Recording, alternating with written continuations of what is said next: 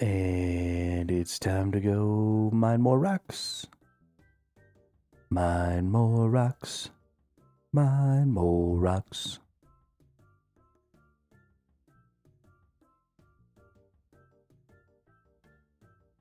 Boom, shakalaka.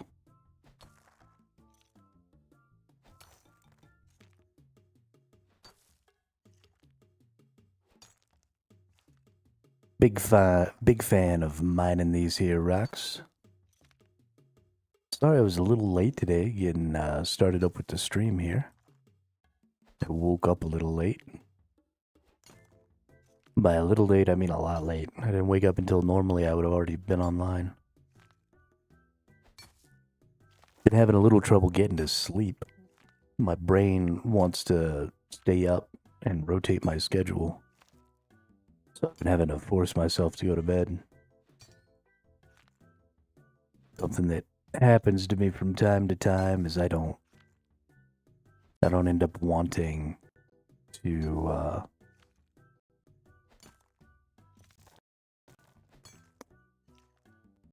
don't end up wanting to go to sleep. My brain ends up wanting to like maneuver my schedule to be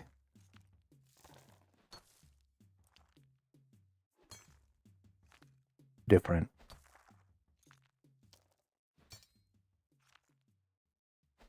But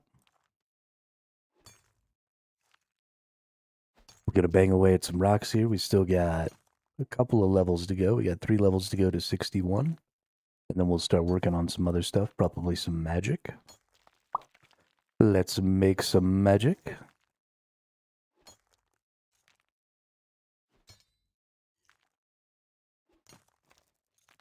It'll be nice to get into some combat stuff for a change.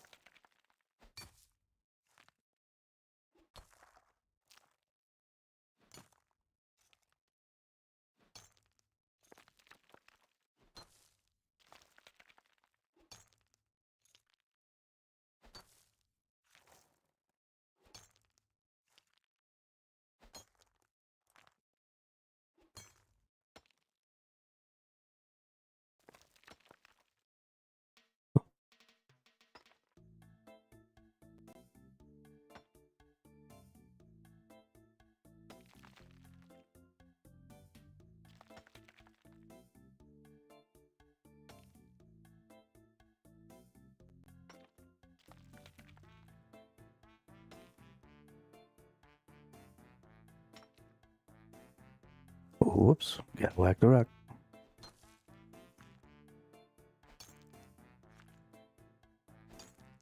Go press rocks.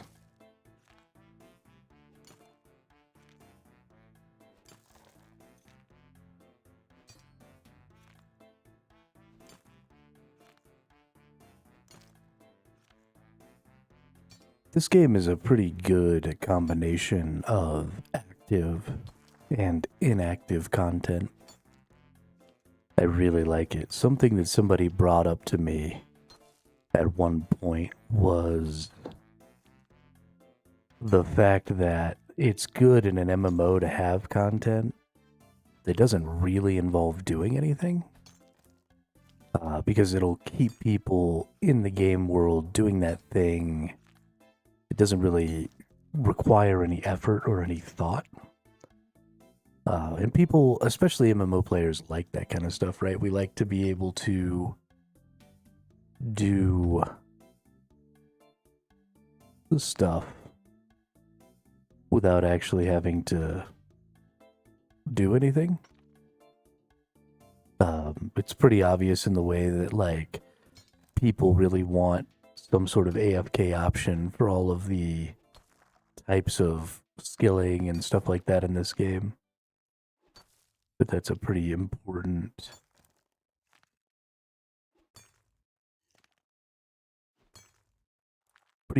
deal. And I think this game captures that pretty well. What I would like to see is so we've talked a little bit about how, automating away some of the actions in combat kind of leads to the ability to have more actions and keep the same APM or actions per minute. But the same thing, honestly, is kind of true of anything. You can always create a new type of sort of casual, not paying attention activity, right? Semi-AFK activity, like Final Fantasy XIV rotations. Yeah, sort of. But I think the best example of like an old school way to automate away things is actually, if you've ever played Final Fantasy XI, there was this really, really cool thing in Final Fantasy XI where you could do combos with other people. And in order to make that viable, they created a really deep macro system that allowed you to like say certain things in chat and then set wait timers and then activate your abilities. And then other people based on those wait timers would know like what skills to press and on what time. So you could do these combos with people you'd never played with before because everybody kind of understood the basis of how the combos worked and how the macro system worked. And so they would see your ability. They would know that they could combo off of that ability. And then they would do their combo. And everything would just kind of work out. But there was a lot of automation behind that. But the automation behind that didn't reduce the complexity of combat in Final Fantasy XI. It actually increased the complexity of combat in Final Fantasy XI because that system was additive, not subtractive, right? It's not a mobile game doing your quests and killing your enemies for you while you sit there with your phone in your pocket. It was something you were still actively paying attention to. It gave you more things to think about, not less. And so that was really good. But in this case, what I'm talking about when I talk about trying to increase things instead of decrease them, gathering has become a staple.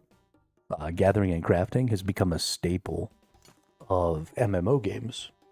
And there are a lot of players, right? Gathering, crafting, and the markets are a huge part of MMOs. And there are a lot of players who play those types of content almost exclusively, like myself, in a lot of games. And so it's time to stop making this a downtime activity. And it's time to start making this a skill expressive activity like combat is. Because as things stand right now, the only skill expressive activity in pretty much any MMO is its combat. And so everybody is kind of competing to be the best at this same skill set, right? This combat skill set. And I don't think that's very MMO-y, right? It doesn't create a living world when everybody's competing to be good at the same thing. And so, yeah, I would like to see, gathering and crafting become this more active, skill expressive system. And if you want to have downtime activities, that's fine. Let's have some downtime activities. Let's have some things that don't require a ton of thought and that I can just kind of sit there and do some sort of semi-AFK thing like this. But let's not make it such a huge part of the game,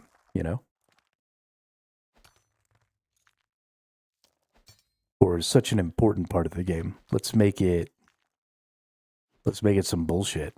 For example, this game actually kind of has a good idea for that. They have the mini games and stuff. And mini games like this that don't have to necessarily be super rewarding. They just have to be something you can do that doesn't require a ton of focus.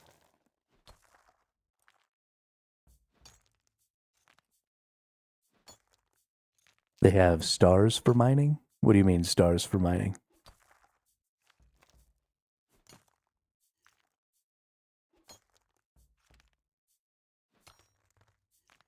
shooting stars. Oh, you know, I've seen that in my mining thing. I don't actually know what the hell that is. I have yet to interact with that. I've seen it over here, but I don't know how it works or what it is. It's a random event. Same with evil trees. Okay. What do you do with these stars? Is there like some sort of skill expressive thing you have to do? Do I have to play well to be able to get the shooting stars? Or is it just find shooting star, whack shooting star?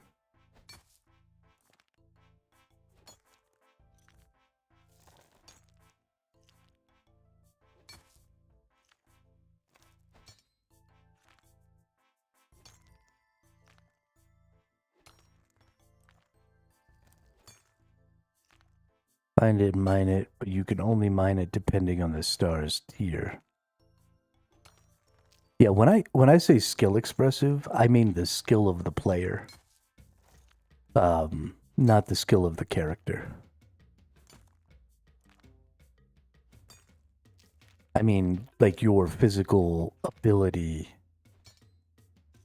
to manipulate your keyboard and mouse to get a desired action. Or your physical ability to, strategize or something like that.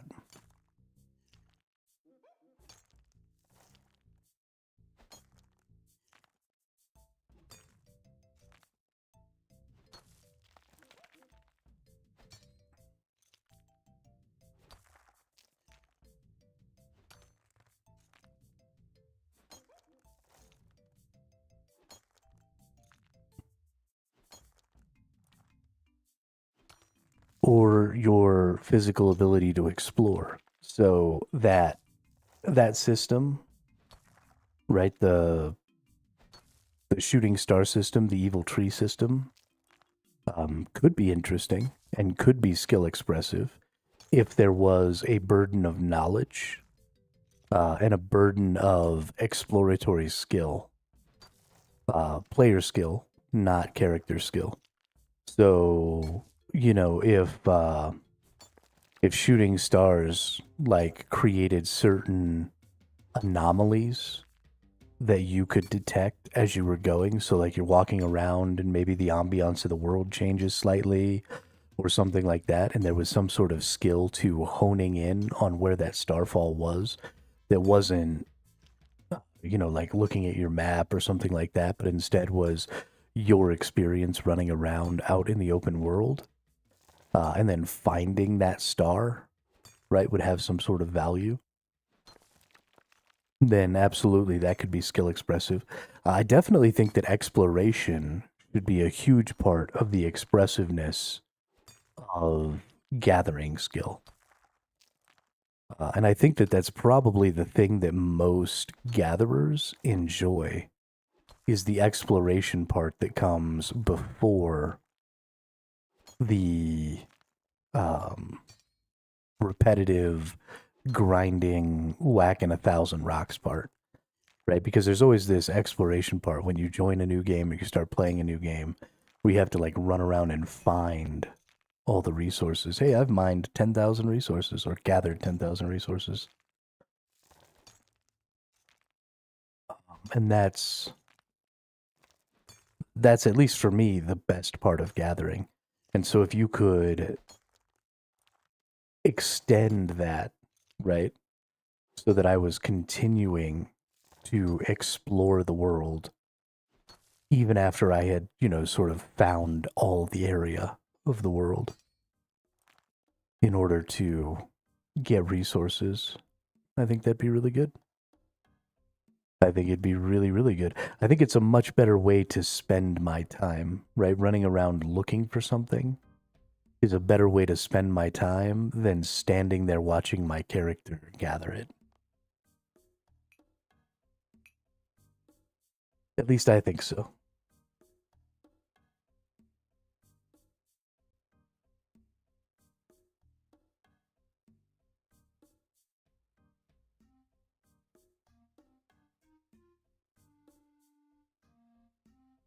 Like I said, you would need to, so you do need downtime activities, though. You do need something that everybody can do that requires limited skill. Maybe it might require a lot of skill in-game, but it needs to require limited player skills.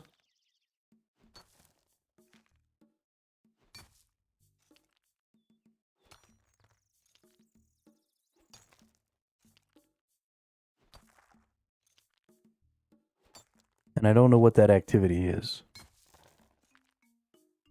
but I don't think it should be gathering.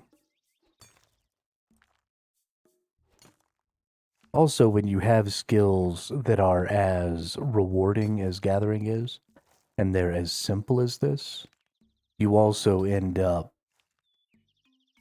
with lots of bots doing it. I mean, the simplicity of gathering and crafting systems and the amount that you can gain from crafting and gathering systems is why botting is such a problem in these games.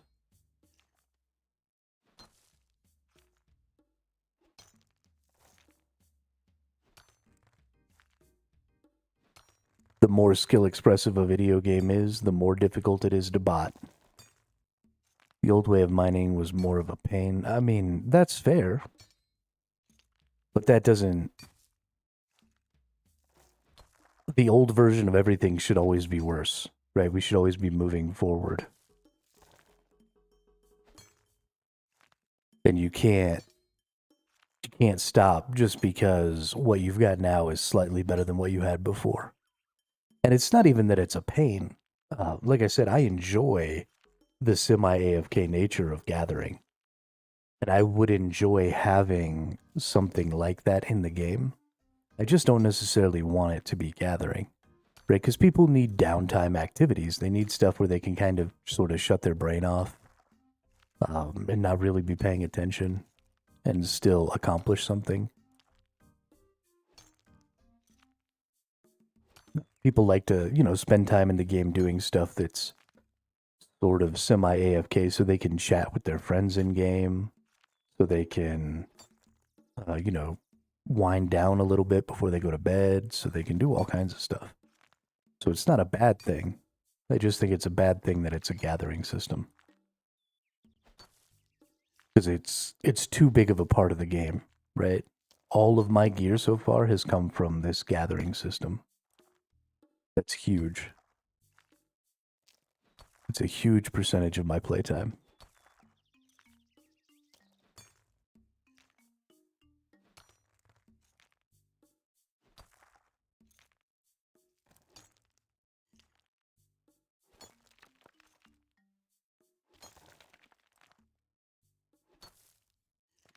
But what do I know? I'm just some asshole playing video games.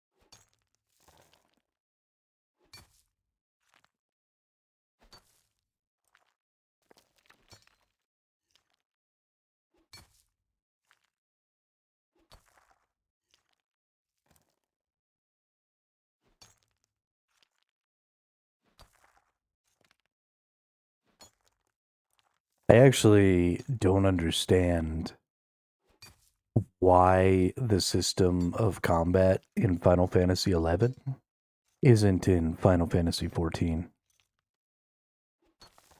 I thought that that whole macro system was insanely cool. And honestly, could be updated and advanced.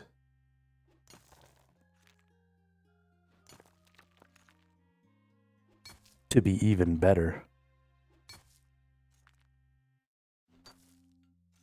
I mean, if you had like a repeat node, because it's basically a scripting language, right? Like a visual scripting language, because it's got these options for, timers and all that other stuff. But if you threw in a couple of really simple coding things, like a repeat, so it would go up to the top and repeat the macro, so that you could do basically this right here, right, where you have which skill it's selecting. And so it could go through and it could select, if this skill's available, do it. If this skill's available, do it. If this skill's available, do it. And then at the end of each of those if statements, if it does it, then it breaks. And if it doesn't, then it moves on to the next skill, right? So you could, this is a super easy thing to set up, this left to right. So you could totally have that inside of an in-game macro system. But then you could even do more, especially if you used if-then statements.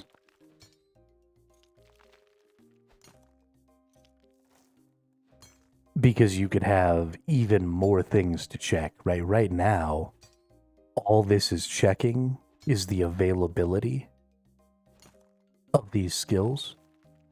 It's not checking to see any sort of status on you, though. And so if you had a really good macro system like that, that could be set up to repeat and basically create this, then you could also, for each of these if statements, for each of these skills, you could have something in there that's like, if I have a certain damage bonus, right? So if I've got a certain buff on me, then it'll cast this skill. So then there are two conditions, right? You have the condition that this skill is available, and also the condition that I have a buff on me. And if I don't have the buff, then maybe that skill is less valuable to me, so I don't want to be wasting my attack doing that, and I want to be moving on to the next skill down the line.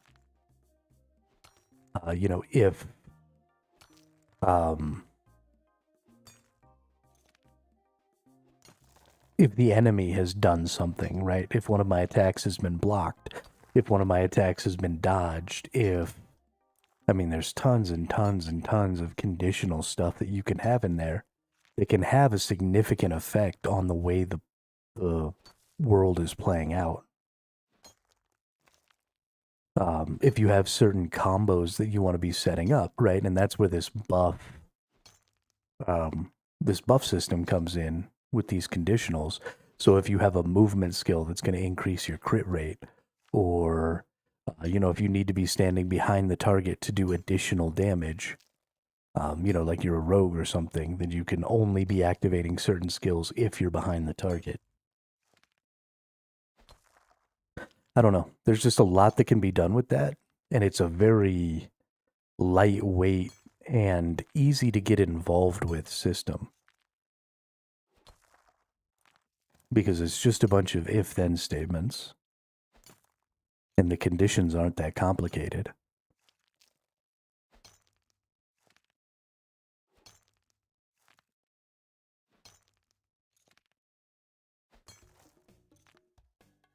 I don't know. Sand Eater 420. I think this dude gets the munchies when he's smoking and eats sand. I don't know why you would eat sand, but it seems like a thing. Seems like a thing this dude does.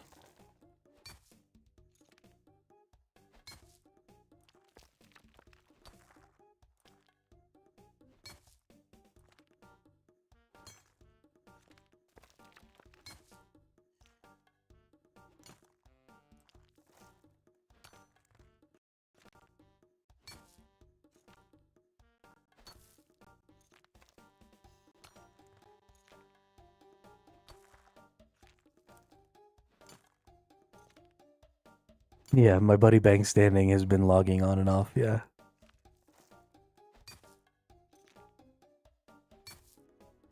I wish that I remembered which viewer that was. I don't know that I've seen that viewer, though, in a while. I don't think I have.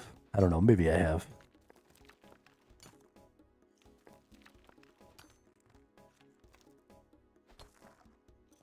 Yeah, what's your character name? I'll add you.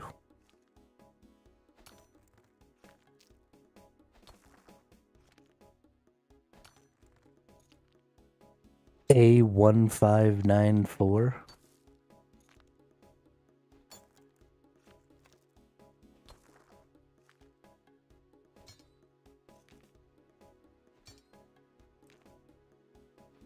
I got to admit, I was not expecting that to actually pop up.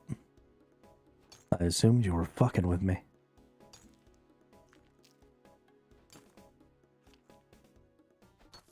Why A1594? Sounds like a type of airplane.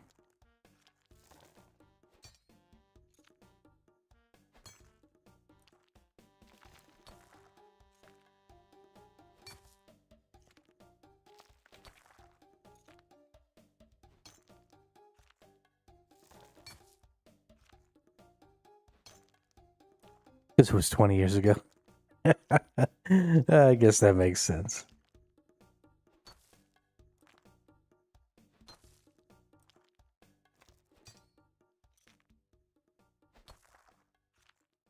I guess that makes sense.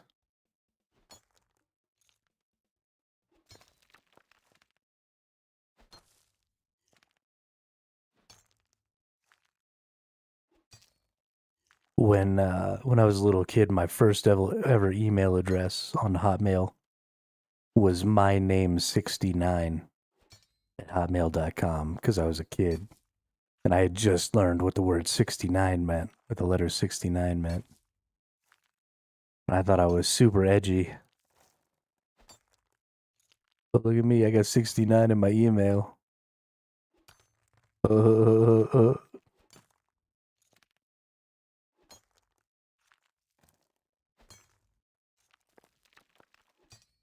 Oh, really? That's crazy. Yeah, I went and made a new Gmail account when I started applying for jobs. And they would ask for your email. So I made a new one. But I've had that one for ever.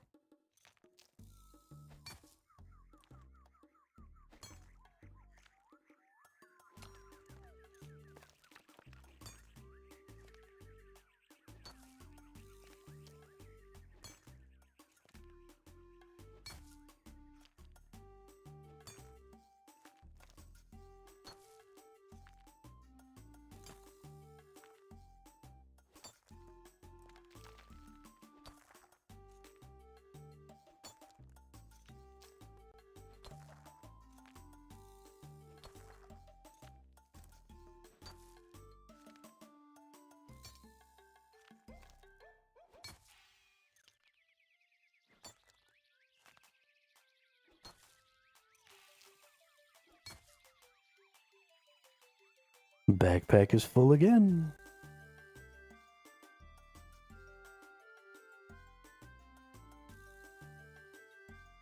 No flip.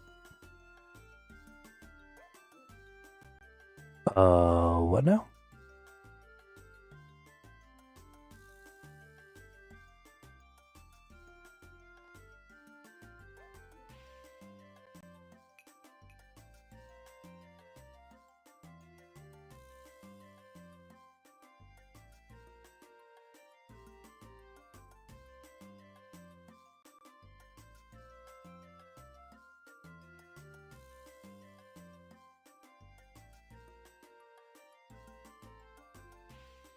What is flip?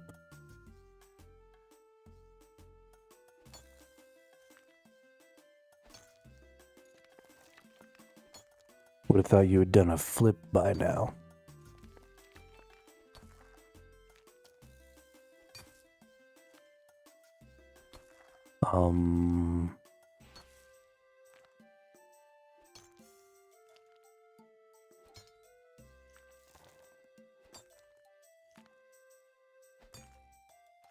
I don't know what a flip is.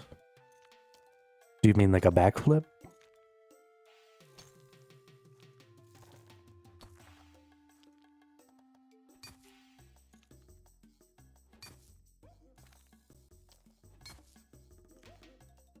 Or a front flip? I don't have the ability to do flips. I'm an old fat guy. No flips. I used to take gymnastics when I was younger. I used to be able to do a flip.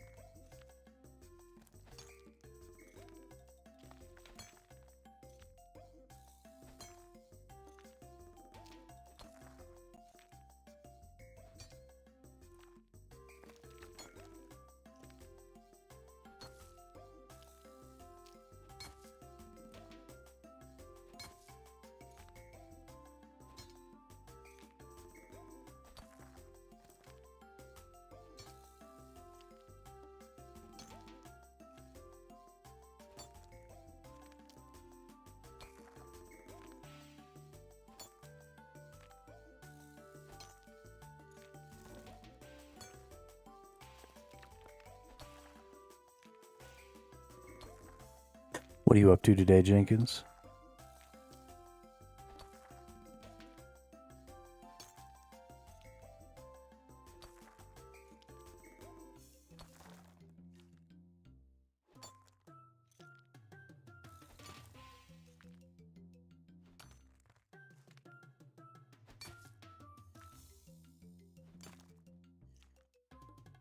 Hours of AOD. I don't know what AOD stands for.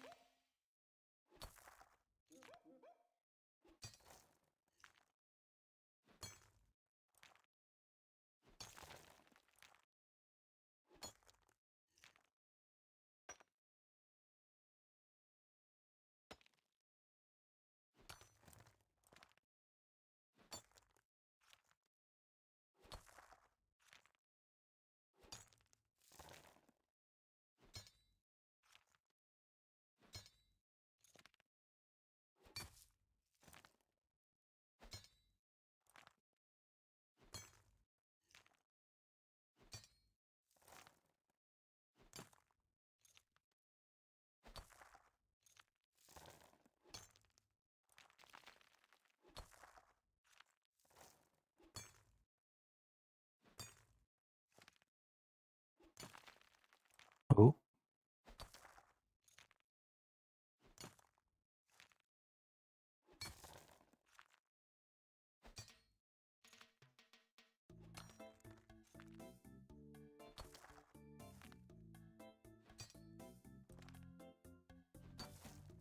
What movie are you watching? Or what movie are you gonna watch?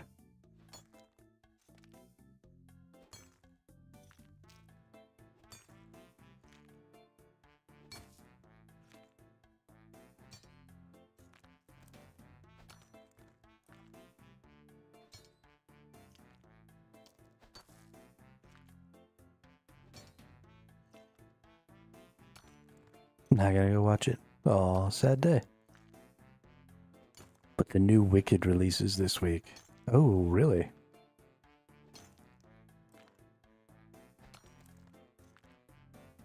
The trouble with schools is they always try to teach the wrong lesson. Believe me, I've been kicked out of enough of them to know. They want you to become less shallow, less callow. But I say, why invite stressing? Stop studying strife and learn to live.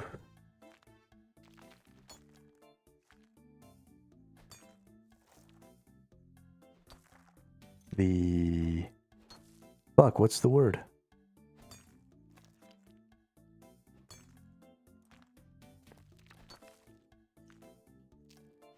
Well, I forgot the word.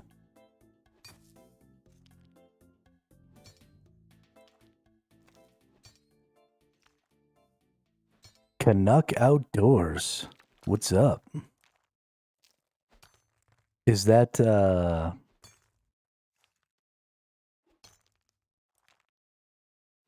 was that what's his face? Did you change your name? Northern. There you go.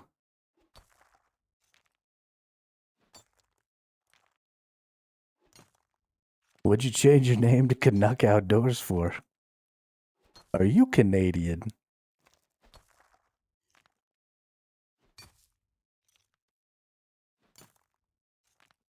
Unexamined. That's what it is. Learn to live the unexamined life.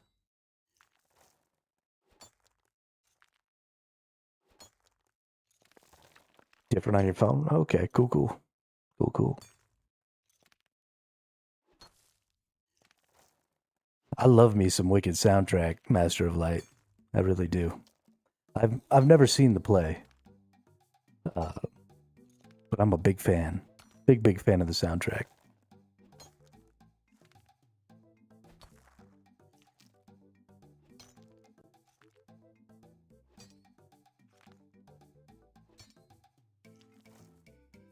You will be popular. You're gonna be popular. I'll teach you the proper poise when you talk to boys. Little ways to flirt and flounce. Show you what shoes to wear, how to fix your hair. Everything that really counts to be popular.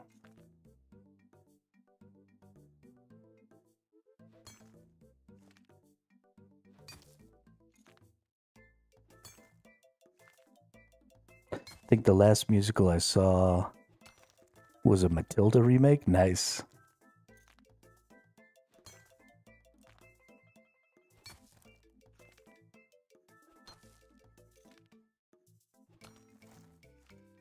I love musicals. Love musicals. It's why even as an adult, I still like watch Disney movies and stuff when new Disney movies come out. Because they've always got wonderful soundtracks.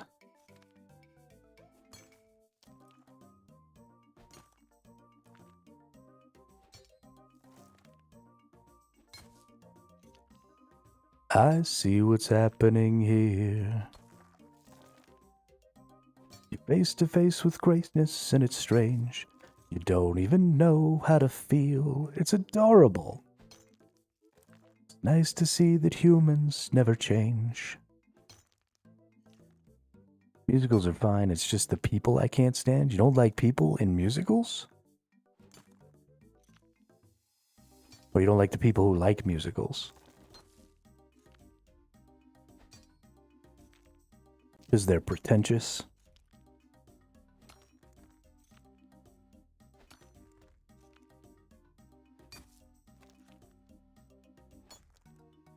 Aladdin, I can show you the world. Shining, shimmering, splendid. Like you're sitting there trying to enjoy the movie and you get some random drama kid singing loud, ruining the entire thing. Um, yeah, I would totally be that kid. Absolutely. 100%.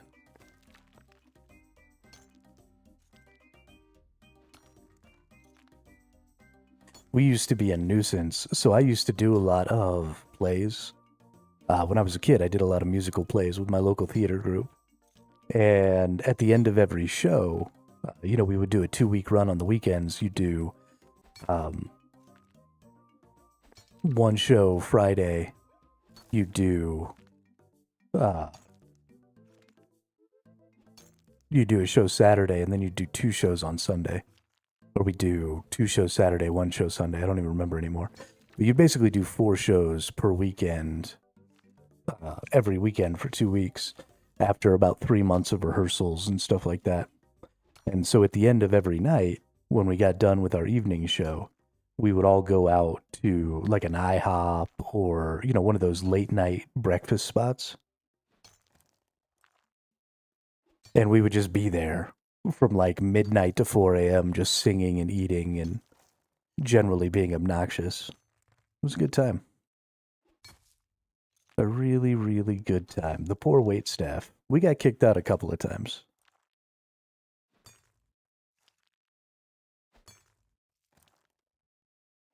But you can't go to sleep after something like that, right? I mean, you get done at 10 or 11, and, everybody's getting undressed and taking all their makeup and shit off, and you're just on such a huge rush because you just got a huge ovation at the end of the show. You've been, fucking cranked up to 11 for a couple hours. You're not going to bed.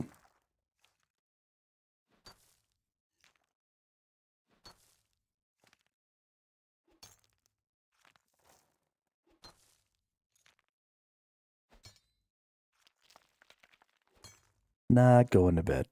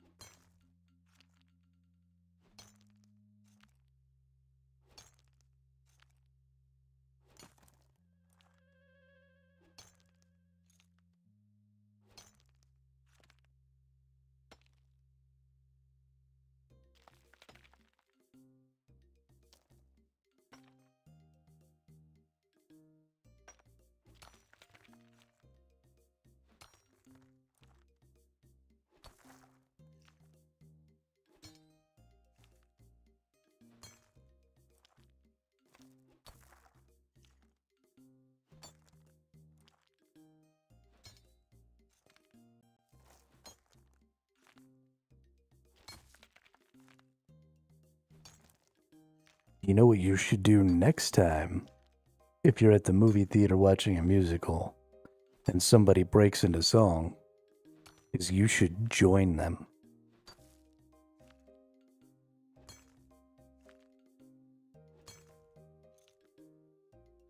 Because who doesn't love a good, spontaneous choir? I promise, it'll make you feel better.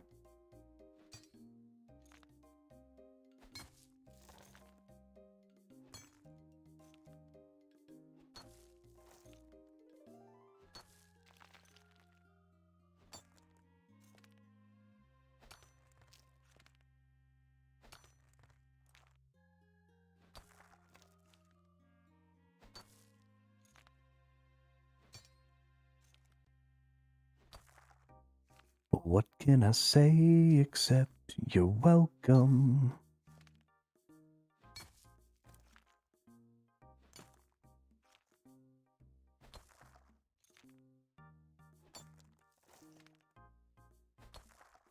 Now I got some of that Moana stuck in my head.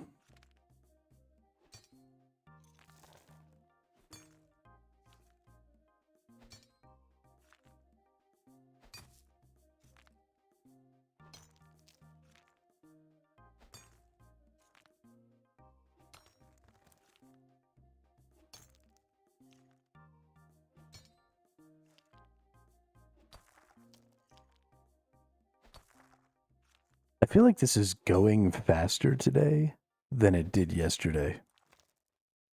I feel like we spent a lot of time doing this yesterday and it just didn't move very quickly. Maybe I'm clicking the button better, so I'm keeping my stamina up better. I don't really know what's going on, but it definitely doesn't feel like it's taking as long.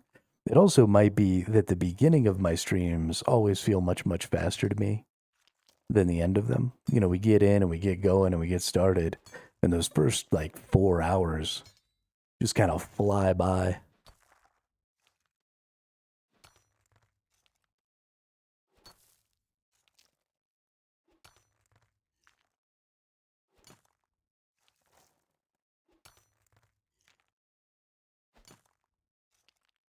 I blink and it's just like, oh shit, we've been live for 4 hours already.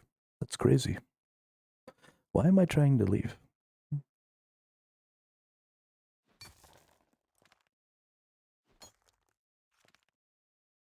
My brain was like, you're done, go. I'm not done. Not even almost done.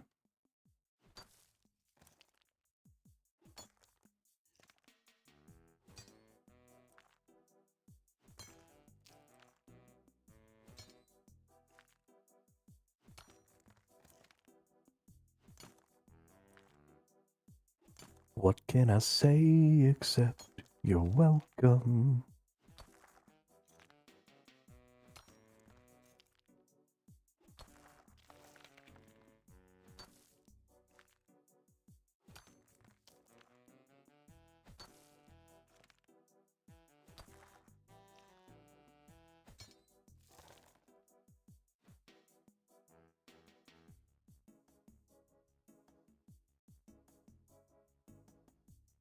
I do have to say, though, of all of the movie musicals I've ever watched, I do think that The Greatest Showman might be the best one.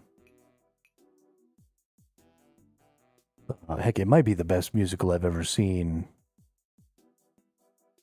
anywhere. The songs in that movie are so fucking good.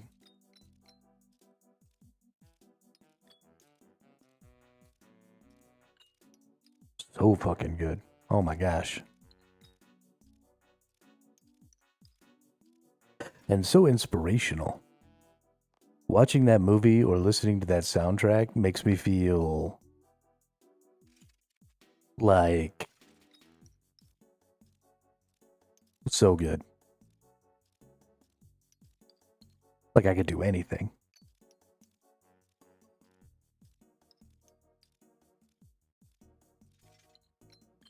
Like I could do absolutely anything.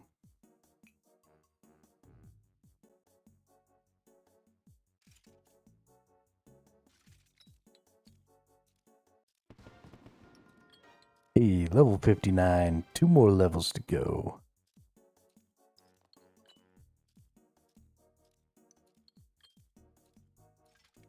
Ladies and gents, this is the moment you've waited for.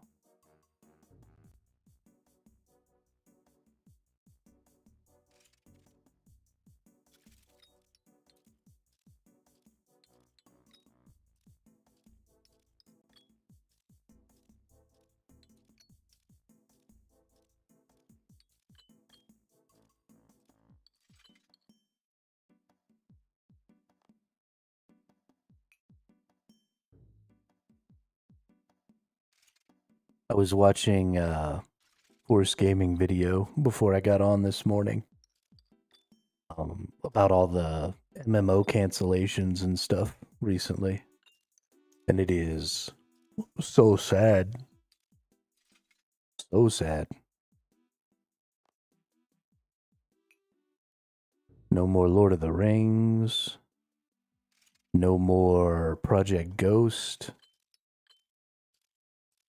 No more ZeniMax MMO.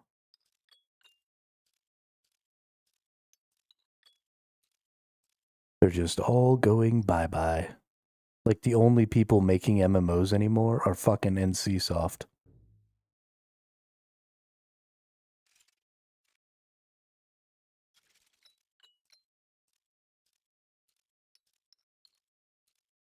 It's a sad day, indeed.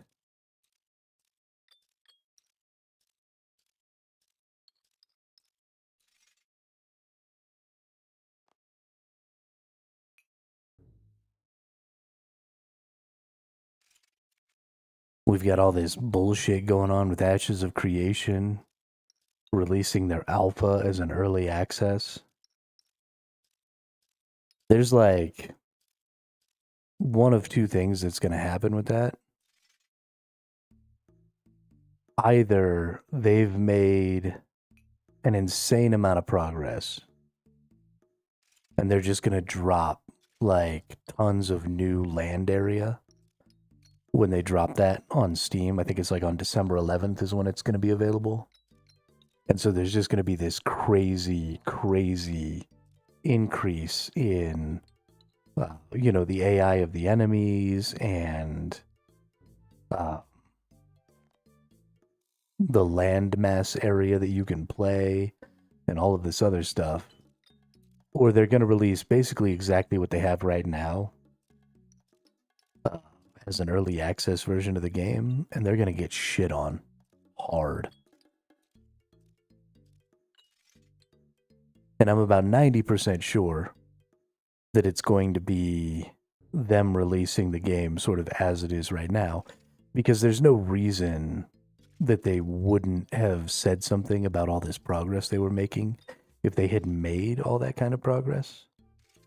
You know, they're doing an open development thing, right? So they've been very, very active about keeping us informed with sort of where things are at.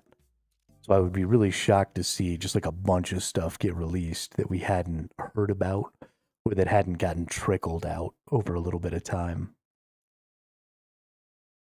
And so I don't see things going well for poor Ashes of Creation. I'm a little sad about that. Because I was pretty hopeful for that game. I guess at the end of next year, we do have Arcade Chronicles coming out, which potentially could be good. We'll see. Hopefully, so there's been kind of a push in a lot of the gaming space over the course of the last 2 or 3 months to get away from some of the really bad monetization practices. RuneScape is a good example of that, but a lot of gacha games and stuff coming out of the East have also made attempts to reduce the sort of the maliciousness of their gacha and monetization systems. So hopefully some of that spills over and carries forward into Arcade Chronicles at the end of next year.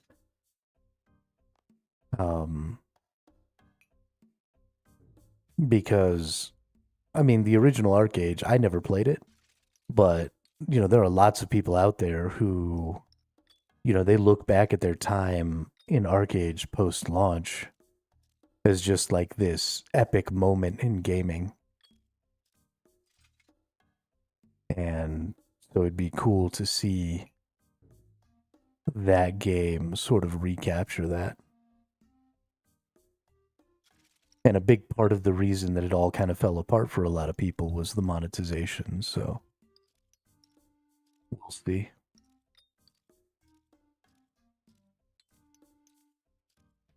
We shall see.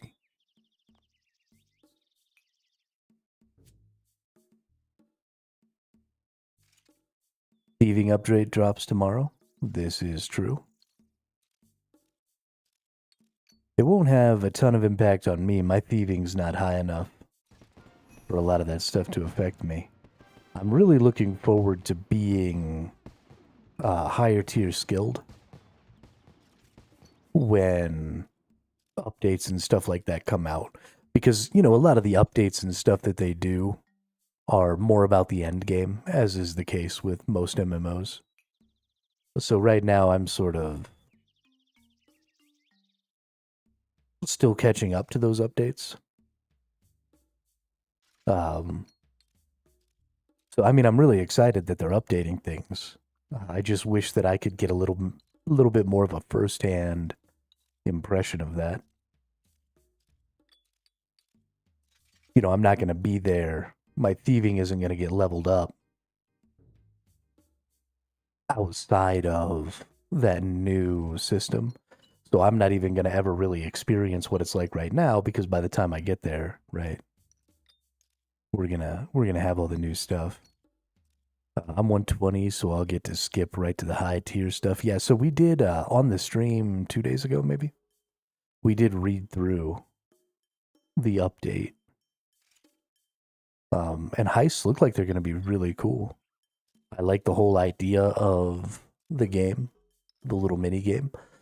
It's honestly, it's not even really going to be a mini game, I don't think. I think it's going to be pretty long.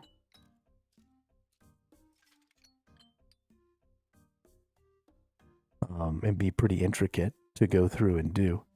So there's a little bit of an issue, and I hope that... So this is one of those situations where procedural generation could come in really handy. Because if there's no procedural generation involved in the heists, then it is going to get pretty boring pretty quick, right? It's going to be just like the agility courses. You're gonna figure out the path or whatever, and then you're just gonna click the buttons in the order. And so that could get pretty boring fairly quickly.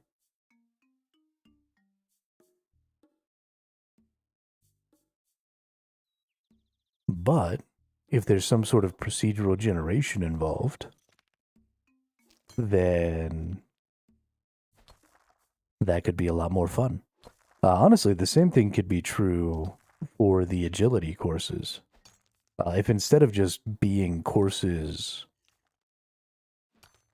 that are static in location, right, if they were things that could just appear and that had different new weapons and item drops too, yeah, that'll be cool.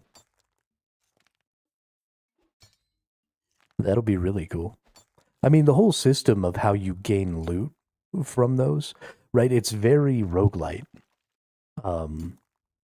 You know, you go through, you get this resource, and then you come out, and then you use that resource to purchase your items and stuff. And I really like that.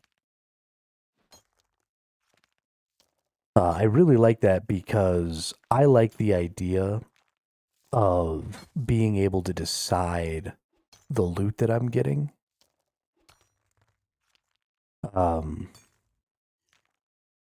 Because I want my time to have value. And I want to know how much value my time has in the game. And so when you put your loot drops behind a system like that, then I know, like, okay, I need to get X amount of this resource.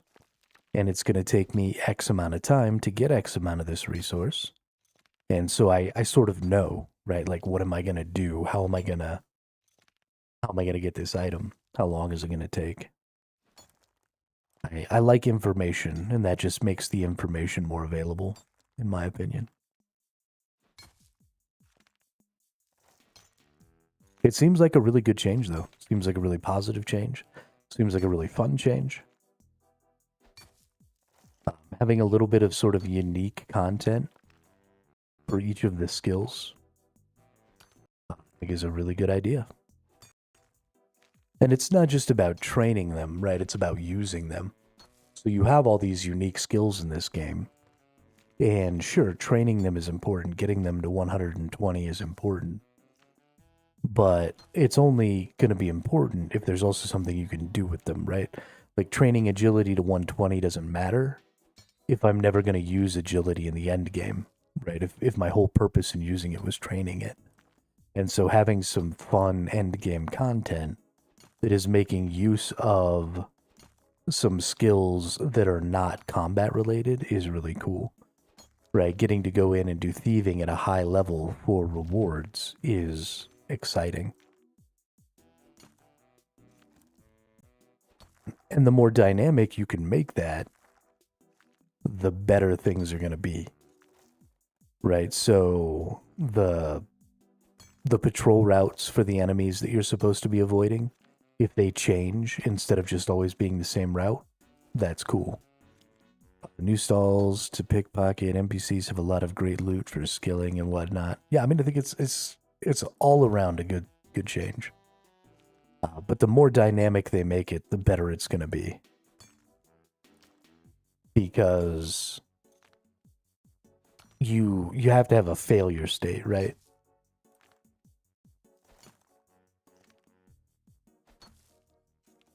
Otherwise, it's just a time-gated loot pinata. There's got to be skill expression, player skill expression.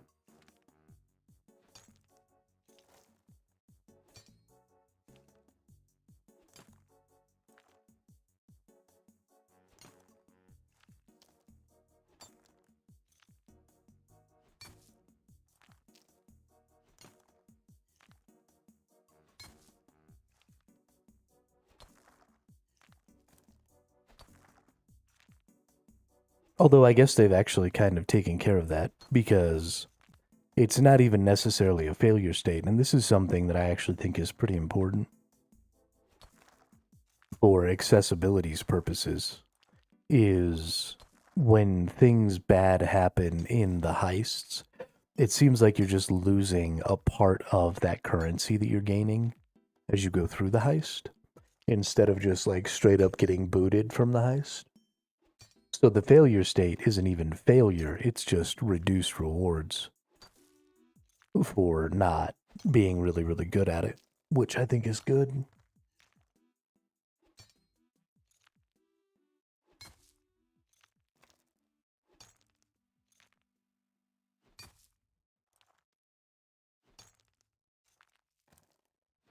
Yeah, so I know that you can die, but it doesn't seem like the only failure state is... not only can you die, you can hardcore die, is what they said. It wasn't the end game one, like the super end game one. Wasn't safe for hardcore. So if you die in it, you lose your hardcore status. Which is fucking crazy. Makes me kind of glad that I already lost mine.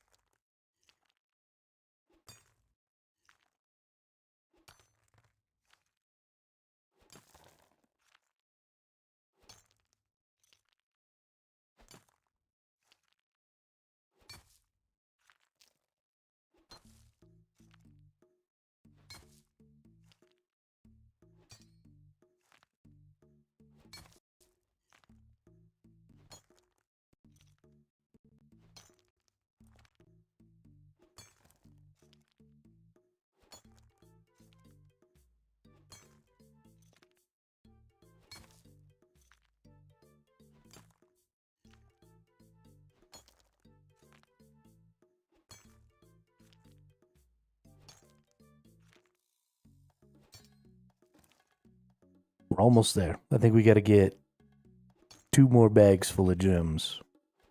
And then we'll be able to hit that 61 that we need.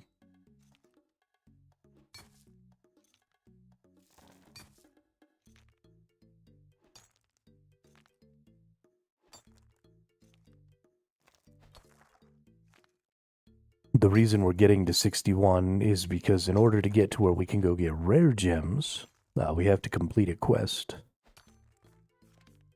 The lunar quest. And in order to do that, we have to get to 61.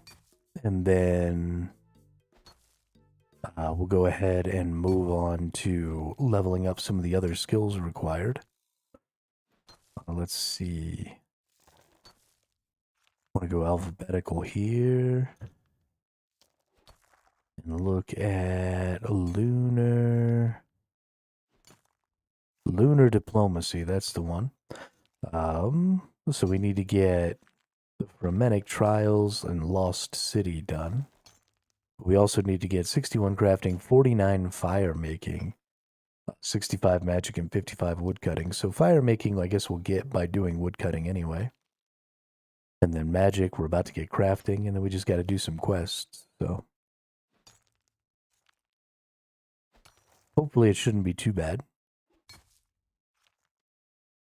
It's probably going to take us a few days to get to that point.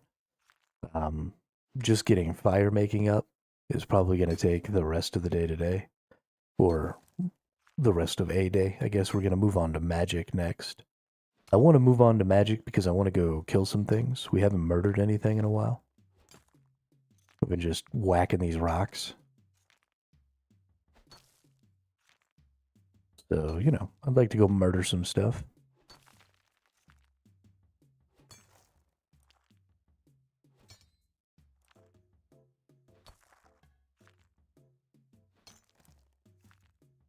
Since our crafting is so high, we could actually go and figure out what resources we need to gather to go ahead and make our next tier of magic gear. So I don't even really have the tier 10 magic gear, but we can just use whatever magic gear I have to get to level 20. And then we'll go ahead and... Yo, what's up, Pickle Pike? How are you?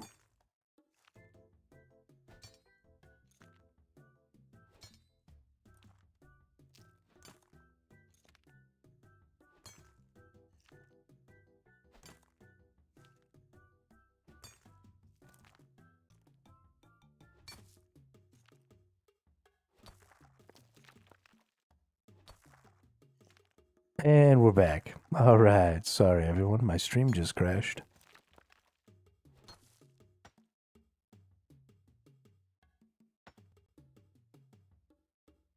I blame Cloudflare.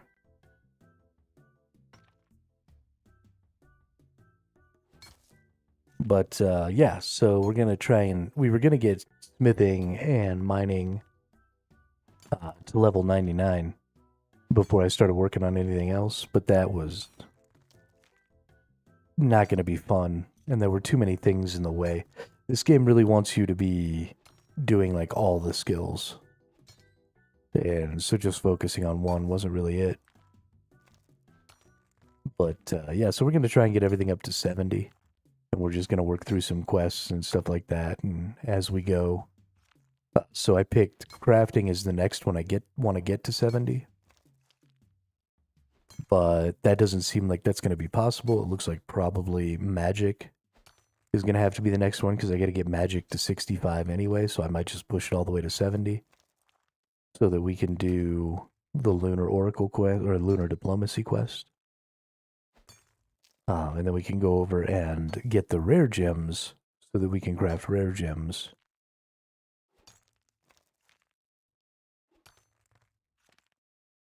And then we'll probably do, you know, we've got to do the fire and this one. We want to do fishing and cooking all the way up to level 70, sort of together. Lots of stuffs. We're getting there. And then once everything's in level 70, we'll start pushing them all like 10 at a time or something like that.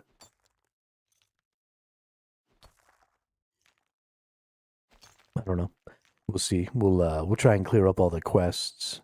Once we get everything sort of evened out, that'll give us a lot of more access to quests. So we can try and clear out some more quests. And then, you know, we can know from that point forward, you know, what sort of order do we need to do things in to get certain quests done, to get access to certain regions and stuff.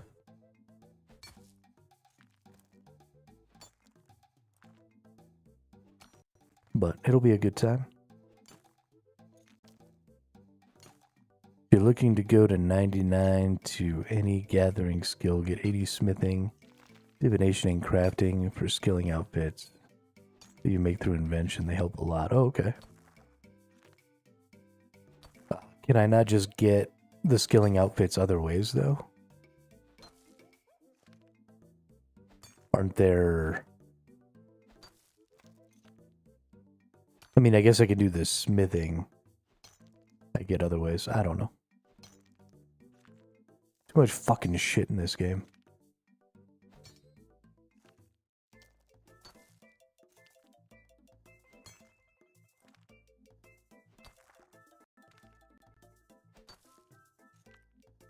Makes my brain hurt.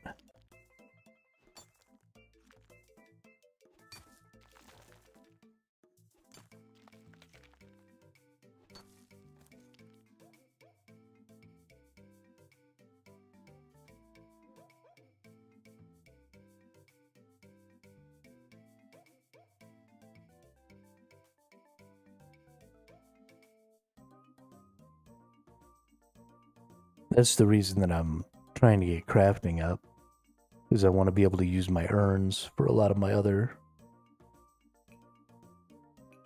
skill growth. Alright, let's see how close we are once we cut all these diamonds, or cut all these gems.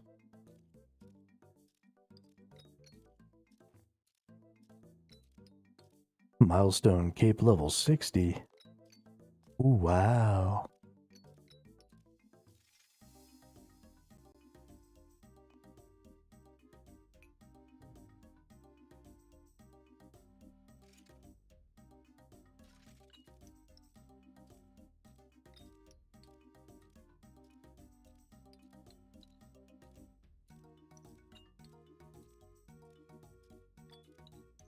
Last night while I was watching TV and doing some low tier skilling on my main to try and earn some currency to start trying to bond my my member account. I'm up to 15 million on that account now.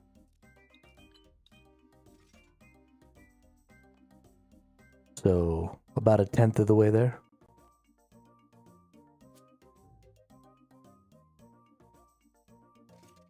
Because buying a bond is about... yeah, I wanted to have a character that could interact with the markets. So that I can just mine and craft and sell.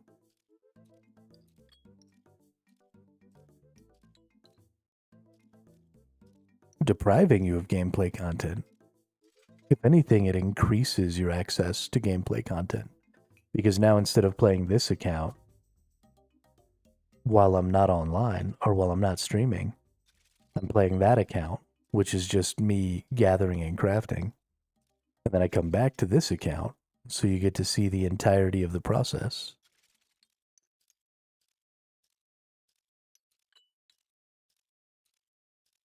And everything is recorded. I mean, I play for hours that I don't stream no matter what. Because I don't stream all day, but I play all day.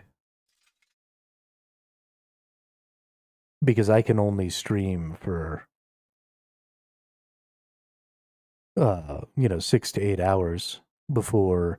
Streaming is a lot more draining than I think a lot of people give it credit for, because I'm here, interacting, talking, trying to think of things to talk about for hours and hours and hours a day. And it's very mentally fatiguing. And so I wish that I could stream all the time that I'm playing. But I just don't. I don't have it in me. There's no way.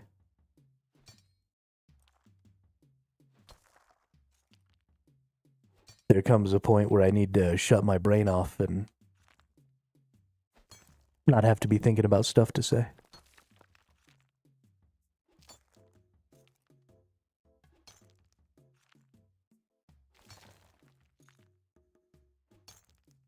I like the second channels where people play without interacting much with chat too, I guess is what I mean. Oh, okay. I mean, I guess I could do that. Just not have the chat up and just play and mine and stuff like that. But I don't know. Don't know. Do like a second stream at the end of the night. Turn the volumes up so that you can, hear the in-game music and the in-game sounds better, and then just not talk. Playing on a few accounts right now, they make me side GP for bonds. Yeah, that's definitely what I'm looking to do, Canuck.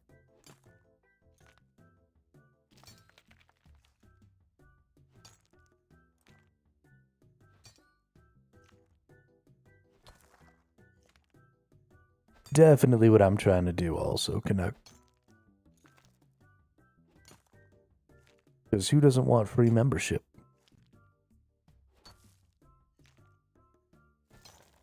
It's for someone like me, it really is just a waste to, pay money because I'm playing this game literally all day, every day.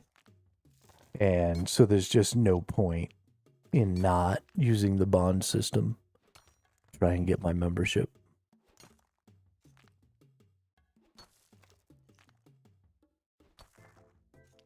I mean, it would just be stupid.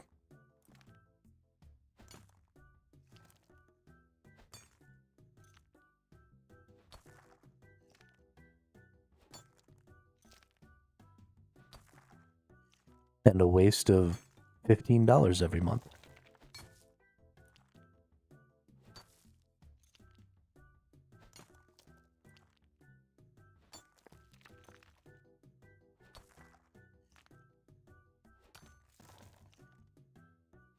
They've mined about 1 million aluminite ores, roughly 500k blue jellyfish, maybe more. 11 to 12k each.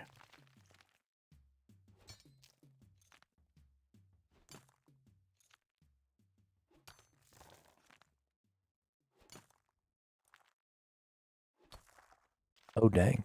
Yeah, so what I've been doing is farming luminite and adamant, and then just turning them into arrowheads and selling them.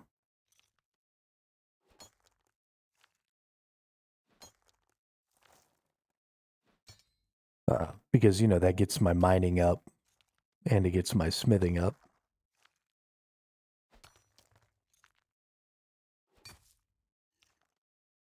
I tried doing the runite arrowheads, but I couldn't sell the runite arrowheads for nearly as much, or they were about the same cost. So it didn't seem reasonable to me, to spend more time gathering, because it takes longer to gather the runite. So I might as well just gather the adamant.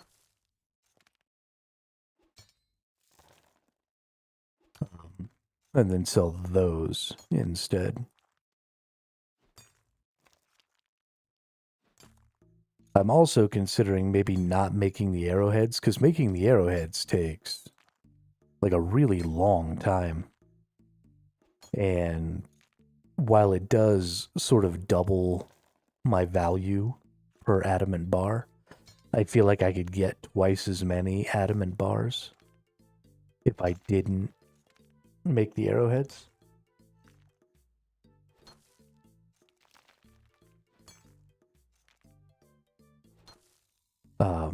And then, also I could do like runite. I don't really know. I'm still kind of practicing with things. What are my favorite non-combat skills I've tried so far? I'm a gatherer and a crafter. In every MMO I've ever played, I gather and I craft.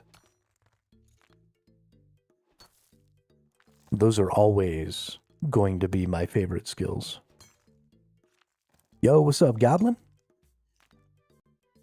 I don't even like this gathering and crafting system with all the menus and all the bullshit. I mean, this one's better than most. But I generally don't like how basic gathering and crafting systems are. But it's part of the reason that I love MMO games, is I like that there's, auction houses and markets and stuff like that I can interact with. And, that's the social aspect of gaming that I like. I don't necessarily care to like make friends and talk to people and stuff like that in the game. What I do want is I want the things that I do to grow the world for other people, right? So auction houses, I think, are a really important part of that. And just marketing and trading and stuff in general. Because it means, I can make items and trade them and people use them, and I really like all that stuff, so. Good, Goblin. I don't want to be your friend. Get your shitting out.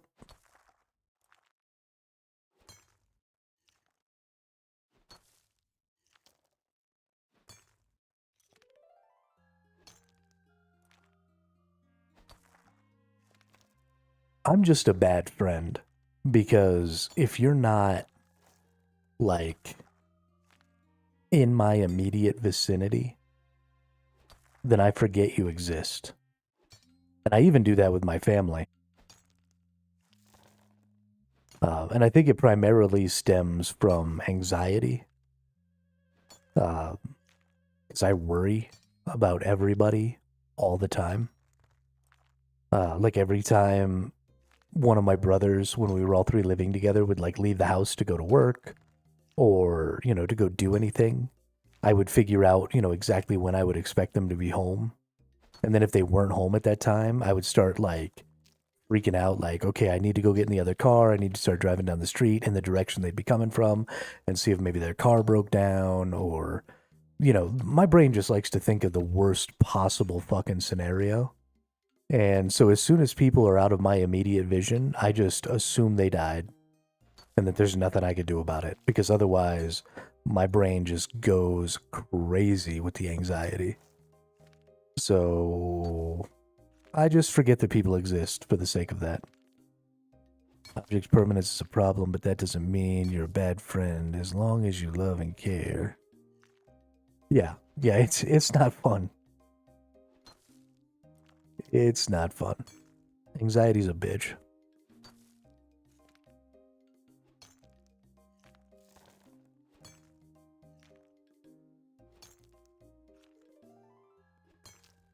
But, I mean, it's fine. Whatever. Who cares?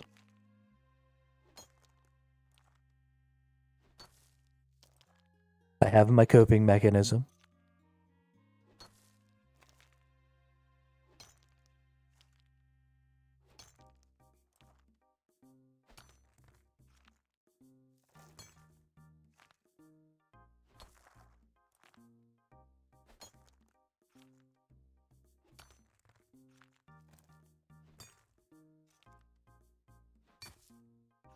But it just means that I don't ever, like, reach out to people that I know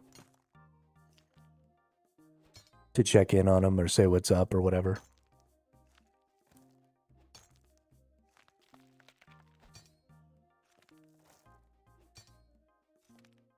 And I don't often, like, I don't have social media, so I don't have a Facebook. I haven't had a Facebook in years and years.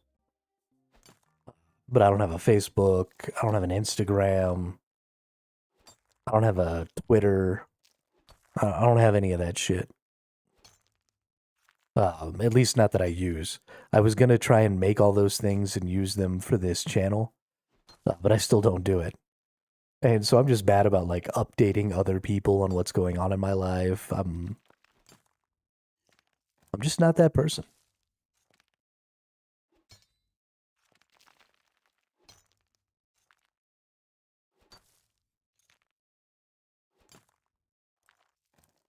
I've been doing this for over a year. And I would say that 95% of the people I know don't know that I stream.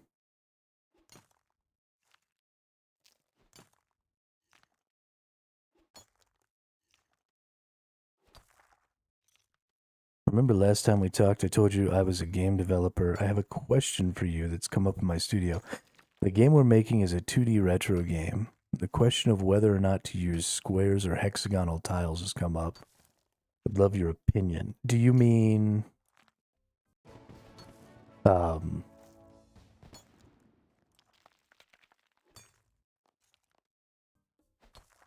like your movement is going to be based on the tiles?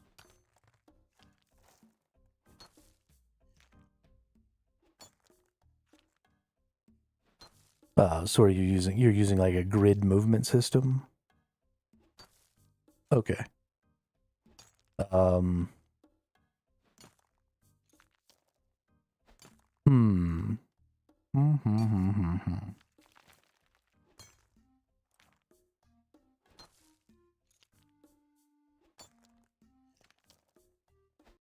Let's see. Let's open this up real quick and let's... So if you have squares...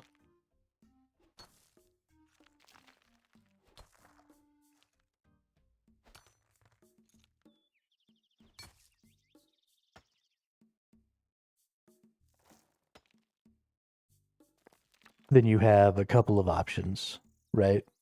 So you can either make this diagonal connection a single space, or you can make a double, right? So this can either be within an attack range of 1, or it could be within an attack range of 2, or it could be within a movement range of 1, or it could be within a movement range of 2.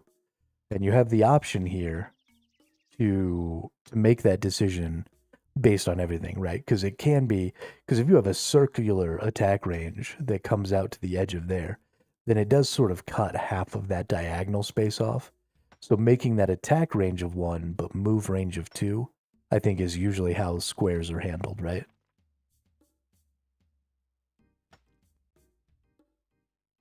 And then if you have hexagons,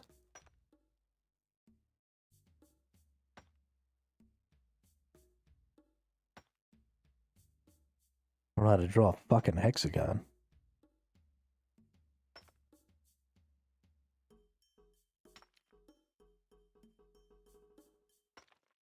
There we go. So with hexagons, you actually end up kind of in the same place, don't you? Oh, no. These take up the entire...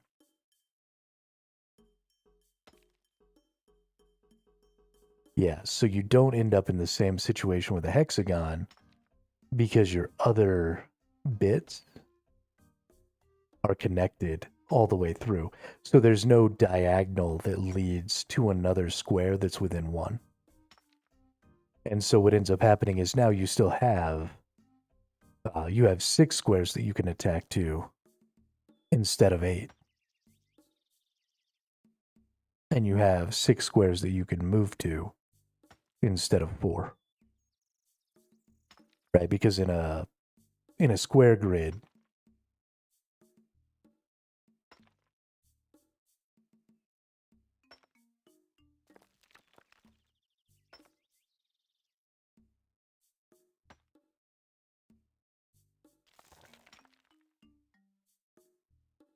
so in a square grid, normally you'd only be able to move to these 4 cardinal directions, and then you'd probably be able to attack to all 8. And if you're in a hex grid, then you can attack and move to all of the same locations.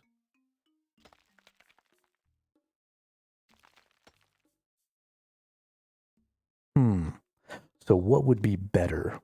What of those two is better and why? And what do they do differently? So the one, right, the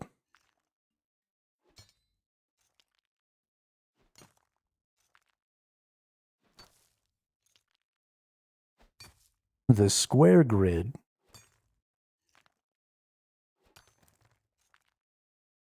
is significantly better for, I feel like, melee combatants. If you're using, if you have like melee and ranged combat, I think a square grid is quite a bit better for melee combatants because they can, they can hit a lot more spaces, right? You have access to 8 spaces to attack. Well, it's also kind of worse for melee combatants because they also have 8 spaces they can be attacked from. So they can be surrounded much more completely. So I guess it's those square tiles is a little more difficult, probably, for balancing for your melee combats because of that.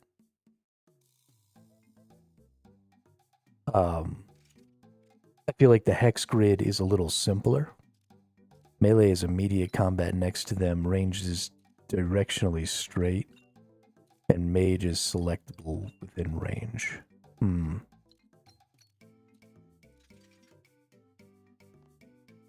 Yeah, I mean, there are a lot of things to consider. I mean, just now you mentioned, 3 different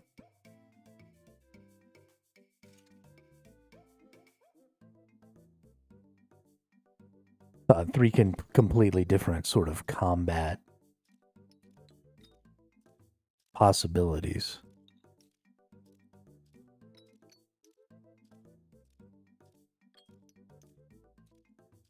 When you look at the layout of a hex grid,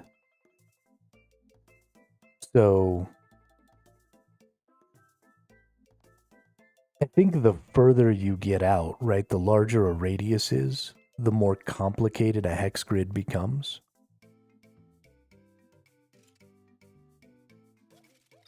Mechanic stack is the real thing players care about. The grid is just one of many.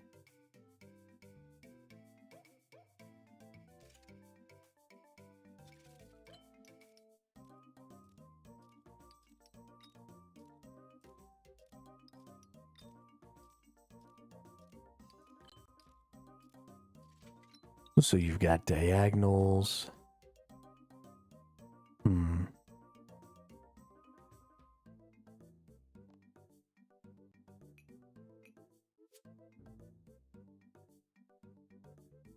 Yeah, that's something I would have to spend more time thinking about. Because I just don't know that there is a best one. I feel like the best one is a little bit dependent on what you're doing.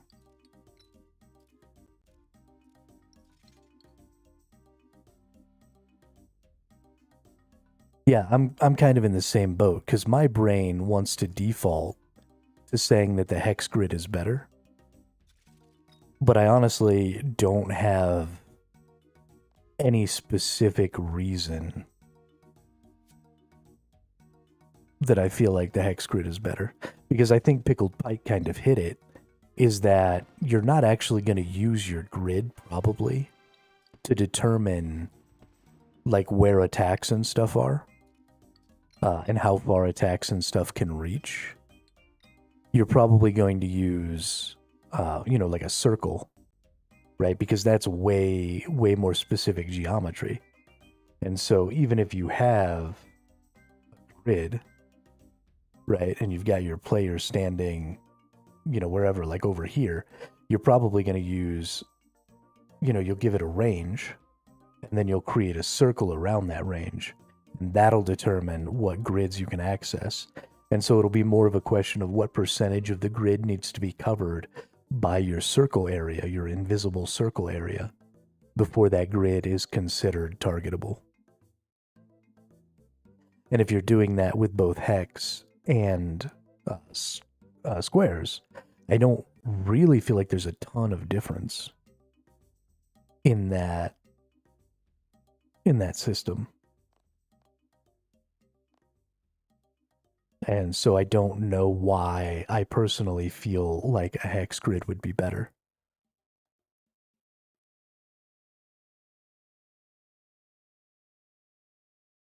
It might be better for movement. Having 6 options for movement instead of 4. My brain says hex grid gets too complex. The movement will look weird because it becomes up, down, etc.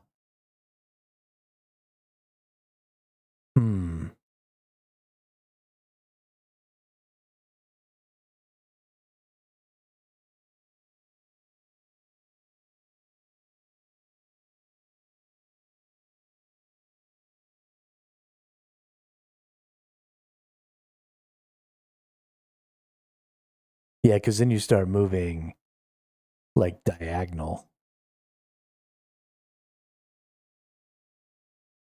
Yeah, I would need to look at a more complete hex grid probably to really, because I can't. I suck at drawing. Then you've got this one comes out here, goes here, goes here, here. So if you start moving diagonal, I guess in a hex grid you can just move a lot farther.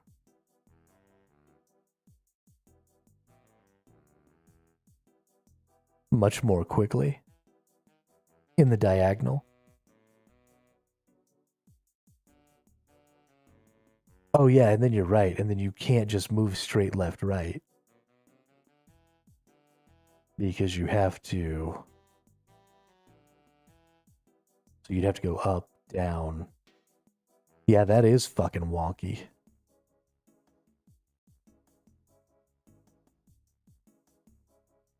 Yeah, so that hex grid really makes your movement in the diagonal. So it's the problem that you see in a lot of old school top-down pixel games, where your diagonal movement actually is faster than your horizontal movement or your up and down movement, because you're applying your acceleration in both directions.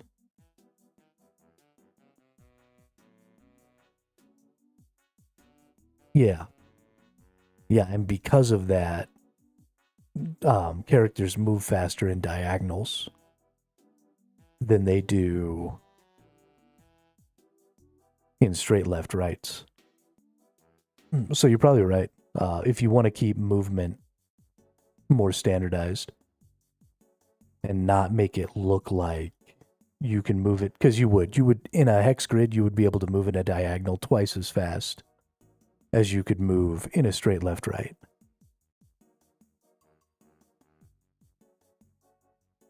And that would be super weird.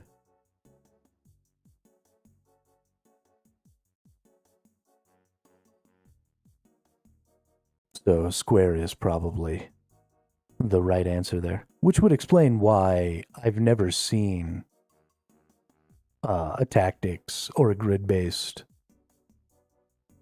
video game that used hexes. I've only ever seen them use squares, and that must be why. I think your instinct was correct there.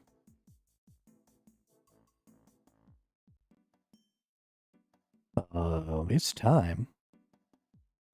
Make some magic. Let's take all this shit off.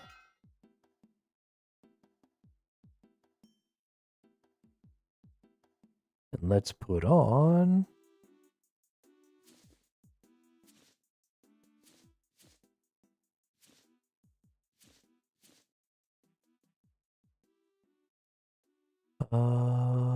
and a cape.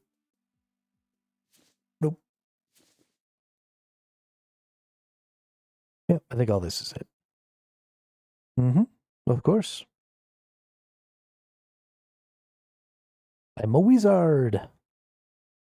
I was willing to die on that hill earlier, but you've helped me determine exactly why. Yeah, no, it's difficult to... because your brain intuits a lot of things that your conscious mind doesn't quite understand.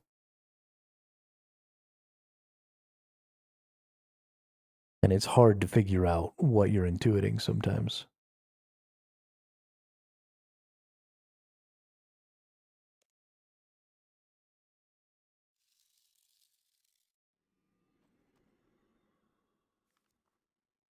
I do love me some good old-fashioned grid-based games, though.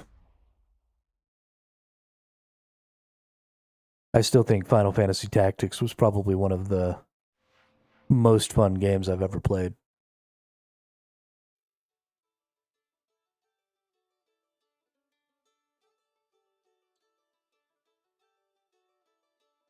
I think it's time to go back down in here. And just murder stuff.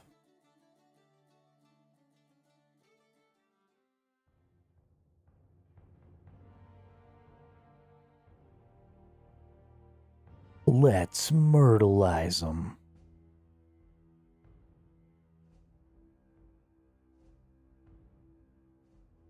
Get some low-level ass cockroaches. We got some low-level ass spiders. We got some low-level flying bug dudes. And this guy's just murdering everything right here.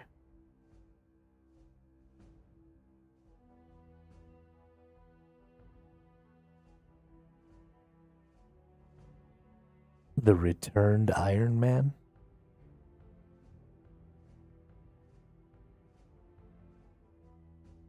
That was interesting. And we've got level 12 warped rats here. Let's see. Let's see how we do. Oh god, we suck. My magic is booty cheeks.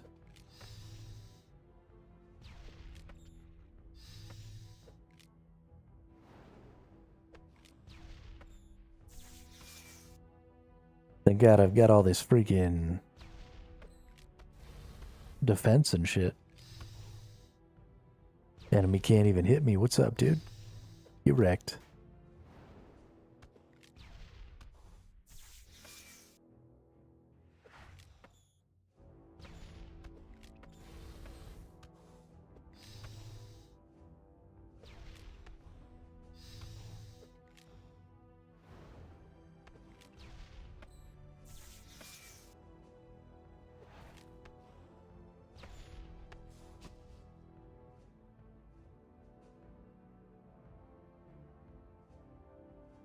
Bones.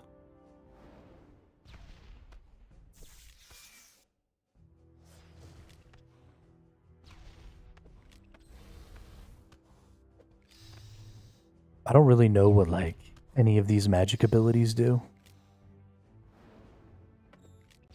I just kind of threw them all in here.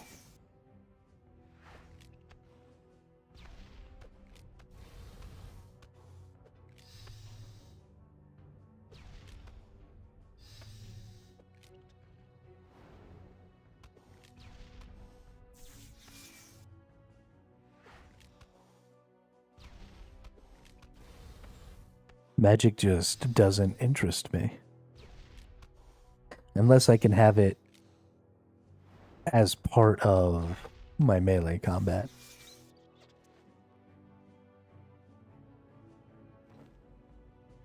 Ooh, earth runes.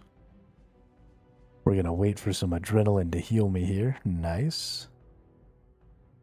Get all healed back up, then go back to killing nerds.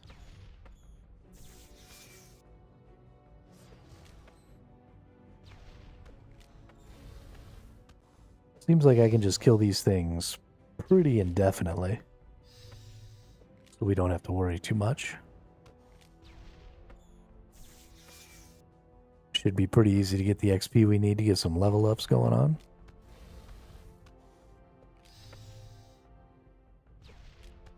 I guess I should look a little bit.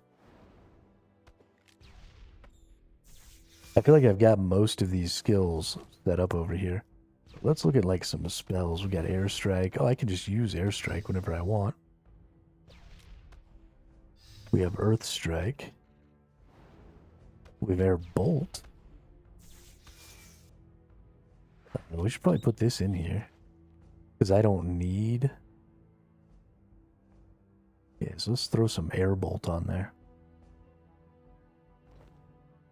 because I don't need air runes with this wand, right?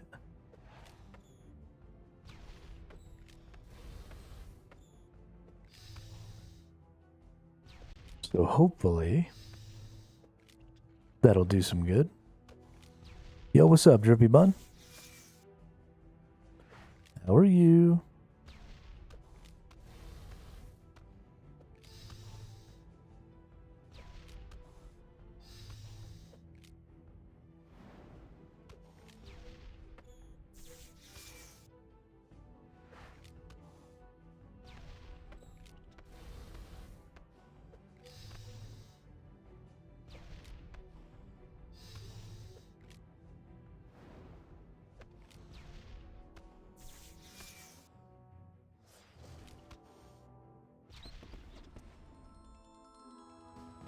Drippy Bun's not a filthy name.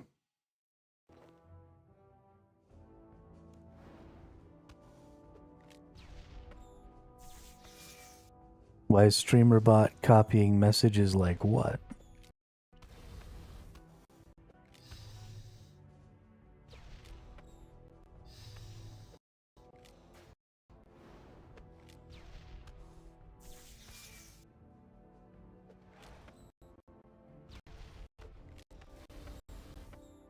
Is it doing all the messages back and forth like twice?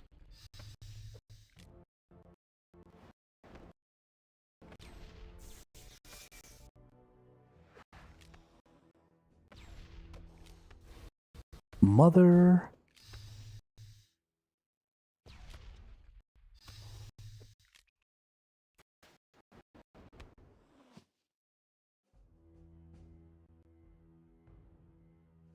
Ah.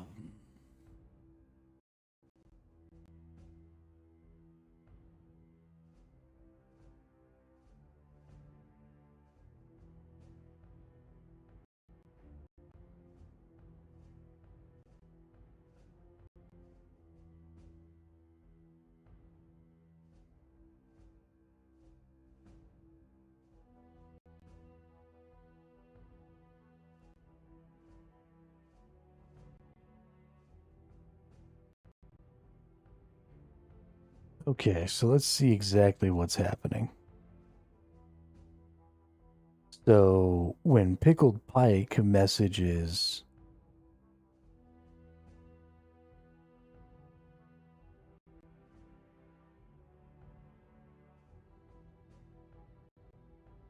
from YouTube, it only copies once. But for some reason,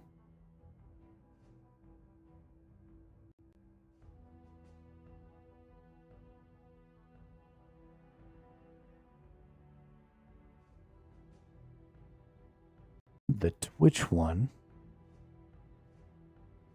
is broken.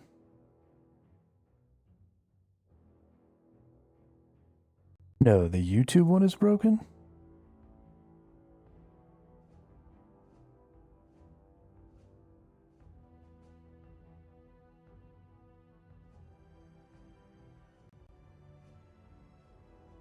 Does my name on YouTube show up without the space now? Is that the problem?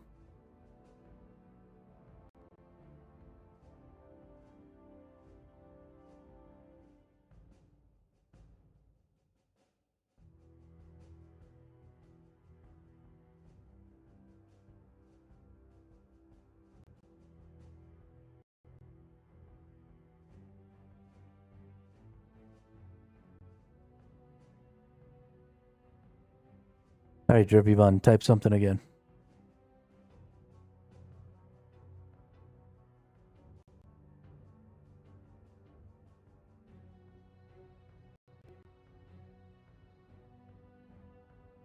Pickled Pike, did it transfer the message over to YouTube?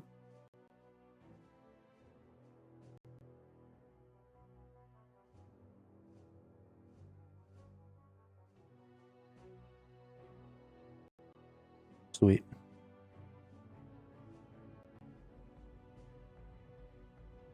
Thank you, gentlemen.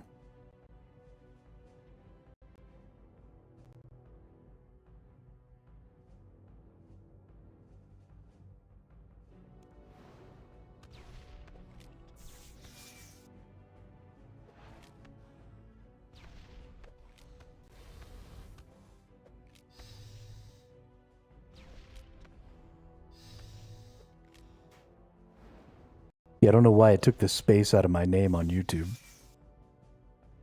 Don't make no damn sense.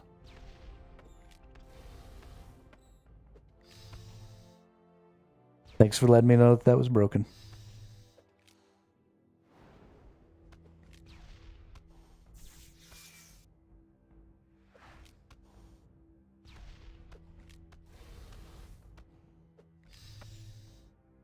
Now we can go back to murdering rats.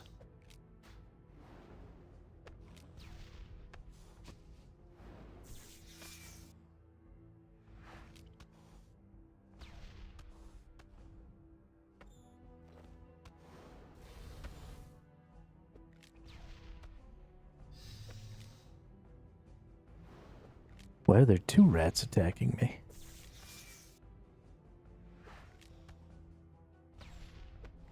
That's right.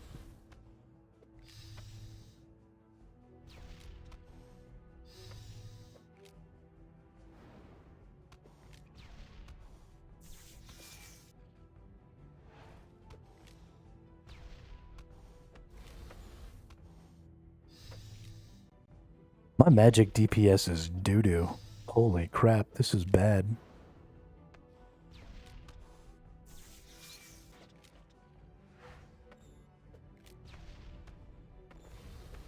need to figure something else out here. Can't keep doing this. It'll take all day to pass these levels.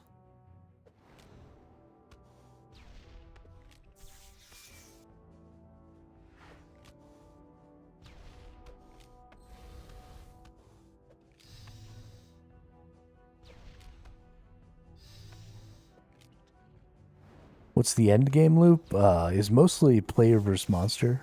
So boss killing and stuff like that, I think. I don't know. Not there yet. Not there yet. We've got months of gameplay before we get there, I think.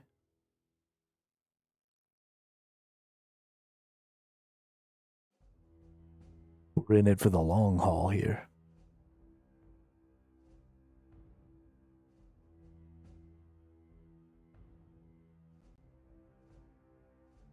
Need to step outside here, though.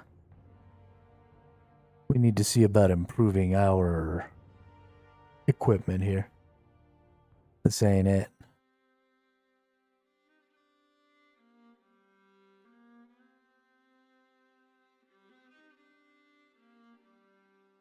This ain't it.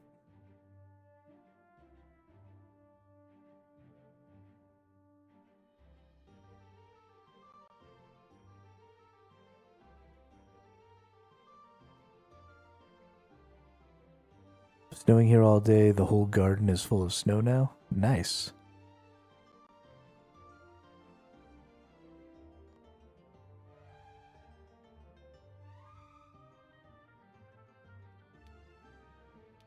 I like the snow because it has a muting effect on the world around you.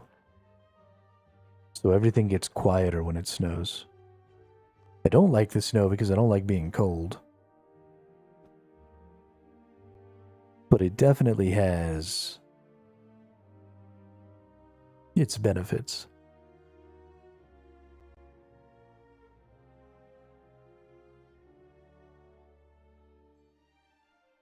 Okay, how do I make better gear with crafting? What is the level 10 to 20 gear?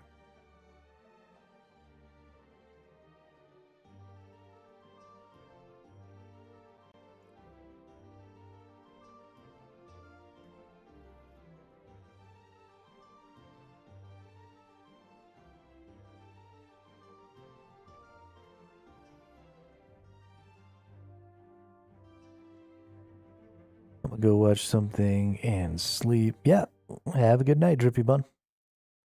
Enjoy your night. Okay, why can't I make...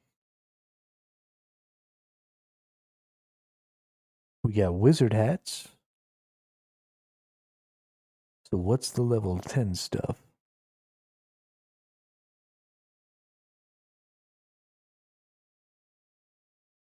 We got salve robes at level 6.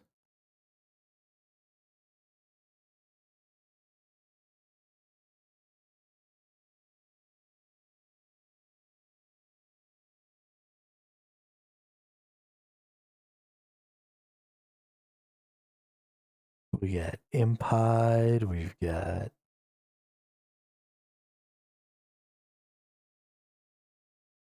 Impide robe.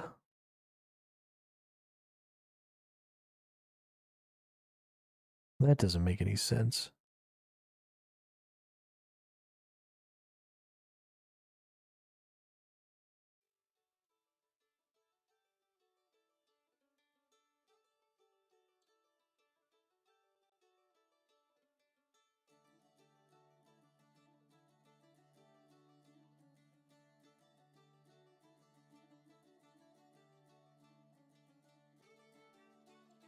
Impide book.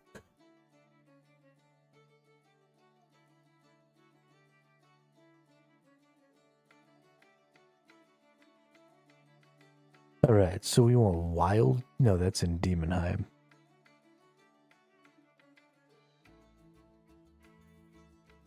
Impide shields.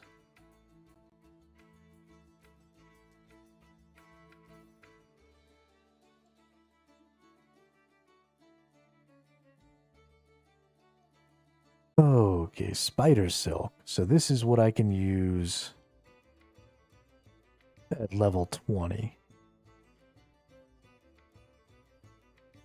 Spider silk, spider silk, spider silk.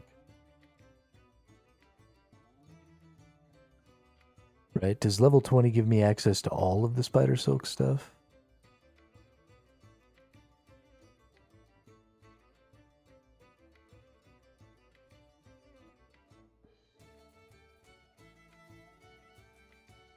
Spider wand and orb. Or is it defense that gives me access?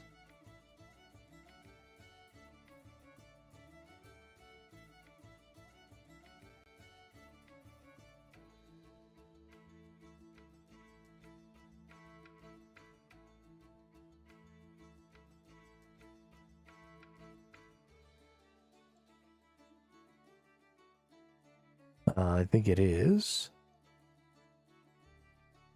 Spider silk armor, okay. So that if we go back to level 10 here, we can maybe see, okay, it is impied armor. And then if we go to magic, we can see, based on level 10, what types of wands and orbs. The imp wand and book. So instead of shield, I'll probably want to use books. Right, because that'll increase my damage output.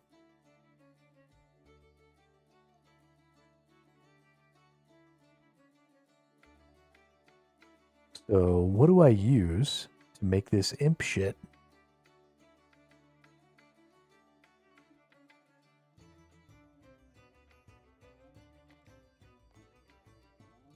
What a pain in the ass.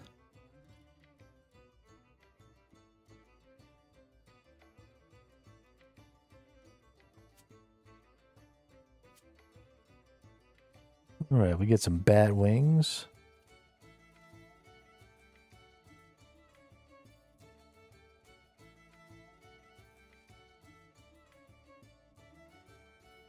We apparently need thread to make bat wing gear.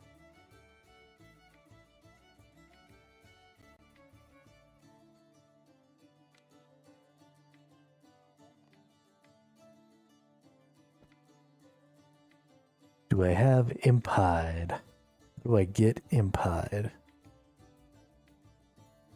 How do I get spider silk?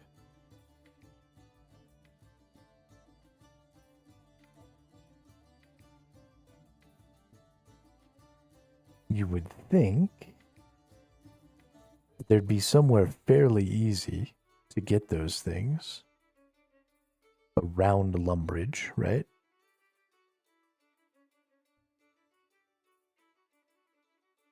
I don't recall there being imps down here. There are, I think, spiders down here, though, yeah?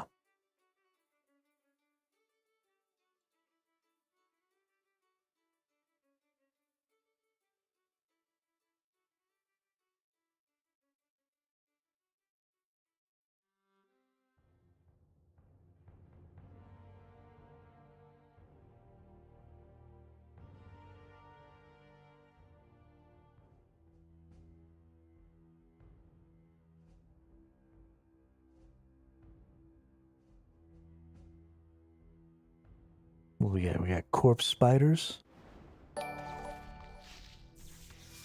Hey, Ruby, what's up? Welcome, welcome. Thanks for the raid. How you been? How's everything going?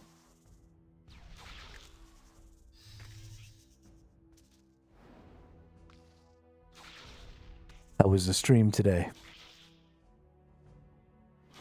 Okay, so this is how I can get spider silk, which is what I need for my next tier of gear. So we're just going to farm out the spider silk. Awesome. What were you playing?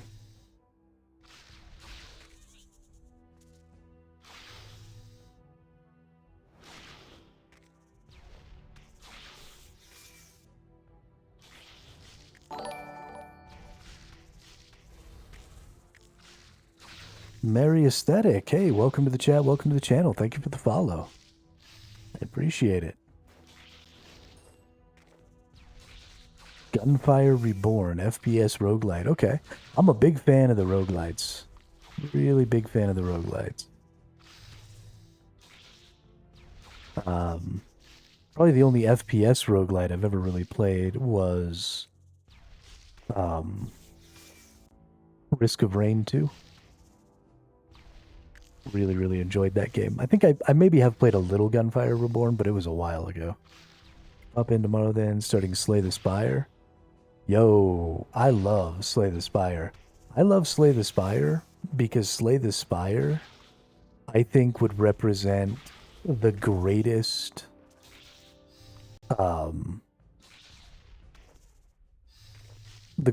crafting system for an MMO, like, ever. I love the idea of going up through that tower and building an item. And so instead of just the decisions that you're making as far as the encounters you're taking, impacting how the run goes and, you know, whether or not you lose health and stuff, you go through that, and then you also make choices to, like, build an item as you go up. I feel like that would just be epic. Never played it. Guardian got it for me. I've seen it before, though. Yeah, it's a super good game. Definitely one of the better roguelites out there, for sure. Yeah, your run would be an item that you keep. Pickled. So, because that's what crafting is, right? Crafting is a series of small decisions that ultimately create an item. So the way, we're going to draw some more here. The way Slay the Spire works is you start out down here, and there's like a couple of different paths. And there are a bunch of little points on these paths, right? Like right here, right here, right here, where you might make a decision about, so you pick, right? You're going to pick one of these three things. And then this might branch off here, and then this one might connect here. And then maybe this one just goes up straight this time. And so then you've got like 3 more paths. And so as you go through Slay the Spire, there are different things that happen at each of these inflection points where, you know, you might have a combat encounter here, you might have a merchant here, you might have a rest point here, and then you just keep going up. And then up here, there's a boss at the end, and then you move on to the next, like, floor of the tower, and then you kind of do it all again. And so because of that, I think it would make an incredible crafting system, because if there's a combat encounter here, and maybe you choose that combat encounter, maybe that adds like 1 point to the base damage, right? So, you know, I'm making an iron sword. A regular iron sword has 4 to 5 DPS, but I'm crafting like a special one with some special resources. I'm going through this thing. So maybe I get like +1 to base damage. So now my sword is a 5 to 6 damage sword, right? And then I come over here and I get like an attack speed buff. And so now I've got a slightly faster 5 to 6 damage weapon. And so you could even set it up where the rarity was based on how many floors you got through, right? So I work my way all the way up through this floor, all the way to the boss. And now instead of having an uncommon green item, you know, I move on to floor 2, and now I'm making a rare blue item. And then if I move on to floor 3, then I'll get an epic purple item. And then if I move all the way on and beat floor 4, then I'll get a legendary orange item. And so you make all these tiny little decisions as you go up through here. And it would take a really long time, right? It could potentially be a 20-minute run. But then your skill at playing this roguelite determines how good your item can ultimately be. And then, you know, you throw in some other permanence elements. You know, you level up your crafting skill. And so maybe you start with different cards, or, you know, your skills might change what it is that appears as some bonuses. Your skills could change all kinds of different stuff about the run itself. And so you sort of divorce crafting from the main part of the game, and you set it up as this alternate skill skill thing, right? So instead of having to be skilled at the regular game where you're doing like an action combat or something like that in an MMO, you now have this alternate set of player skills that can be expressed by creating items and doing crafting. And so now you have two different sets of best players, right? You have the best crafters, and then you also have the best combat players. And those two players are going to have to interact with each other for trade and stuff like that, because the crafters are going to need items to make, right? They're going to need resources to make those good items. And then your players are going to need those good items to go get those resources. And so you create a much more social environment. You create reliance between those two groups of people, and you broaden the peak, right? So if you only have one skill set being expressed in your game, then your game's skill representation is like this, right? You have a ton of people at the bottom who are kind of bad at your game, and you have a very small number of people up here at the top who are really good at your game. And these people are the best at everything because there's only one skill set expressed in your game. But if you have two skill sets expressed in your game, then you now have people who are the best at this and people who are the best at this. So you have twice as many the best players in your game. But also, you flatten some of the curve, because these people who are really, really bad at the combat part of your game might actually be a little bit above average at this other part. So instead of those players being the worst players in your game, you now have these players who are kind of elevated up to this more middle point here, closer to average.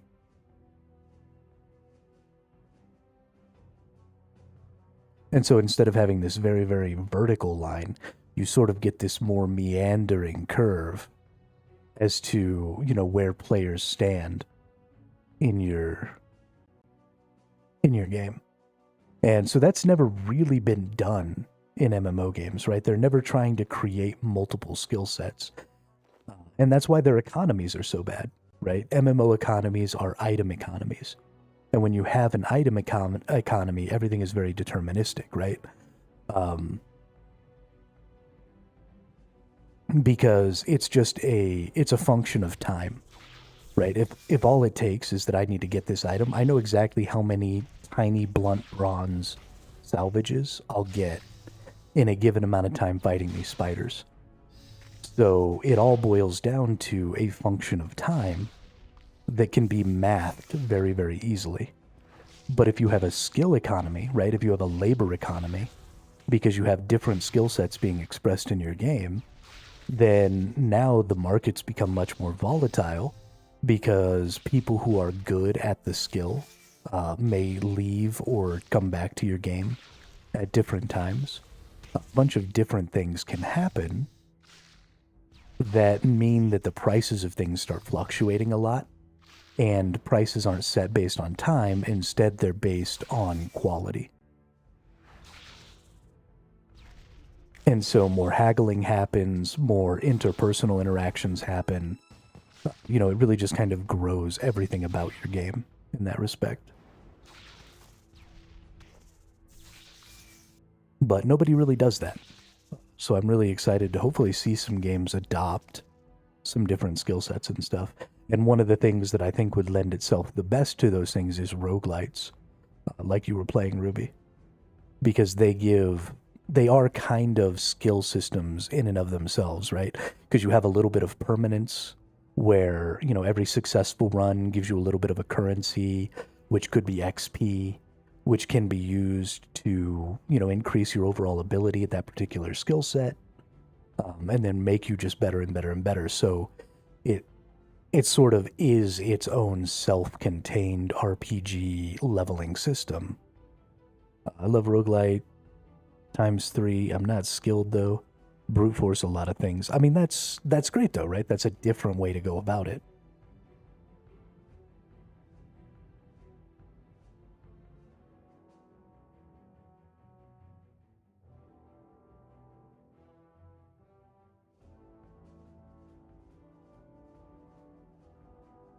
Marshmallow smash? I'm not really sure you understand how smashing works. If you smash things with marshmallows, you don't hurt them. That's It's not how any of that works, in fact. All right, we got to go back out here. We got to get some thread so we can craft ourselves some gear here.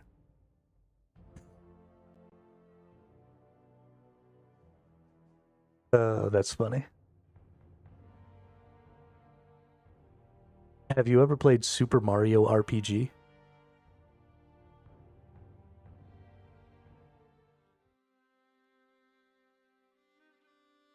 There's actually a character in Super Mario RPG. His name is Mallow. And he's not technically a marshmallow, but he looks like a marshmallow. And he smashes things. In my mind, you will now forever be Mallow.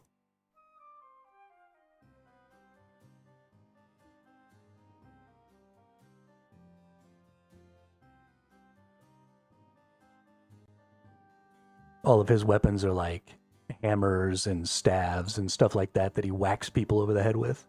It's pretty fucking hilarious. I love that game.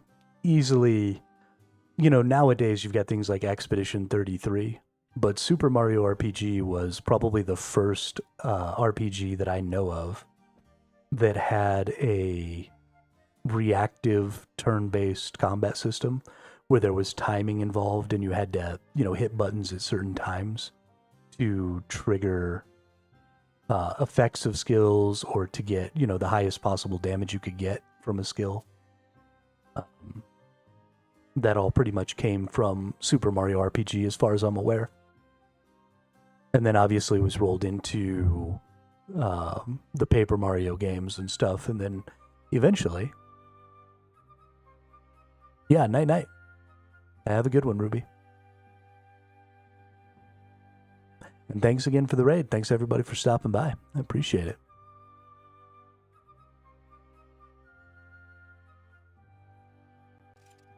All right, let's get our level 20 gear crafted here because we're going to be level 20. Actually, I guess, what am I doing? I forget, my defense is way up at level 40, so I can wear much, much higher tier spellcaster gear. I don't have to... That's right. Okay, I'm starting to understand now. So we want...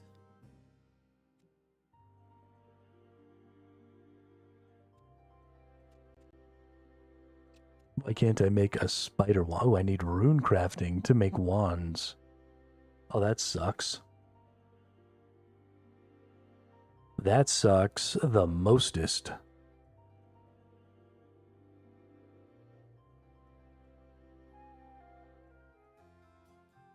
Oh, my life is in shambles.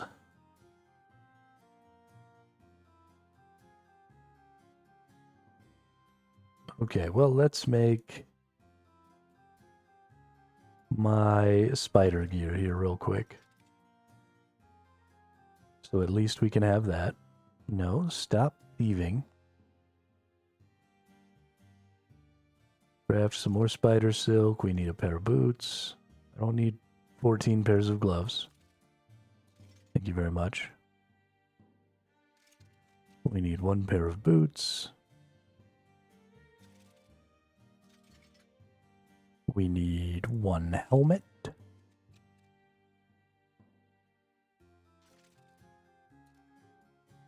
And we need... No, not a bunch of helmets. You fucker. And we need a spider silk robe. Cover up my bits.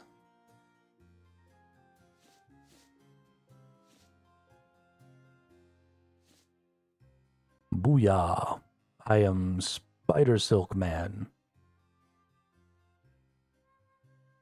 Then I guess I can make a shield since I apparently don't have the ability to make better stuff. So let's go ahead and craft ourselves a shield here. And then I guess we have to consider getting rune crafting up.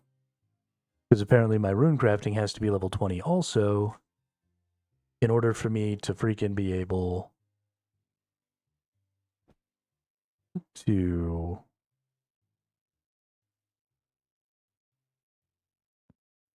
make gear.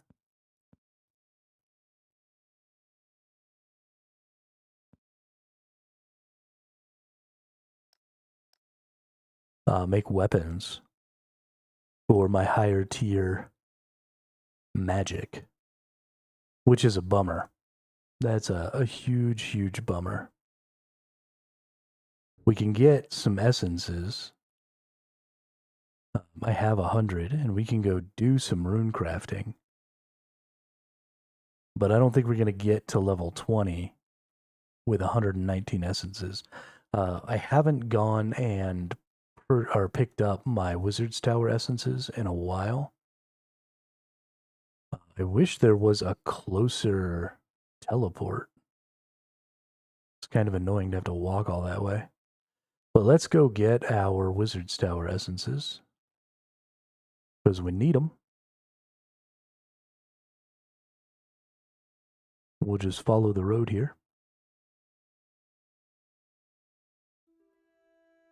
I should have been doing this every single day, so that way, even if I didn't actually do the rune crafting, I would have a bunch of essences right now. And I could just level up my rune crafting. It's been a week that I've had access to this Wizard's Tower thing, and I haven't been doing it, because I'm a jackass. I wonder if there's a home teleport for the Wizard's Tower. Is there? No. Lumbridge? No. It'd be right here. Womp womp.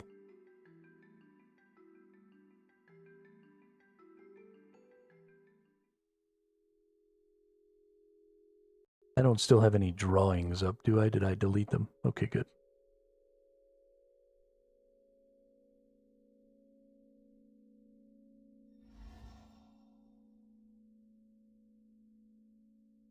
We were getting all crazy with the drawings. We want to ascend one more time. We can just go right over here and get our free rune essences.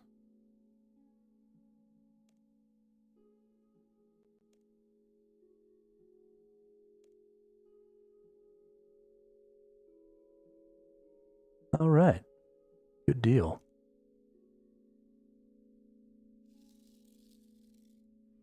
I don't know what to do about this whole needing level 20 rune crafting thing, because I don't really feel like leveling up rune crafting right now. But I guess I don't have a choice.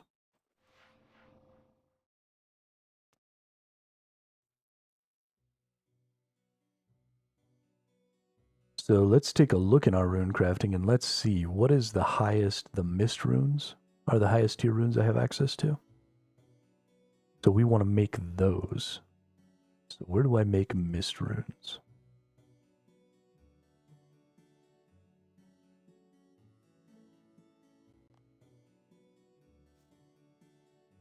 Let's find out.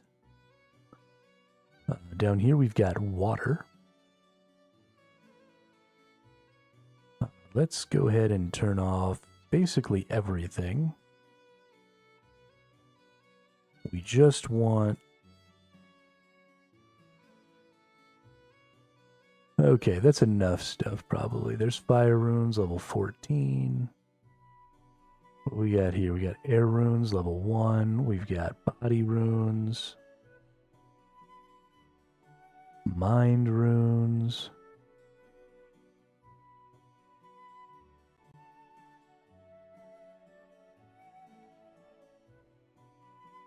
Law runes. What about Karmaja? We got any? You got nature runes. That's a level 44 rune. I feel like the mist runes should be over here somewhere.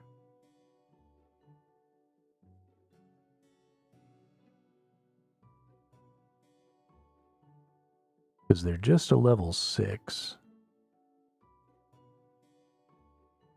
Should be kinda close by.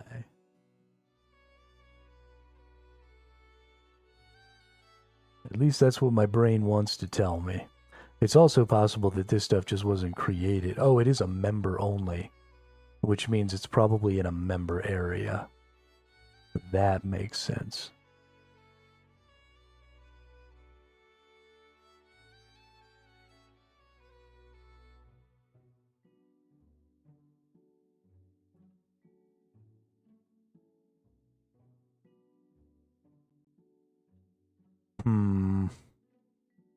Where are my mist runes?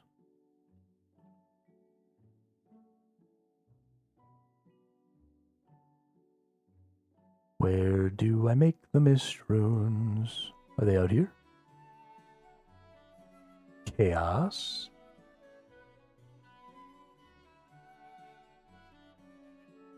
Okay, game. Nobody likes you. Mist. Nope. Let's try the wiki then. I don't like the wiki. It in fact annoys me.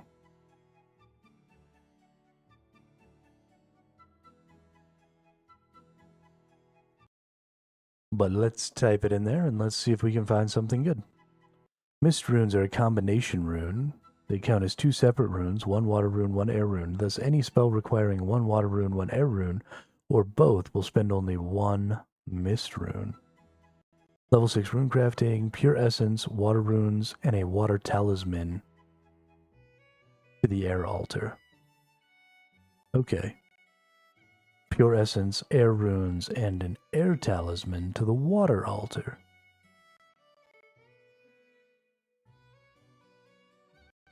Okay, pure essence, water talisman, water runes, air altar. So let's get...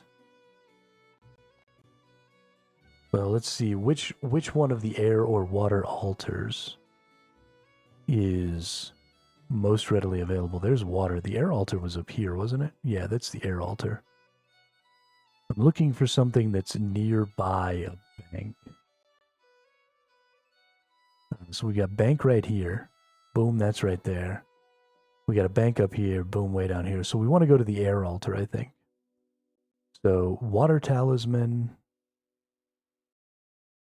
We want to go to navigation. We want our lodestones back. So we're going to teleport right here. We're going to go up to this bank and we're just going to boop, boop, boop, boop, boop, boop. As much as we need to. We need water talisman. No, we need air talisman. No, water talisman, water runes. Right. We should have plenty of those. I wonder if I need like a water talisman per craft. Because I've only got like one water talisman. So we'll have to see. But it should be pretty easy.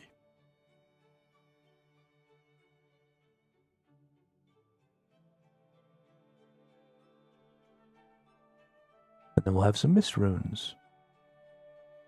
Ruin.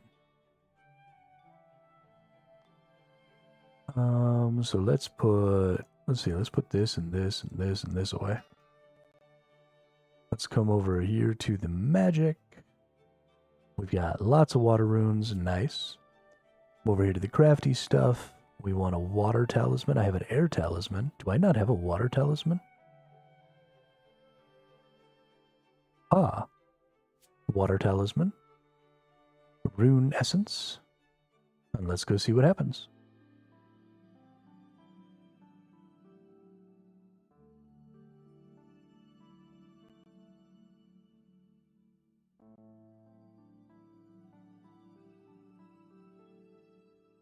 Yeah, this is nice and close. This feels good. Go to the air runes.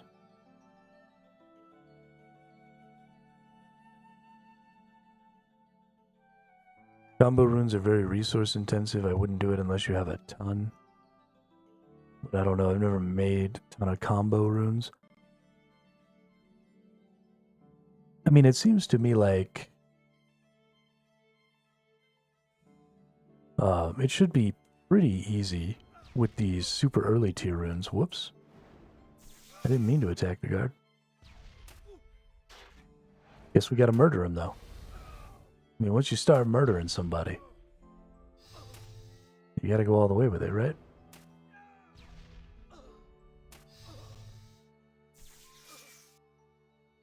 Yeah, it seems pretty decently easy. And we should be able to get... I mean, I've got lots of air runes. I got lots of water runes. So So I don't think it'll be a problem. Oh, potato seeds. Is he a guard or a farmer? So we don't need water. We need air talismans. But that's not what this said, right?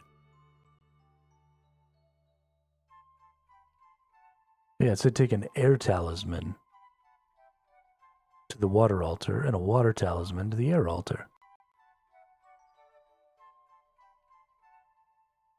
Well, let's bring both talismans. Let's put away one essence.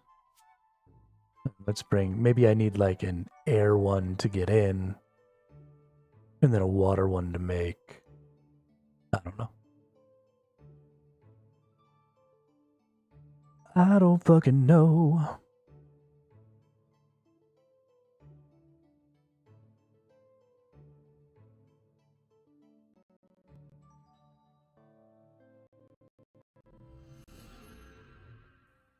Oh.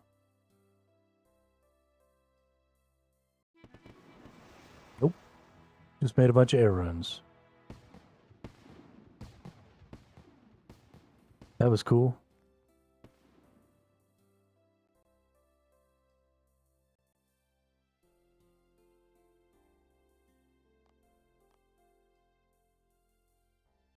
Didn't even get a chance. It was just like, hey, fuck you.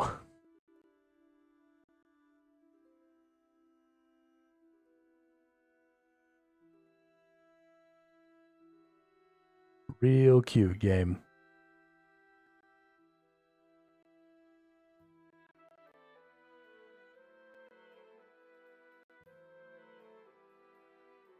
Real cute. Well, we now have the ability to make earth runes, which are just right over here.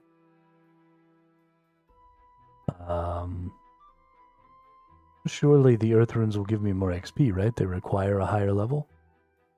I wonder if I can actually use this bank over here.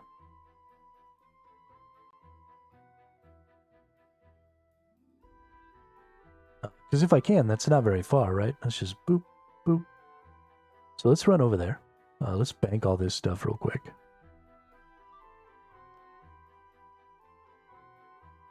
We don't need the runes, and we don't need the talismans. Do I have an earth talisman? Don't think I have an earth talisman.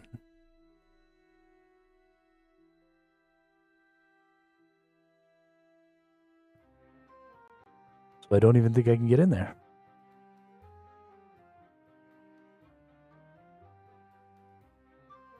Okay, well, I guess we'll just take one air talisman and a shitload of air essences then. We're just going to turn all these into air runes.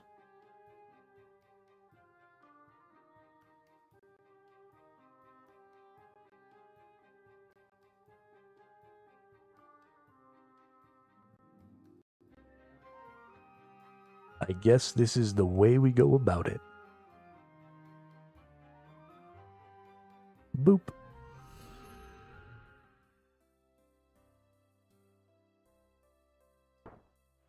Hey, look at that. Oh, we didn't even level up to level 10 there. We're not going to make it very far at all. That sucks. Just so you know, I have 3 monitors going. Open RSC on my main. OSRS Allura on my second. And you on my third playing RSC. Seeing the full generation of RuneScape at once.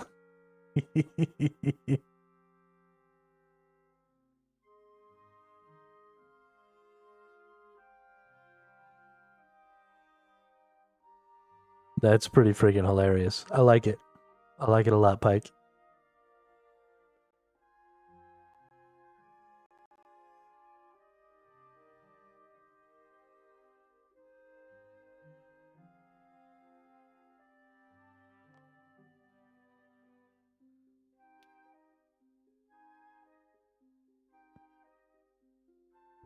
If you're gonna go ham, you might as well go really, really ham. I mean, I was playing 2 accounts last night. I had my laptop open and my main open. I was playing mining and crafting on a couple of accounts while I was watching TV. Welcome to the ADHD generation. Can't have just one thing going on. I agree. I like playing things with multiple accounts just in general. Even if those accounts aren't doing a lot of stuff for you, the power that comes from being able to move stuff around and transfer things around, and even if you're just like transporting resources and stuff with multiple accounts, because it's fairly easy to move two accounts at once. A lot of MMOs have auto run features and stuff like that. I used to play 4 accounts at a time on Guild Wars 2. And multi-black's the shiznit out of that. And so their whole thing is that if you're multi-boxing is totally allowed in Guild Wars 2, as long as you're not duplicating any inputs. So one input has to do one action on one character. And so I would do rotas in the Silver Wastes with a bunch of characters.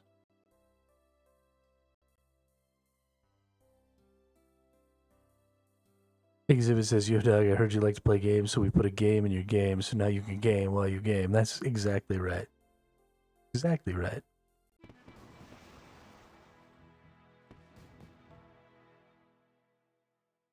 Oh, now I get 2 air runes per essence. Oh, shiznit. And we can make dust runes. Oh, what the fuck is this? Air rune crafting gloves?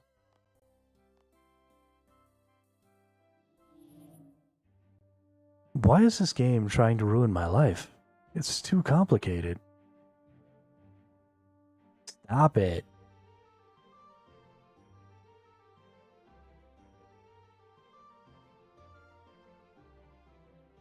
Now I gotta make gloves for all of my different runes? What are you doing to me?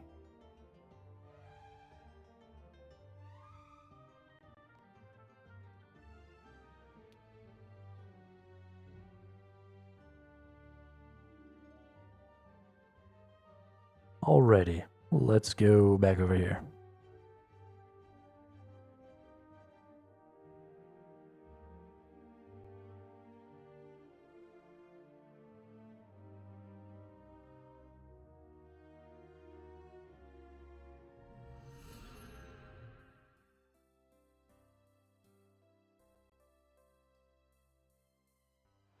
Yeah, I'm not going to get anywhere near level 20 with the essences that I have right now. I need to come up with another way to get higher level magic weapons.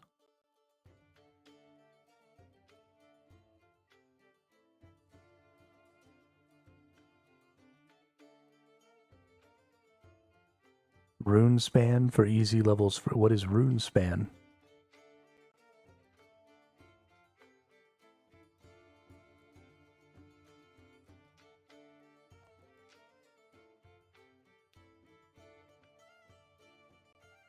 You keep on saying these words. I do not think they mean what you think they mean. Mini game for rune crafting, top of Wizard's Tower. Okay. Well, let's go finish up these essences and let's go do some of that. Because apparently, in order to get to level 65 magic, I'm also going to have to get to level 60 rune crafting. So I can keep up with my gear.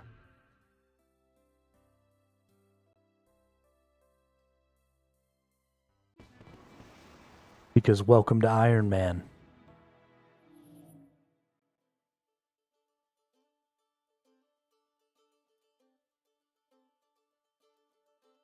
I'm aware of the fact that I did this to myself, but still, I'm going to be salty about it.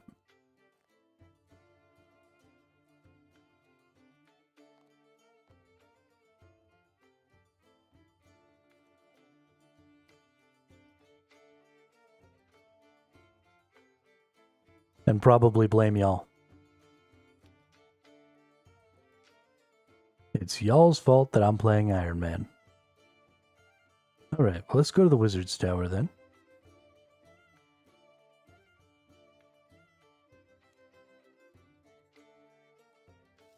And let's go play some Runespan.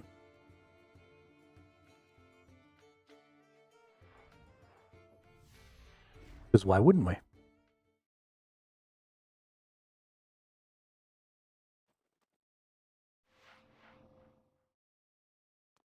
Then we'll get ourselves leveled up to 20 magic. And then we'll put on some level 20 gear, and then we'll go murder some more things. And then we'll see what we need for level 30 gear. We'll start gathering up the resources for our level 30 gear.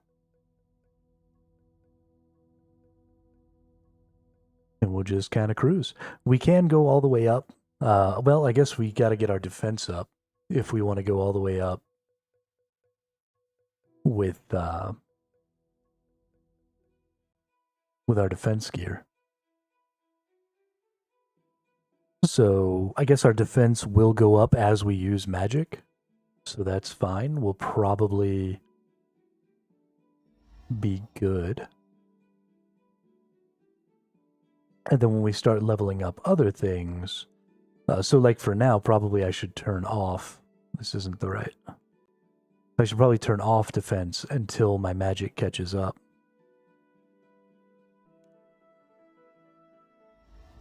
Because if I turn off defense...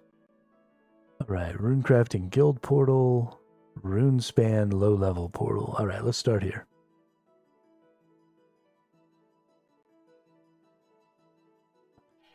Away we go! Okay. Siphon things. Sure, let's siphon this. You do not have rune essence required to siphon this node. You do not have the rune essence required to siphon from the creature. Collect floating essence.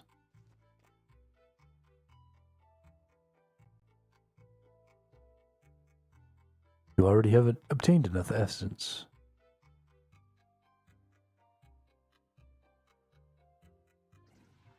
Okay.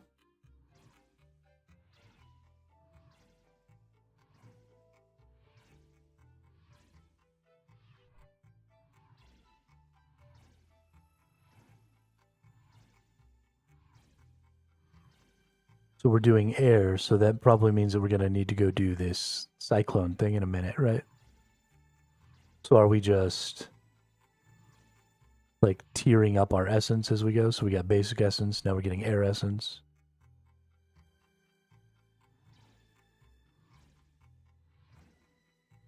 Or now we're getting air runes. Then we'll go do like the cyclone.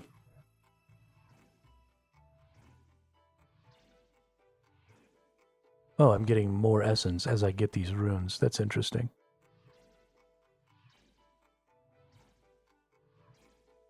It also appears that I've stopped gaining... Nope, there's some XP.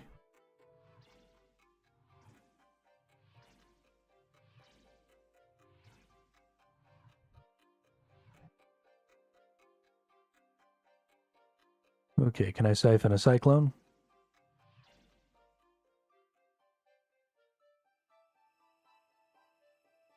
What about this nerd?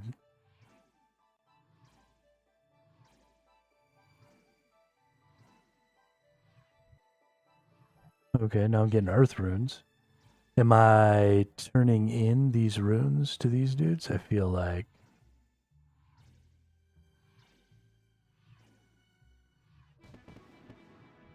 Hey, level up a... Okay, now we can do the mine. Do I get to keep these runes? That'd be dope. Yeah, there's a wizard that tells around you can turn runes into.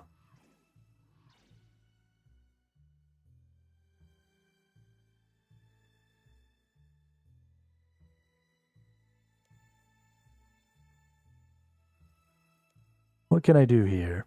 I can show you around, or I can just explain it to you. Which do you prefer? Just tell me.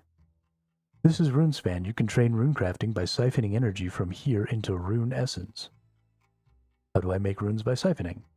Well, firstly, I have to warn you that any runes you make here are taken by the Runecrafting Guild when you leave. They discovered the portals to this plane and have laid claim to it as their own. Don't worry too much about that, though. Any runes you do make will award you points to spend at my shop in the Wizard's Tower. You will learn to become a better runecrafter faster here, too. How do I get rune essence? Firstly, you can train runecrafting here with rune essence found on this plane. So how do I get rune essence? There are two ways to get rune essence. If you have no rune essence, then you can use the floating essence to collect a small amount. If you do have some essence, then the best way to get more is to siphon from the creatures that are walking around. Siphon from the creatures. Yes, the creatures that you find here are made up of rune essence that is bound together with runic energy. If you take away all that energy, then you are just left with rune essence. If you're in a hurry and don't want to siphon from the creatures, then you can chip some of their rune essence away from them using your runes. I would advise against doing it to the same creature twice, though. How do I get around? Getting around this plane can be tricky as it is made up of floating islands. Fortunately, the Runecrafting Guild wizards have installed crossing points. For the cost of a few runes, you can activate these points, which will enchant you and take you to another island. Since these are made by wizards, it is not as simple as hopping from island to island, though. The type of runes required are shown on the crossing point. As you approach a crossing point, the far side will glow to show you where it goes to. If you have the runes to use the crossing point, the near side will glow as well. Not all crossing points will charge you. If you try to go from a small island to a big island, then the crossing point is free. This is to prevent you from becoming stranded.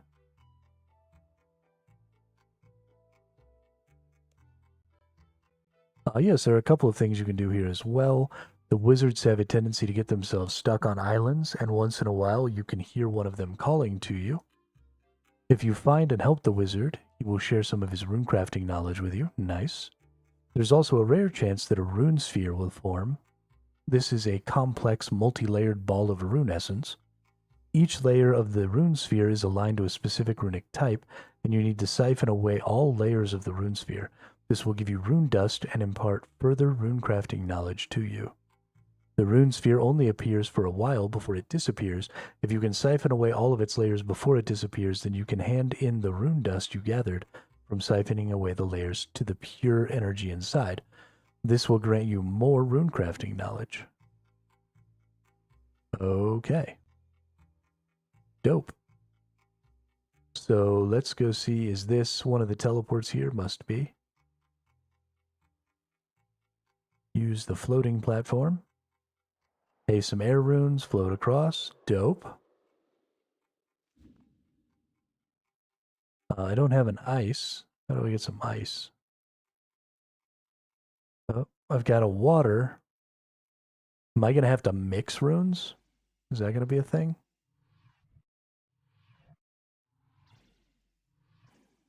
Or does ice just take water? Oh, this is giving me way more energy now that I've come out further. Or way more XP.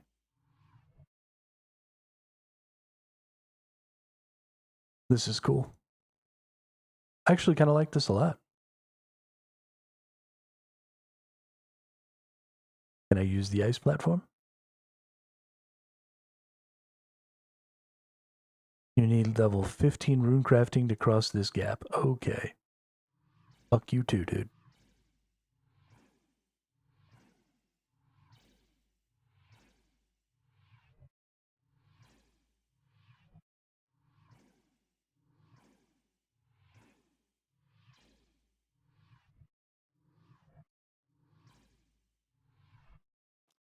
Okay, and then we've got some points and stuff up here. Current point total, points held in your inventory, current floor, bottom floor, rune sphere active on top floor, blood. Okay.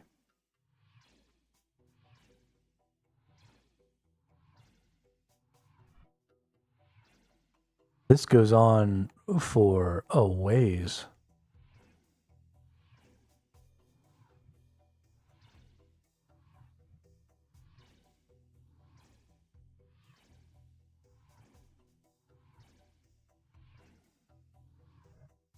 This is so interesting.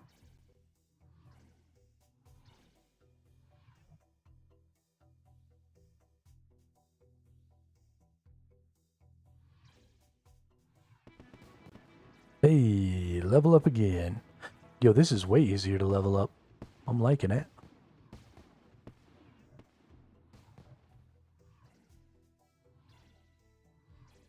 I want to go see another float platform. Needs air runes. Oh, this one over here needs air and water. Got it. Got it. Okay. So this is just a float platform, just needs air. Let's go see if we can teleport across here. I'm sure we can.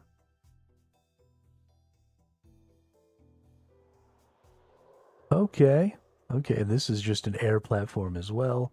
This one's an earth.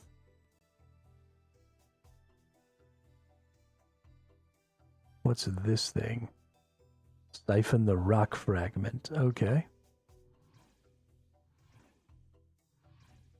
Another air, another air. Oop, there's a fire over here.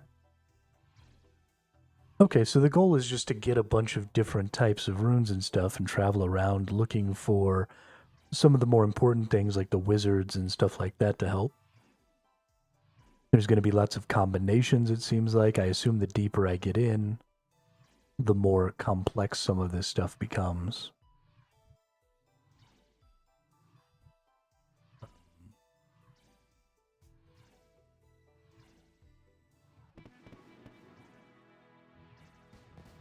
I imagine there will also be a greater cost of runes as we get deeper. Oop, there's a wizard over there. Let's see if I can get to that wizard. Let's see, air, and then earth. Okay, yeah, I think I have everything I need. Let's go try and get to that wizard. Oh no, he's gone. No, don't teleport. Fuck.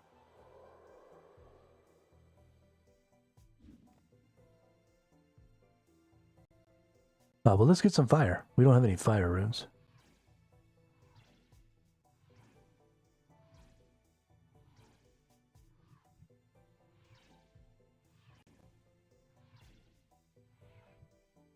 Hey, we're up to 13 points.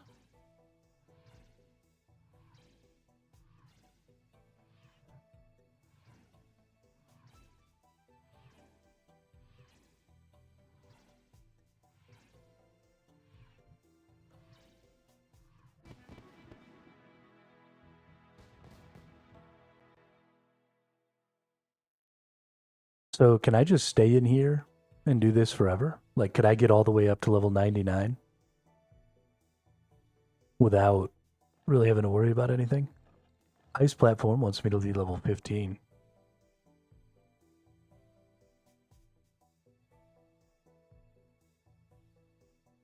All right, let's teleport over. Let's talk to homeboy here. What's up, dude? This is tricky, but I'm getting the hang of it. Can I help you with anything else? Can you help me find a wizard in yellow robes? Can you help me find the rune sphere? I feel the rune sphere's influence above me. Okay. I'm looking for a wizard in yellow robes. Sure, I've seen him. I will point you in the right direction for a while.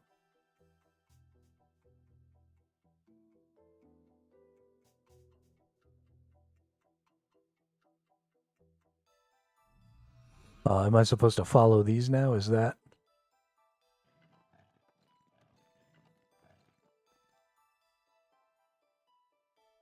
Nope. That was just because I was close to that one.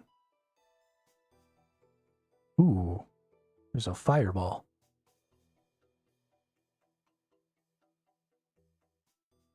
A missile platform? I don't think I have.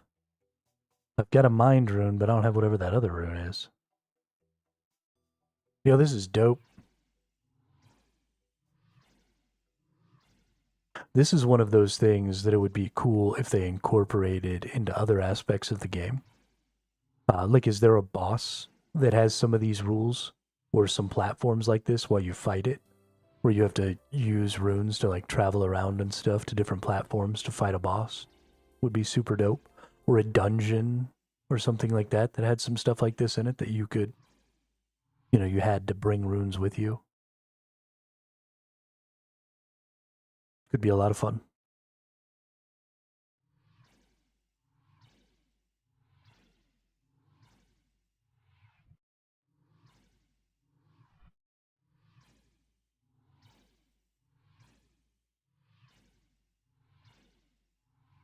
Definitely a cool mechanic for, honestly, this is kind of a roguelite game, right? You come in, you start getting your runes. Based on the runes you get, you move around. They've done a really good job with this. It's very, very interesting.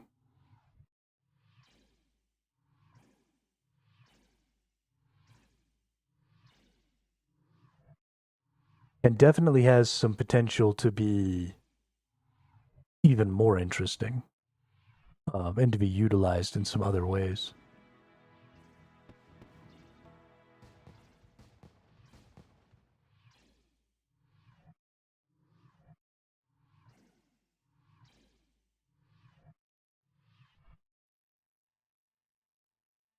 Sometimes I gain XP really, really fast, and sometimes I gain XP really, really slow. And I don't know what it is that causes that. Maybe it's the S-lings give less XP because they're giving less essence and stuff, maybe. No, because I just got 17, 18 from that one. Yeah, I don't know exactly what the XP stuff is in this.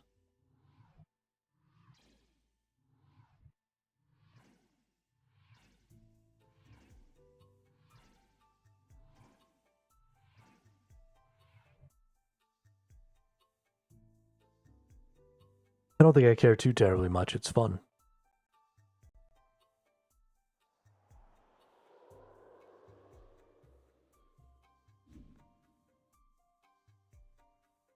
I think I want to go hit up these fireballs. Because that's cool. Oop, there's a mind S-ling. Let's go ahead and get the mind, because I don't have a lot of mind runes. And I want them.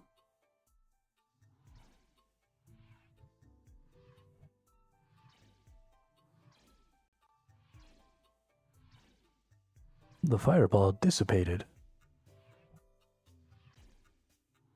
Yeah, now we got some mind runes.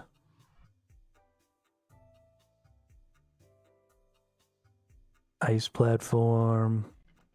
That takes us to a missile platform. So you would think there's whatever this circle rune is here, I don't have. So I have the mind runes, but I don't have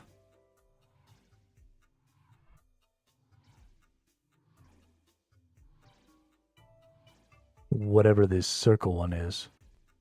It's not water, it's not air. Hmm.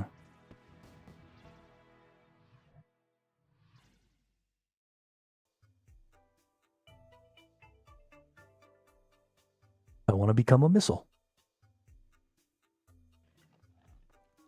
All right, we don't want to go that way because we can't go that way. So let's go back to the float platform here. Oh, we got another wizard.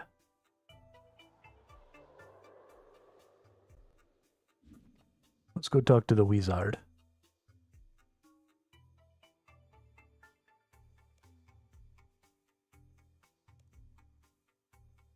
Nope.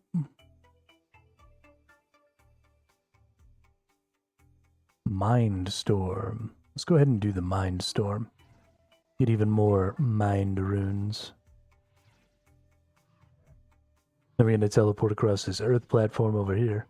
I'm just going to try and go a little deep here. I kind of want to see. Rune sphere active on the top floor. Nature. The wizard is calling me. I need to find the yellow wizard.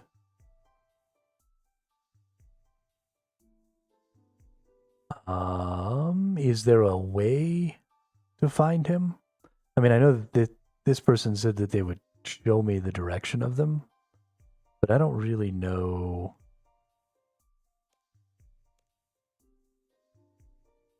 Help me find the wizard in the yellow robe. Sure, I've seen him. I'll point you in the right direction for a while.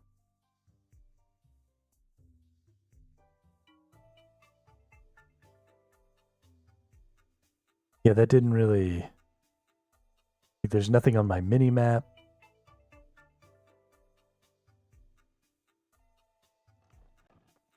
I don't really understand.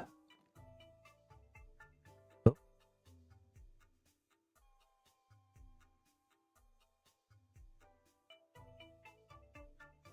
There is something on my mini-map. There's the wizard in the yellow robes. Gotta go. Gotta go get to him. Looks like earth platform and then ice platform. Nice, I have all the stuff I need. We can make it. Please don't go away, wizard. I'm coming, wizard.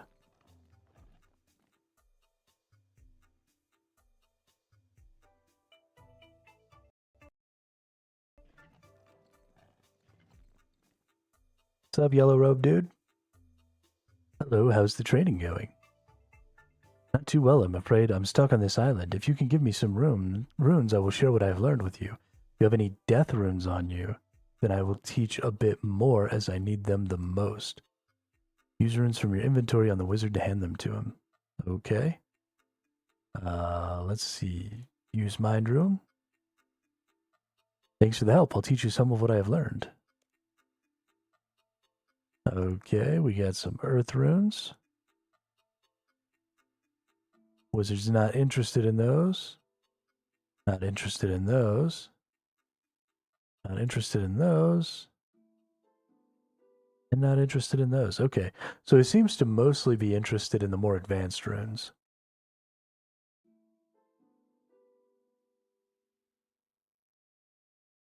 Okay, cool, dude. Thanks. I found the wizard. I haven't found any death dudes yet.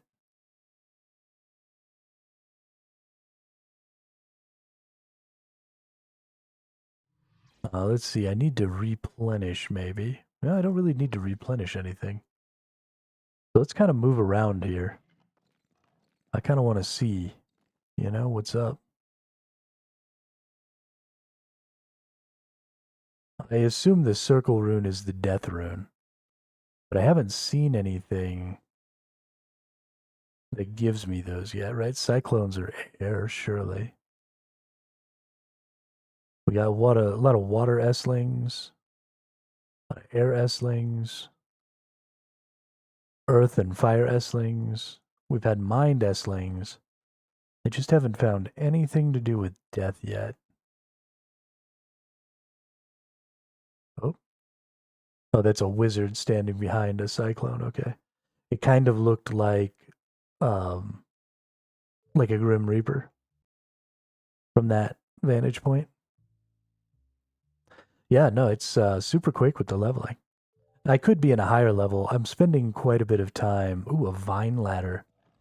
Ooh. We want to go up? I definitely think we want to go up.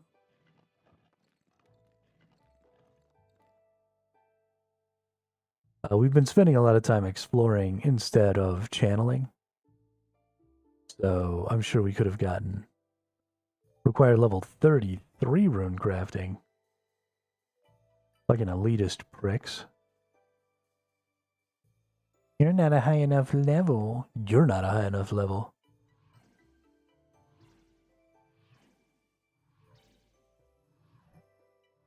There's lots of mind S-lings over here, but I still don't see any death anything.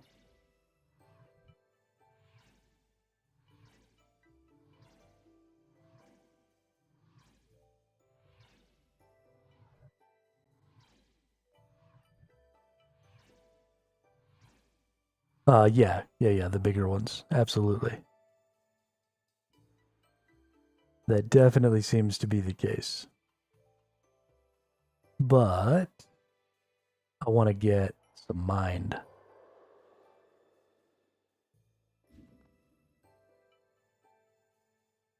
And I don't have mind cyclones. Or at least I don't have one around.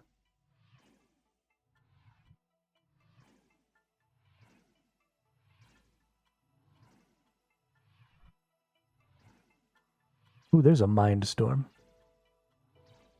I still can't believe I haven't seen any death stuff. Because, like, this missile platform requires death.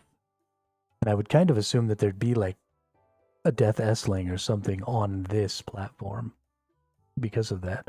Because it's got two missile platforms. What's this? Siphon the Vine. Is that an Earth thing?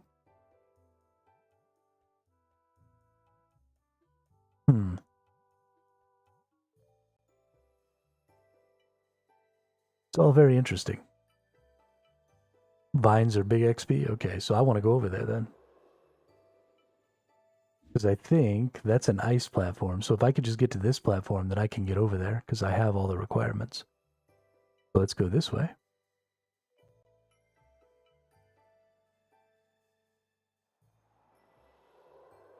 Oh, it takes a missile platform. Darn. That's an Earth, so if I could get all the way around, what's this one? Ice? Okay, so I might have to go like all the way, all the way.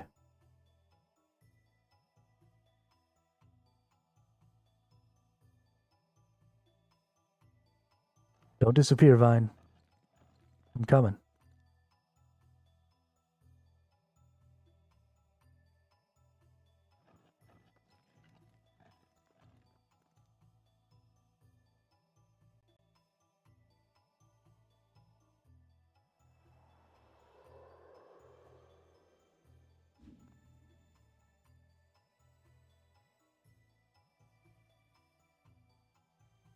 I think my Vine disappeared.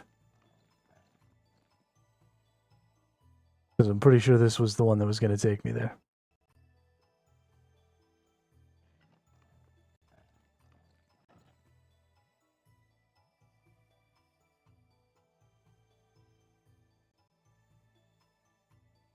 No! ¿Por qué? Why?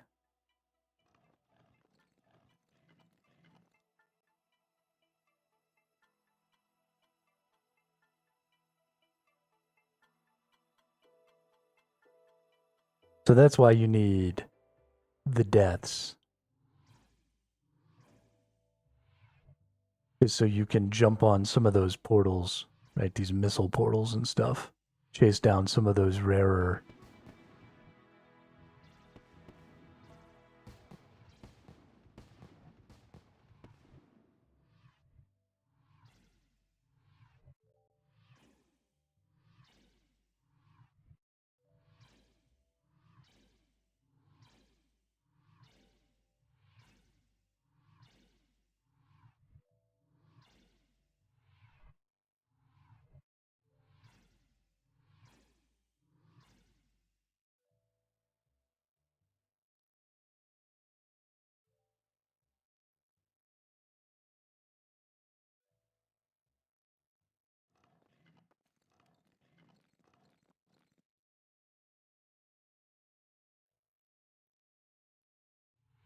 Let's get a cyclone.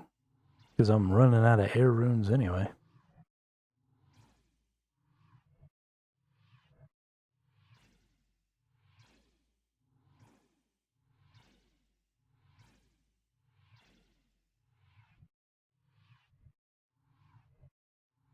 I'm officially a Runespan gamer.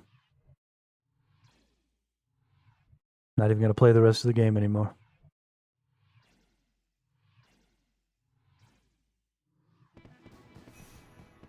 Hey, level 20. All right.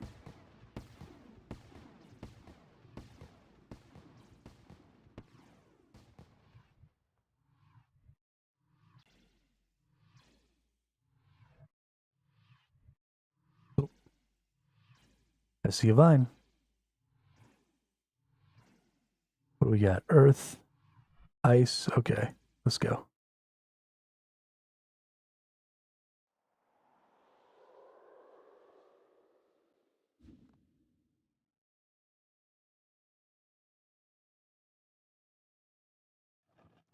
Come to me, Vine.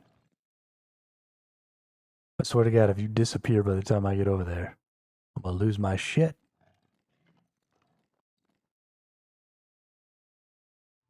Yeah.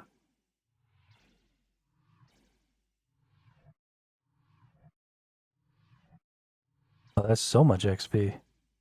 It's weird. Oh, I'm getting a bunch of different kinds. I'm getting earth and water, it looks like.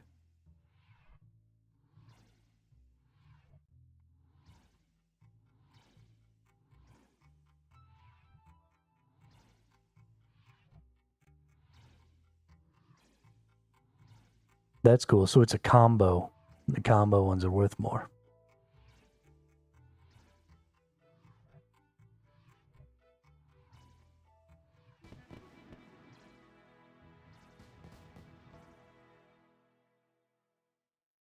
Nice. Level 21. Who's the bomb?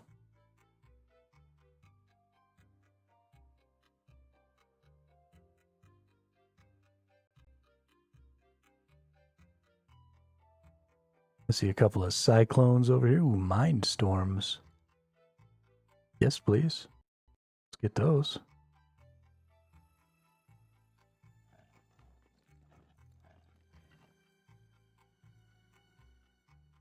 I still haven't gotten any death essence.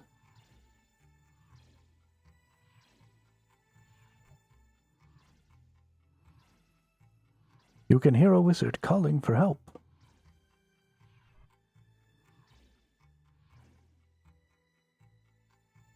The yellow wizard is in distress. Alright, let's get this wizard right here to tell me where he's at.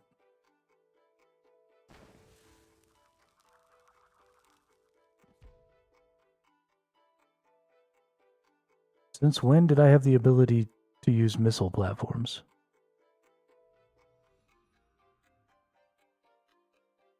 Oh, it's a mind. One water and one mind. Why is it this circle then? Because that's not a water.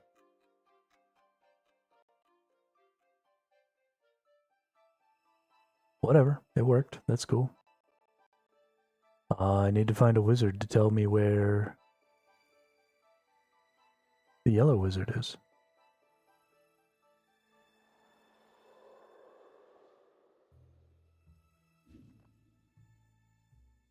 Hello, wizards.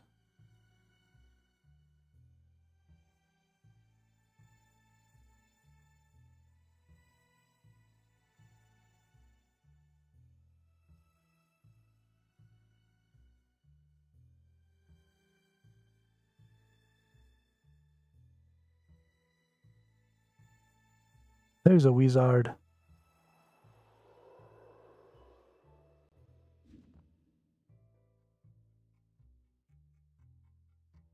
Oh, I gotta go like all the way around to get to that wizard.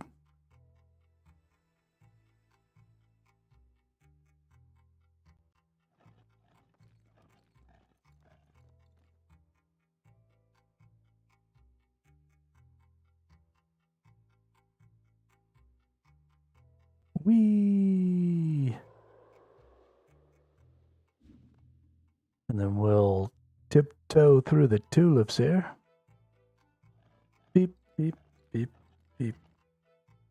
Let's talk to the wizard.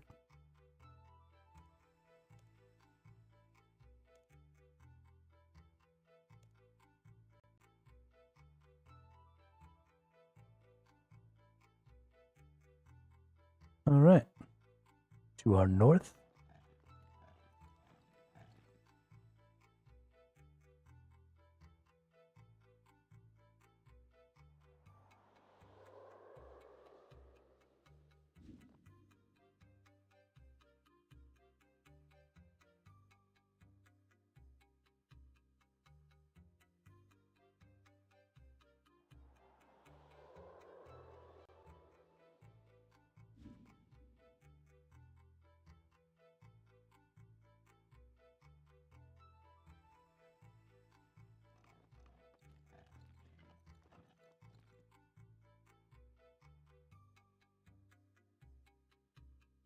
Missile.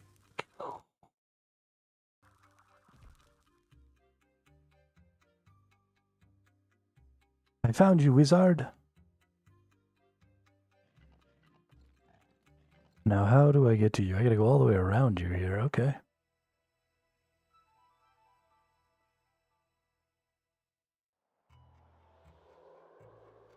Floaty, floaty. Yeah, this is wicked cool.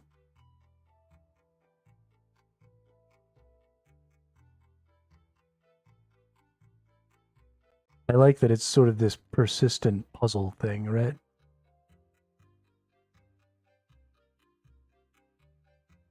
Bang!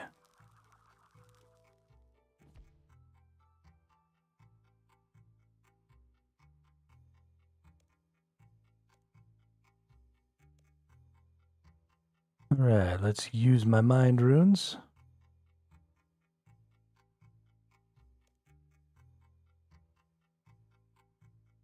Do they just want the advanced runes? I think this dude just might only want mind and death runes.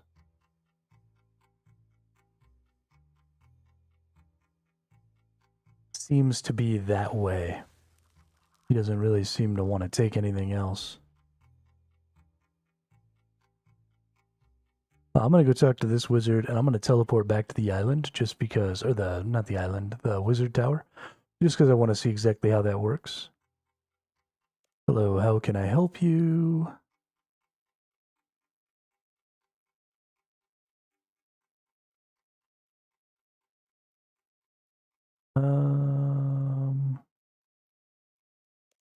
Can you teleport me back to the wizard tower? Okay, so I had 29 points. All my runes get converted into points, and then I want to see what everything costs and... Oof. I hope they let me into the runecrafting guild soon. It's cold up here on the roof. Can I see your shop? Okay, so I have 29 points. So apparently none of my runes were worth any points. We do have a menacing magical hood.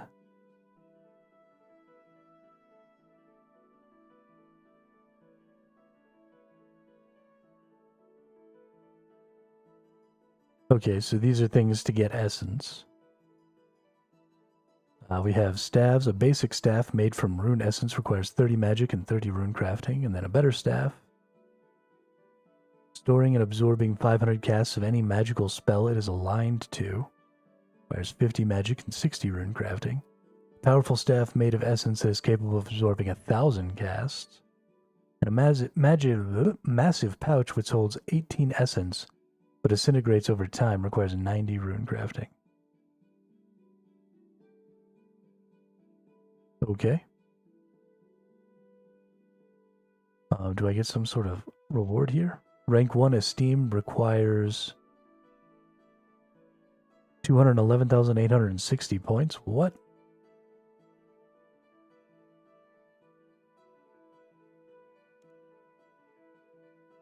Yo, that's crazy.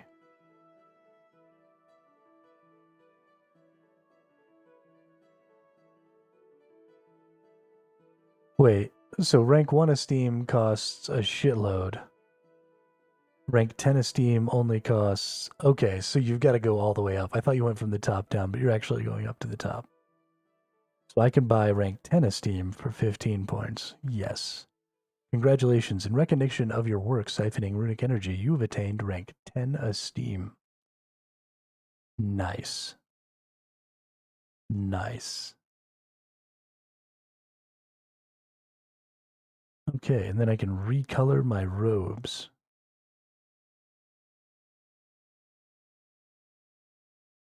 I want to be yellow. Cost 2,000 points. What are you smoking?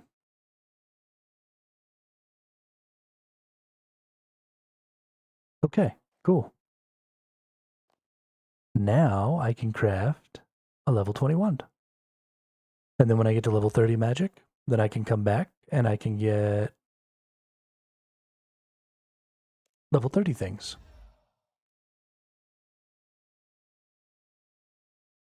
Oh, so let's teleport somewhere where I've got a bank. Let's go do the things. That was super fun. I really like that runespan zone. The more that I see some of the alternate skilling paths that they've included in this game, the more and more I like this game. Those alternate skilling paths are really, really interesting. I like that they've tried to make them fairly unique. They've made them use some of the different resources and stuff like that. Just a very good job overall with some of these alt skilling paths. They definitely make the Ironman experience more fun. If they were all just like mining and smithing, where it was always just walk up to node, whack node, do all that, then trying to do this Ironman would end up being just a lot more of a grind than it is. And a lot more boring of a grind. So let's close this down. Let's go to the craft here and let's see. For this wand, I am going to need thread and logs. And let's get a magic orb as well, which just needs thread. Okay. So let's get out some thread. And I think I have logs in here. So let's get a log or two. And then let's go back in here and let's do some crafting. Let's make ourselves a wand. Just one. Boop. And then let's make ourselves, instead of this shield, let's make an orb.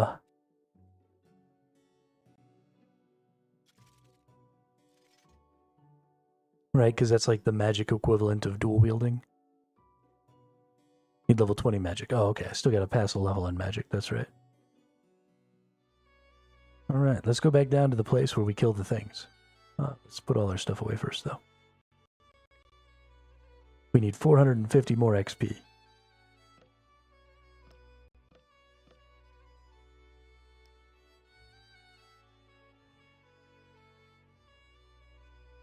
This is very exciting. I'm very excited.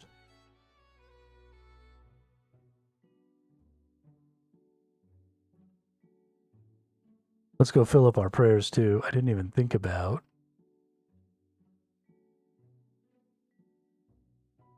Let's create a preset here for magic. And let's go in here and let's just hit the magic prayers. Defense rating, sure.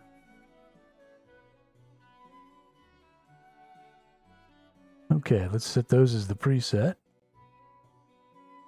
Let's go to magic. Nope. I want magic.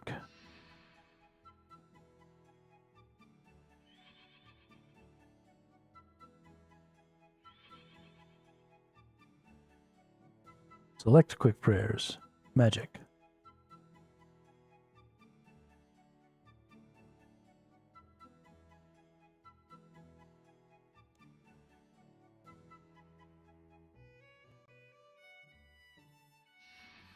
There we go. Not that I ever really use my prayers, but we might as well try and get a couple of brain cells working together, you know? See if we can't bump them together, make some thoughts. Try and be smart here.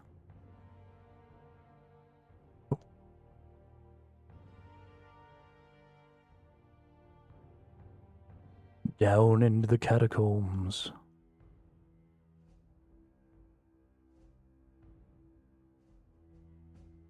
We're going to kill some sort of lower tier enemies than I probably need to until we get to level 20 and we're actually using an item that is like of our level. I think we'll just, yeah, we'll kill some rats.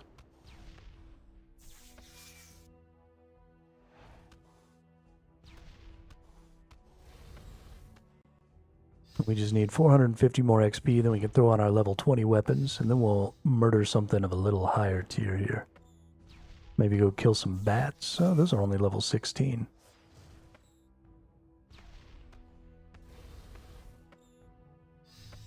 I don't really know.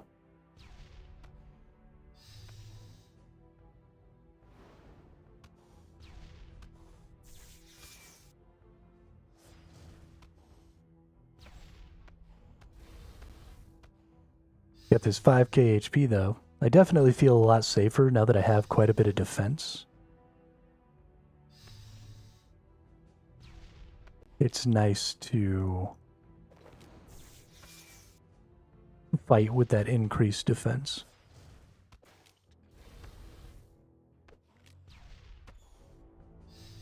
I feel much, much safer.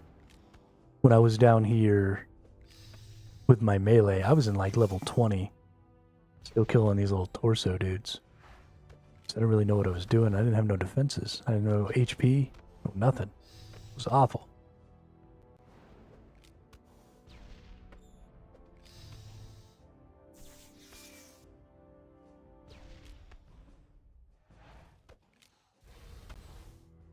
Much better off now, though.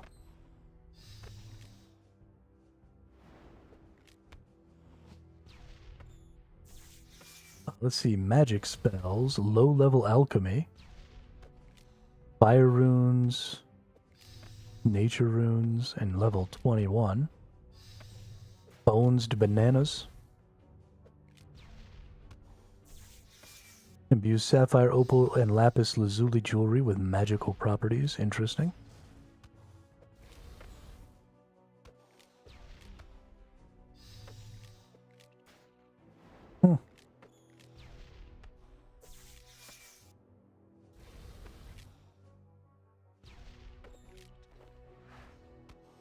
Gonna have to see about using some of those spells.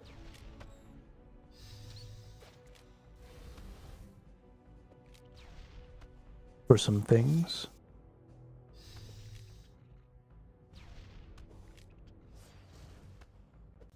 We're gonna increase our damage pretty considerably. We're gonna double our attack power here. We're gonna lose our ability to use our air spell, our air bolt. Because we'll be losing the Avernic Wand.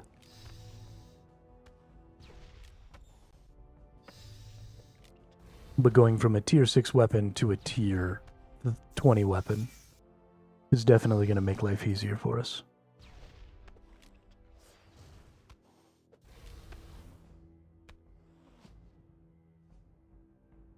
Should improve our XP per hour significantly.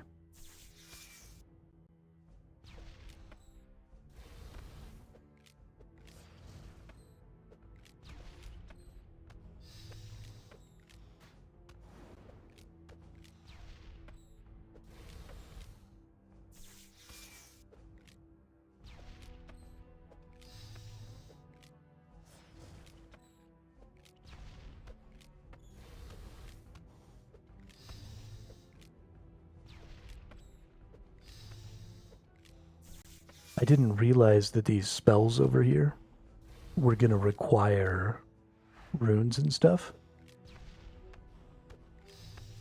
Like, I didn't realize how expensive even this low-level alchemy could be.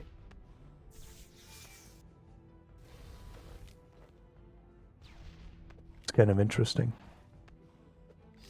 This bones to bananas is really expensive. I don't... Like, what's the value of bananas? Why would I ever want to do that? My bones level up my prayers. I don't need no stinking bananas.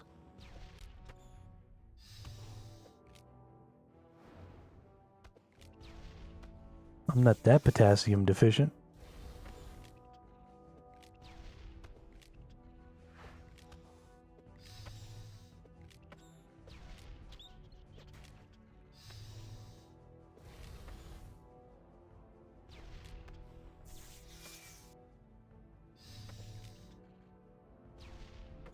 Definitely want those feathers. I have a lot of unfletched arrows.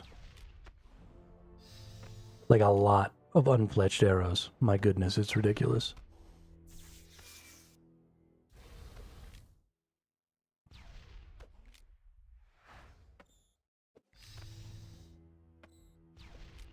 So freaking ridiculous.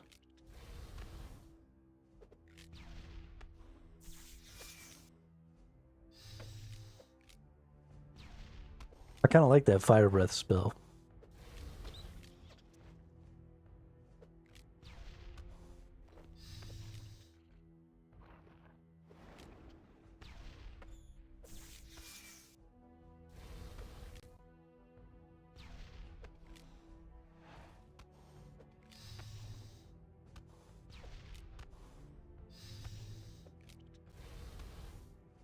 Just hit me with some level 20, dude. That's all I need.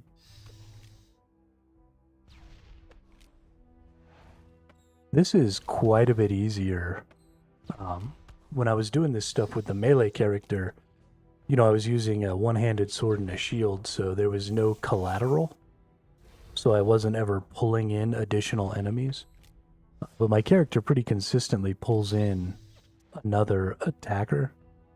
Which, while it does make me take more damage, also really streamlines this whole process.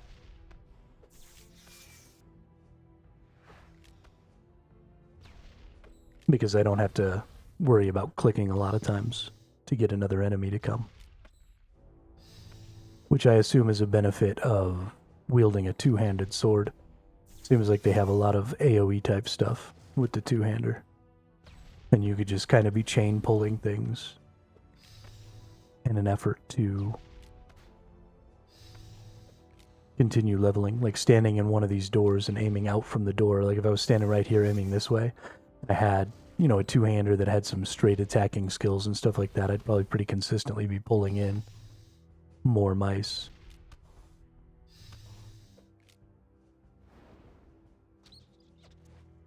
Probably end up working out pretty good. Hey, some more fishing bait.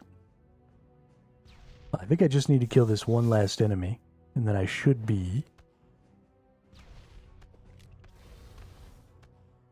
level 20. And then we'll equip our new stuff. Hopefully murder everything much, much faster. And then we'll move on to some harder enemies. I might need to get some food.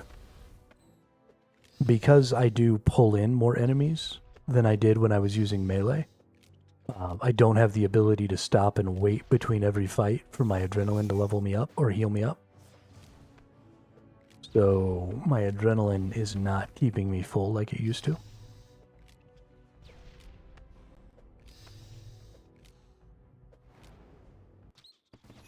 Alright, let's equip that and that.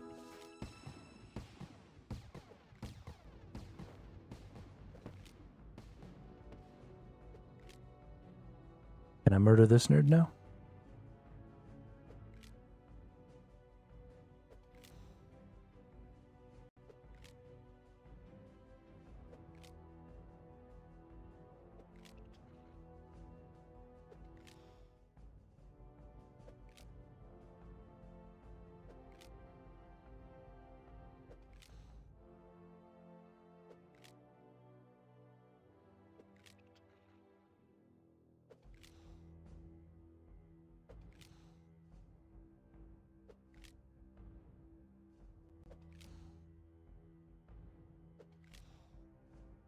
Okay, none of my auto attacks require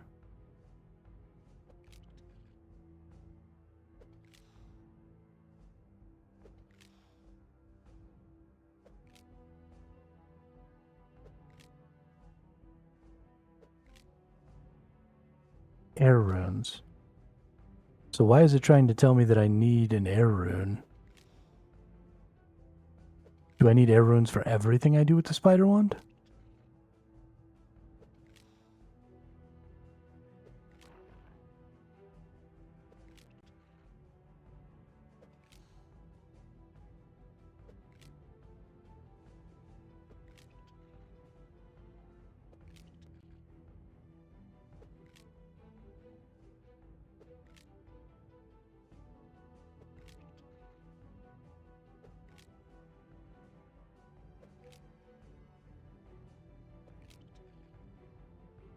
No, it doesn't.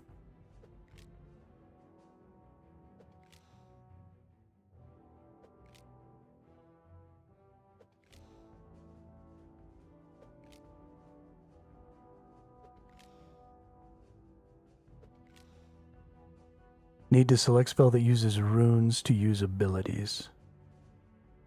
What do you mean, select spell that uses runes to use abilities?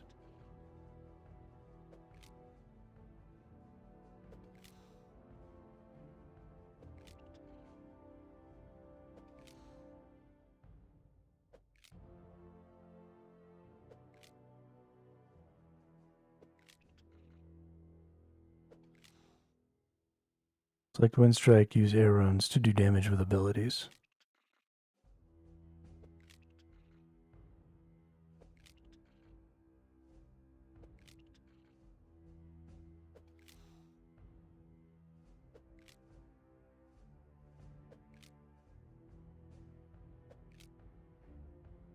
So every ability I use is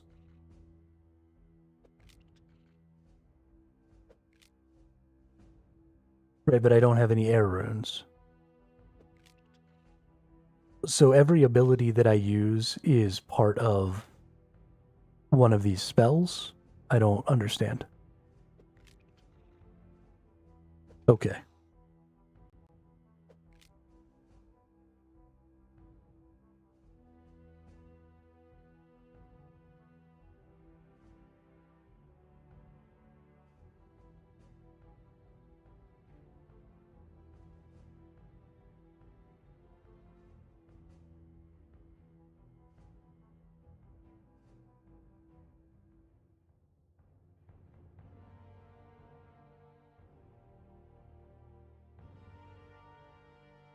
That honestly makes very little sense to me. Because, like, this is a fire spell, but I can attach it to an air ability or a water ability.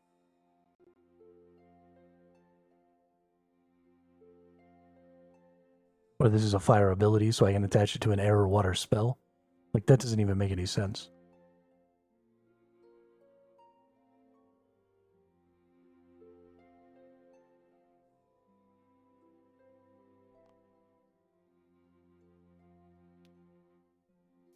I hope they ultimately change that, because I don't like it.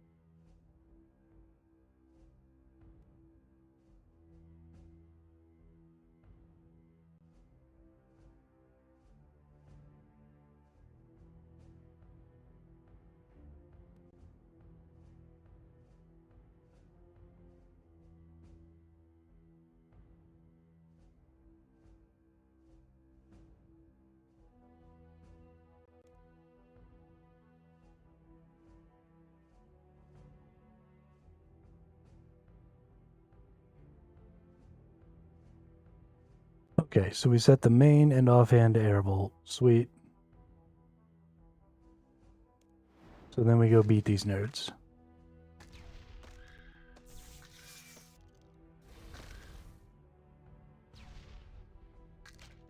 Cool.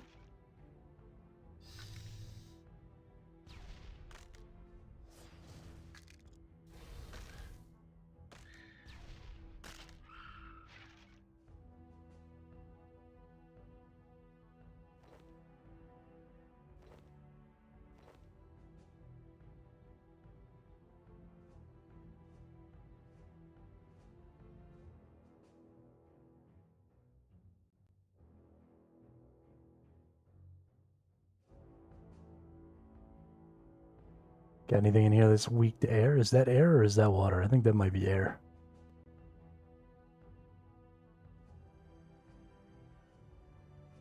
Oh, is that water? Well, that's dumb. What's weak to air? Well, who cares? Kill it.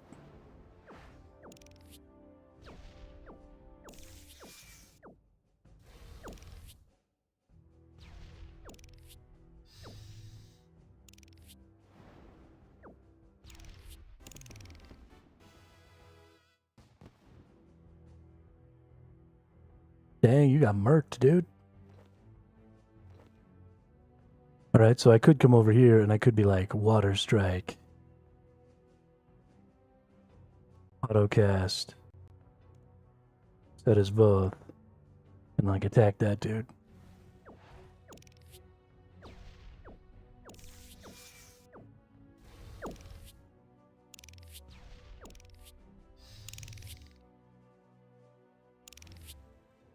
Oh, and then does it just use one rune per enemy that you attack? That's nice.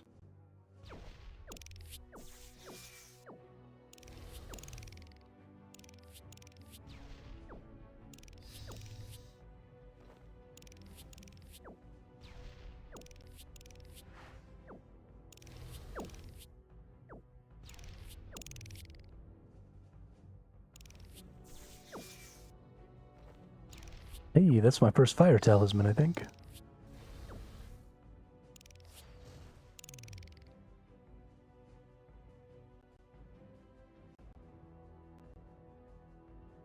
Okay, we probably just need to go back to the air. Because I have a lot of those.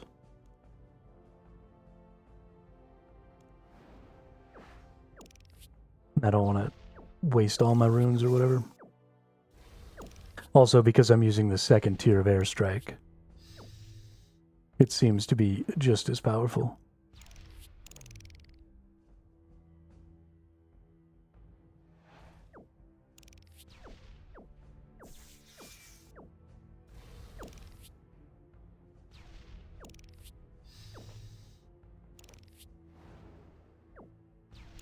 So if you don't have runes on you, you just straight up can't use magic, which is crazy to me. Or if you don't have an item that doesn't require runes for a certain type of spell. I do need to go into my settings, actually. So let's take a look here. Settings. Gameplay. Skills and experience. Magic. We want to turn off defense for now. Until we catch up with our magic skill.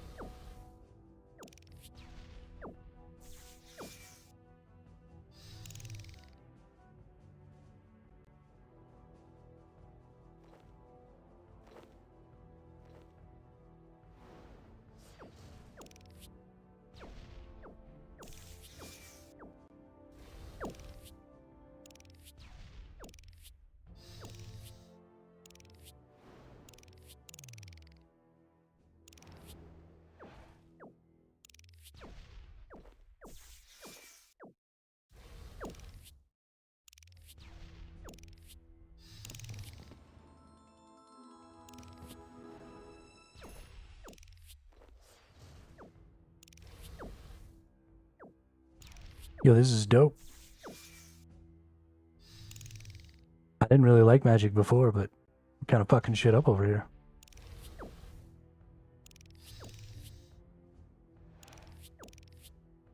Why do I have combust in here twice?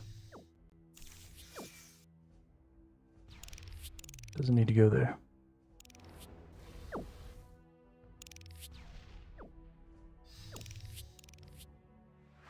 I don't think my skills are set up properly right now. Let's see. This is my most basic attack. It's on a 3-second cooldown. It definitely stays there. Impact is on a 15-second cooldown. It's there. Asphyxiate consumes adrenaline. So it goes here.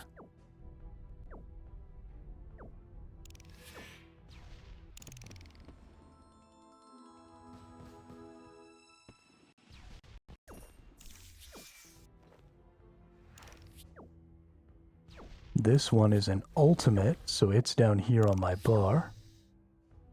Deep Impact consumes adrenaline, so it goes here.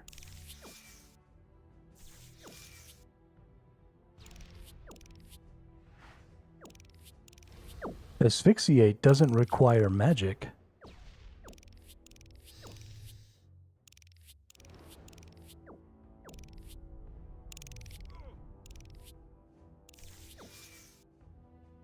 You might be able to use Asphyxiate on any class.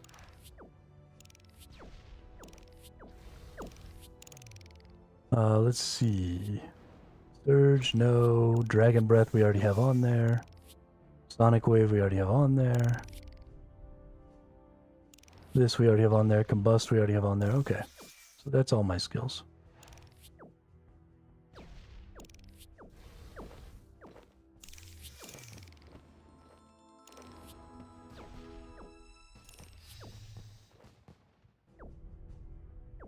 Oh shit, I'm gonna die.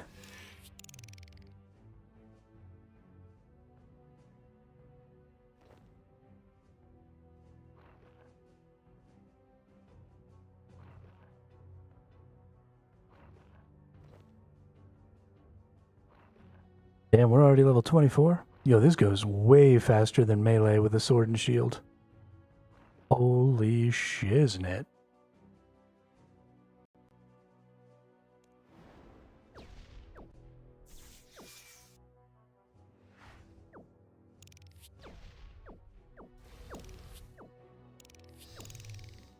I guess the other thing that we can look at is we can also use some defense skills.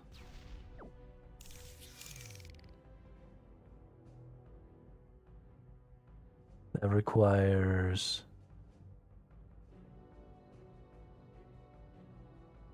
Oh, you could be like a tanky mage with taunt?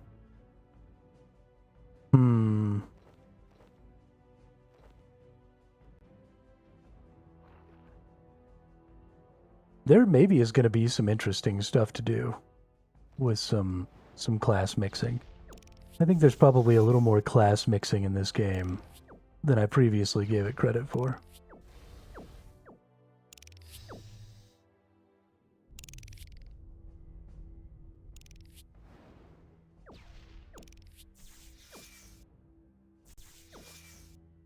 Oh yeah?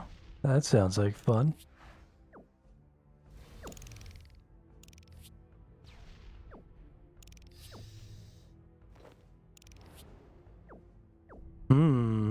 Things might be a little more complex in this game than I thought they were. Which is good. I already thought they were fairly complex.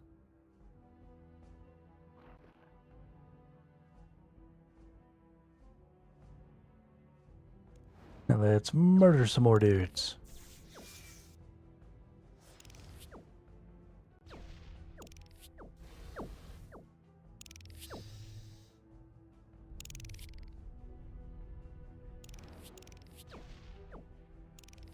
Oops, wrong button. This one's gonna go right here. Then we're gonna go back to magic. We're gonna put... What did I just take out on accident?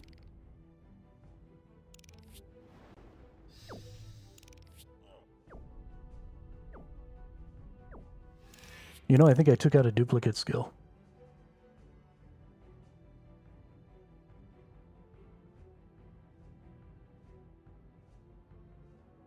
So that's fine. Ooh, an air staff.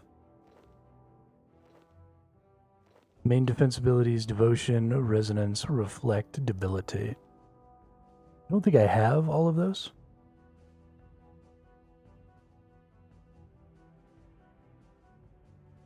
No, I do have them. But I'm not currently wearing a shield, so...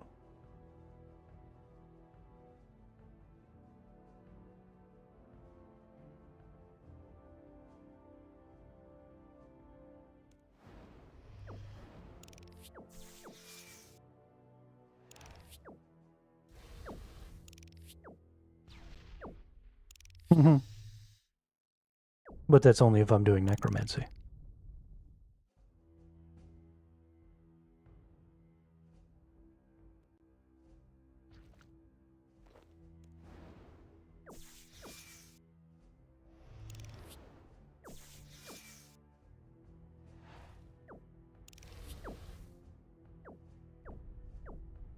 I can use the necromancy shield skill without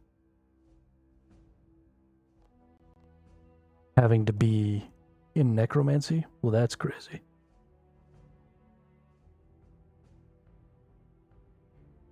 Is it this over here?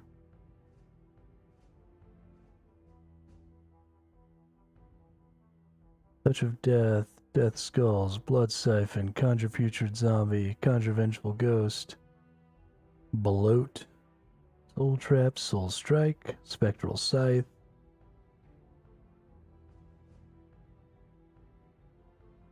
Bone Shield. Must be here. Oh, Bone Shield. Okay.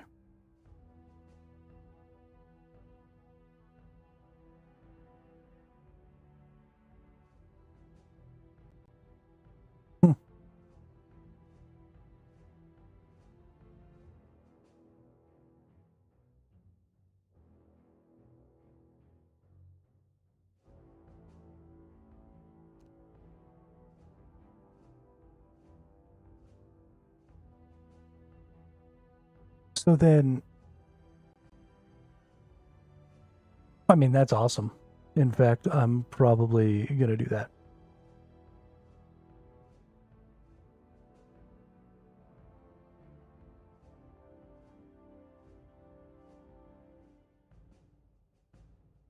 So then, can I not use...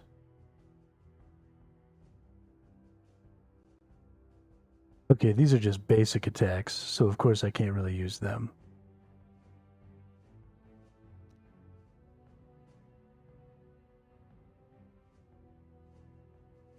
So can I use, like, all of these necromancer spells?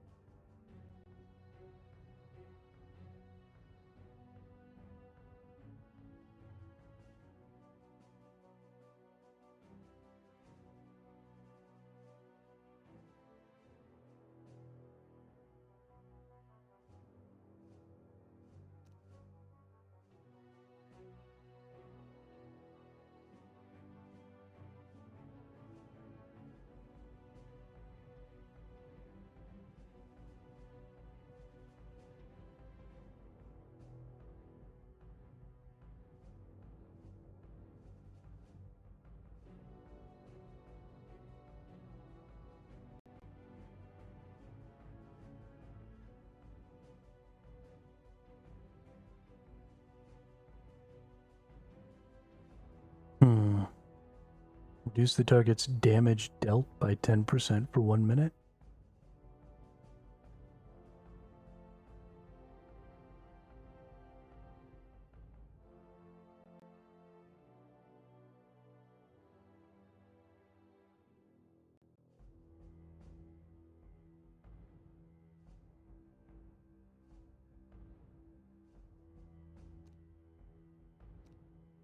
Okay, so it seems to me like then there's a lot of spells that I can use.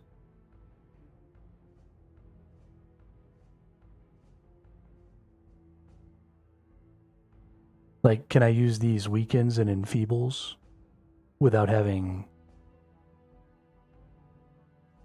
wands and stuff equipped?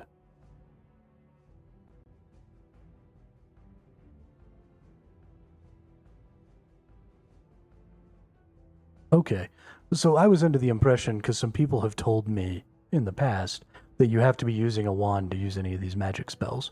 But that's really just for the things that are the auto attacks, right? Like the air bolt and stuff like that. not for things like the bind or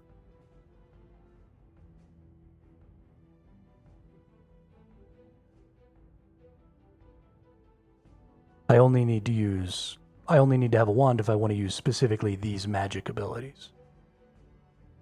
And the same is true of necromancy. Okay. So I'll be able to use all of this necromancy stuff, just not this necromancy stuff. And then there is nothing like that for ranged. And so there's also melee stuff in the strength category that I'm able to use.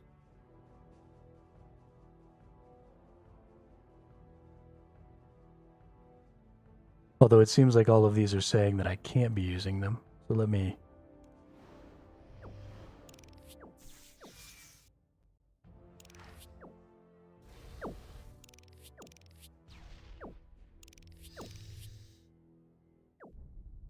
Okay, so it doesn't seem to want to let me use any of my strength abilities.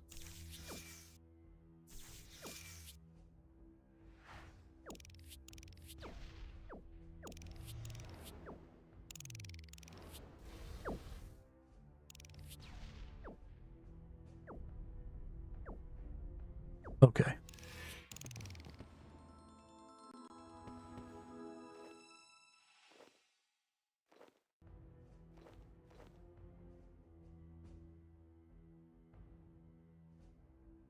Yeah, I mean, that was what I wanted out of the combat.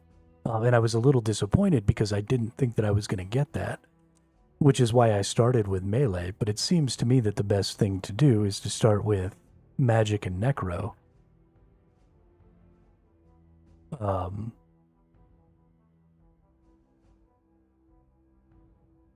then switch to something else.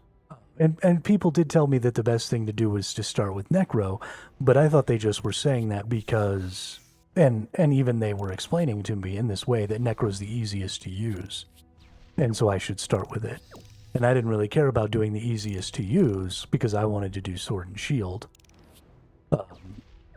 So if necro wasn't going to be able to benefit me, then I didn't see any point in leveling up the necro. But since I can use some of the necro spells and some of the magic spells with my sword and shield, which I was led to believe I couldn't do, then absolutely, getting some necro spells and some magic spells, and then adding those to my castable bar down here, and then setting up a good auto cast is going to be great. And that's exactly what I wanted. Yeah, that's totally what I wanted. And I was so disappointed because I didn't think it was the thing. But this is going to be great. Yeah, I mean, the combat system is just 100 times better now because of that. They need to set it up so that the same thing is true of the strength abilities. So, yeah. Yeah, that's...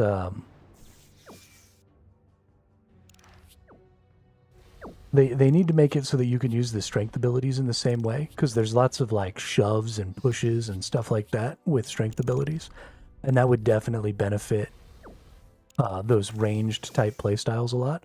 And then they just need to add something for ranged, some sort of a dexterity skill or something that could give you, evasions and stuff like that in the same way.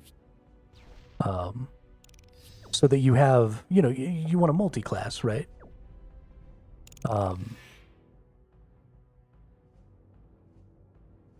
You want to, escape, exactly. So, but instead of having all that stuff on ranged, right, you want that stuff to be on your strength bar. Or on, like, some dexterity bar. Just like these, you want to keep them separate. Because you don't want there to be a ton of confusion about what you can and can't use, right? This first thing should always be have to have a wand equipped. And then the second thing should always be can use whatever you want. And then the same thing should be true here, right? Like, this is melee weapons, and then this is stuff that your melee combat bonuses have helped you gain. And then there should be something like that for ranged as well. Because otherwise it gets real messy. And it gets hard to keep track of.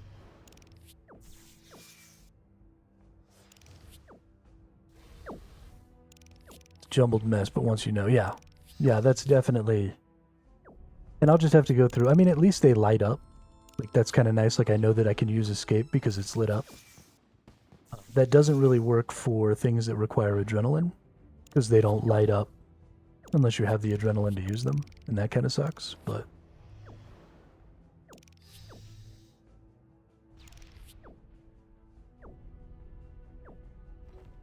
I'll figure it out. We'll get a good rotation going then. We'll get some good skills out. We'll level up our necromancy and our magic before we worry about our melee. And then we'll use necromancy and magic to support the melee. And then we'll just utterly destroy everything.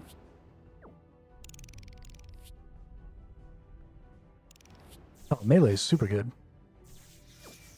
If you can use magic and necromancy to support melee, then melee's like the best skill. Because if you can use magic and necromancy to support melee, but you can't use melee to support magic and necromancy, then you just automatically get access to more skills.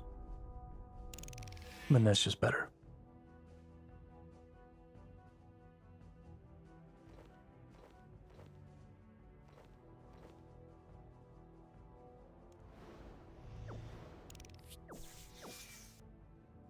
It does make me a little sad that necromancy just gives everybody the ability to use shield skills without needing to equip a shield, because it means that there's no point in me equipping a shield, and that makes me sad because I love shields. But melee's always been the best in RuneScape. Oh yeah, as it should be. Thank you, boys. OP.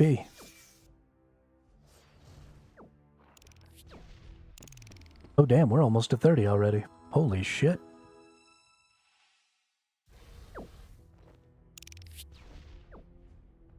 Holy shiznit. Was the old way. You gotta fill half of your inventory with switches. Less room for food. Everything else is niche, but useful.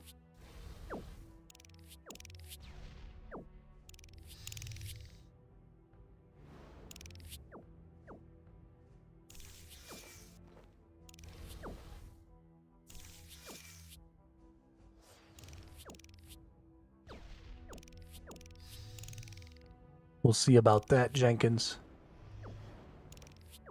We'll see about that. I'ma melee you to death.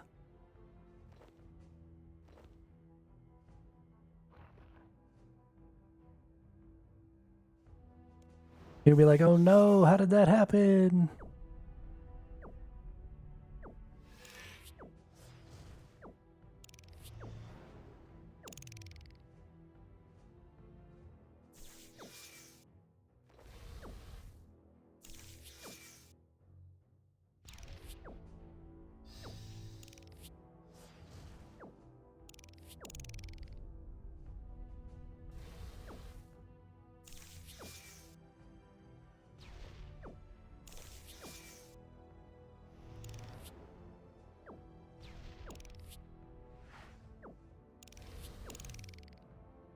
If for no other reason than cool points, melee's the best. Look at this. Like, how do you expect to be an adventurer in a bunch of robes with a stick? Like, that doesn't even... Nobody in the real world, right? If you were gonna go be an adventurer, you cannot tell me that you would dress in a bunch of cloth and carry a stick around. Even if magic was real, you'd at least be in plate, right? You'd be rocking a bulletproof vest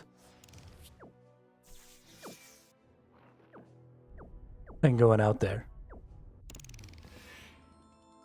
The whole magic fantasy is ridiculous to me, because, like, I'm not gonna wear a bathrobe to go in a dungeon.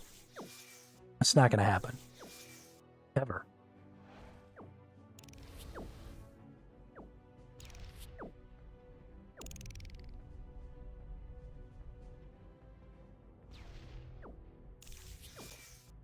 Even if I was the most powerful wizard in the world, you wouldn't catch me just running around in a bathrobe fighting evil. It's ridiculous.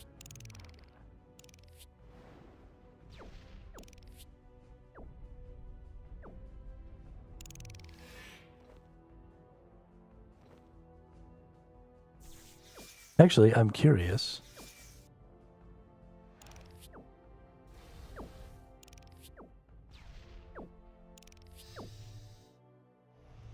Is there even any reason for me to be wearing magic armor?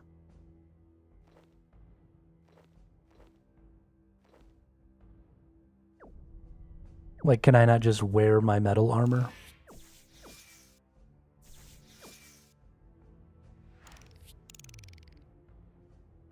Does it make my damage do less or does it make my spells do less damage or something?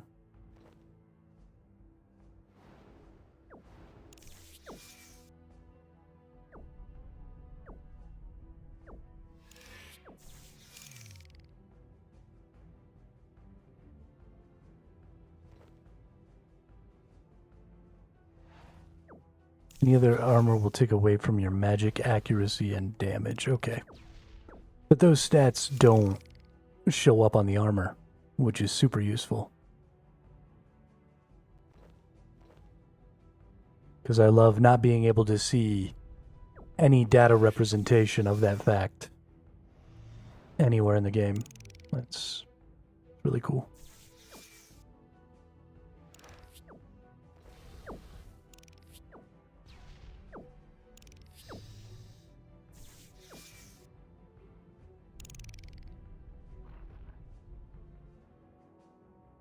Stats bar on the bottom of the worn equipment.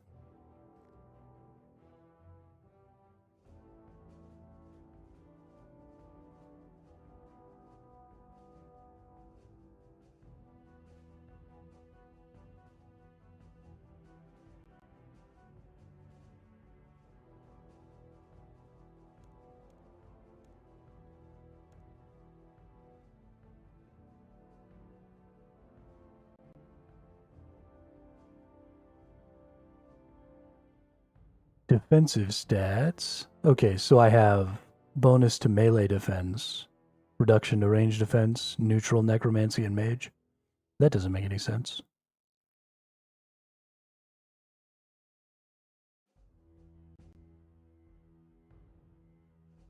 But this still doesn't say mage beats melee, melee beats range, range beats magic. Okay. This still doesn't say that my equipment is changing my accuracy. Right, it just says weapon and skill bonus.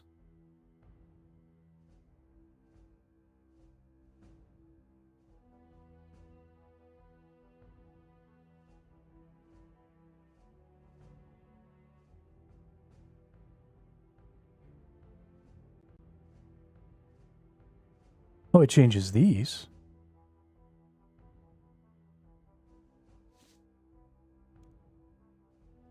But it doesn't change my accuracy.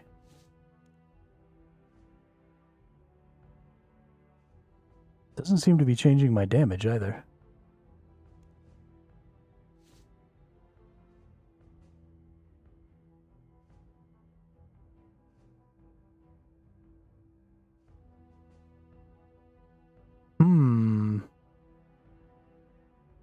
So what you're saying is I should mix and match it all.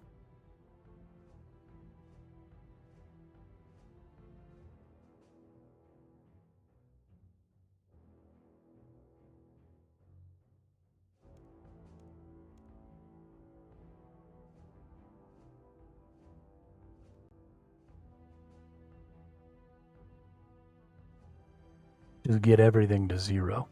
Or, regardless of what type of damage I decide to take and do, I should wear the type of armor to defend myself against bosses.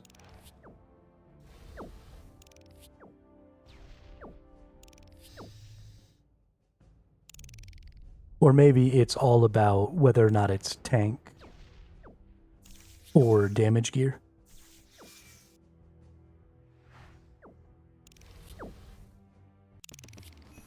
Okay. Well, we hit level 30, so I guess now is as good a time as any to find out. Because that was the level I was trying to hit, so let's run over here.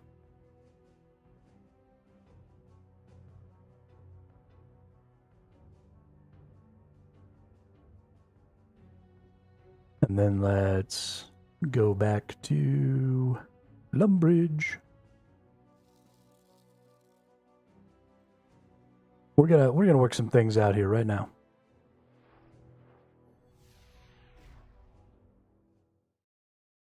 We're doing the thing.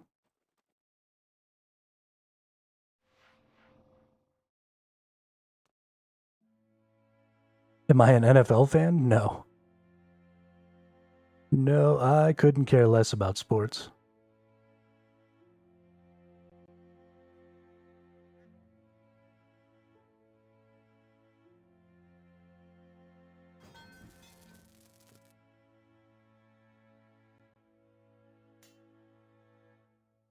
Okay, so this is melee tank, melee tank, melee tank, melee tank. Do I have the ability to make any melee non-tank gear? Or is it just all melee tank?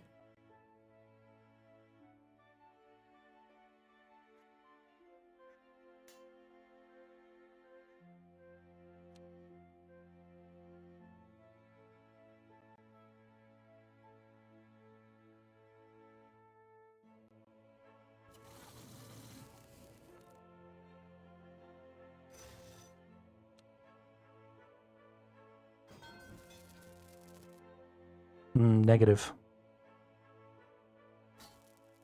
Negative. Okay.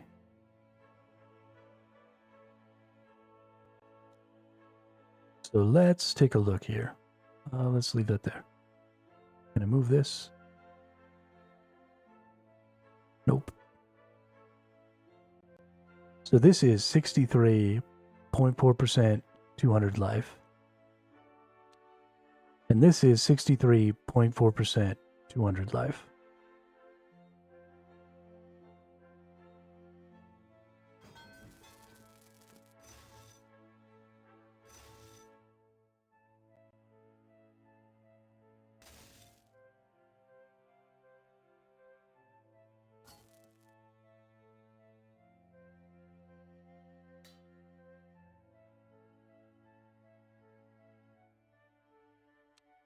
So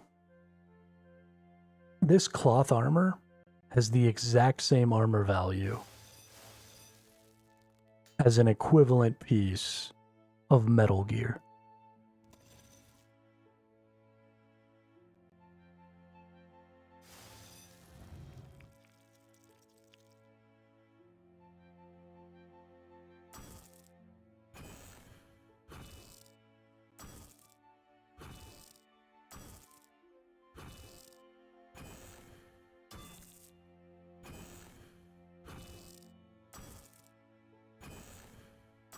Which actually blows my fucking mind.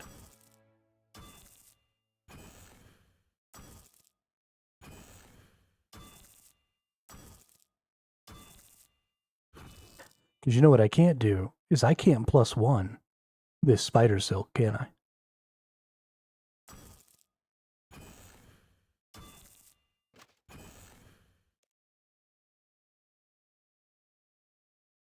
So let's open up my stats. Let's take this helmet off. Let's put that on.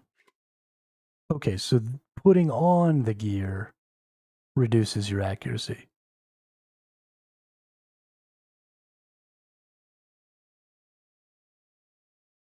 Because I get a hybrid nerf.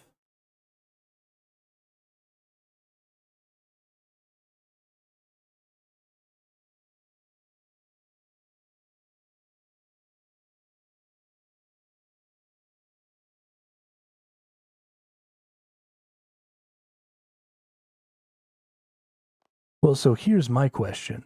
I'm getting a hybrid nerf. But is that only because I have two different types of armor on?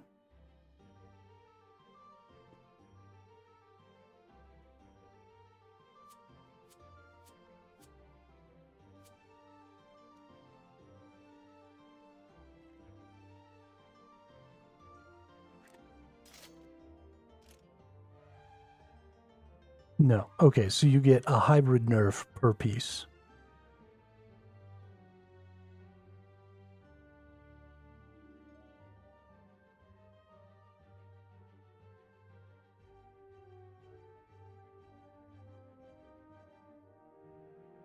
Mage is not good against melee. Because when I'm a mage, No, you're right. Mage is good against melee. You are accurate. Okay. So my hybrid nerf comes from the fact that I have the wand equipped.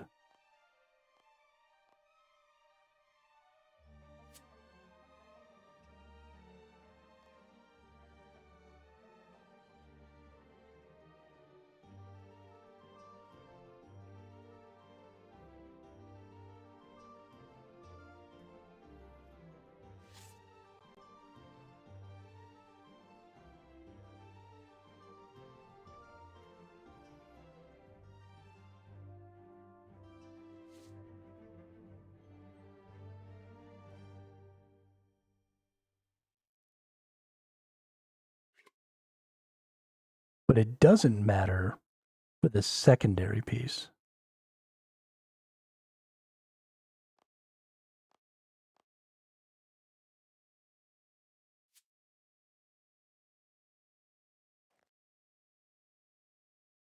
So let's look at...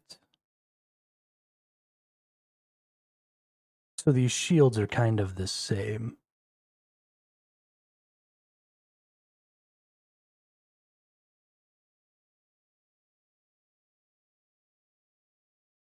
So your defensive capabilities don't really change based on what damage class you're doing.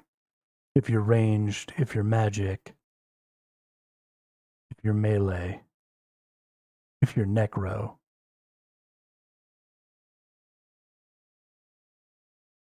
Except for what your weakness is.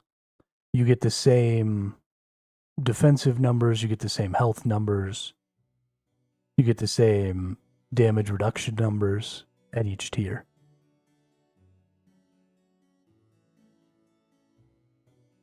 So you could have a tanky mage.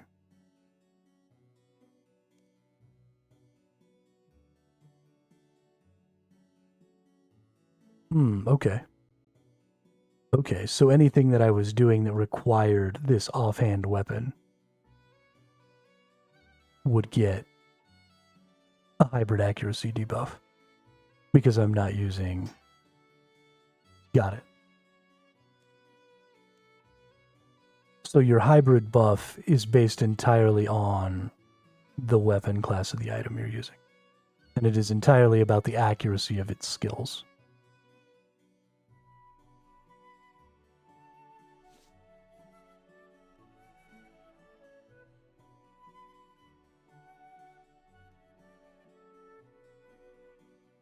That's interesting.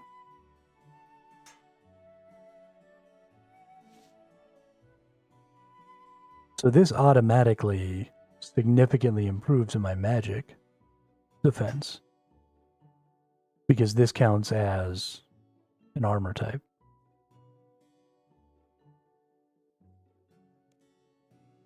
Weird.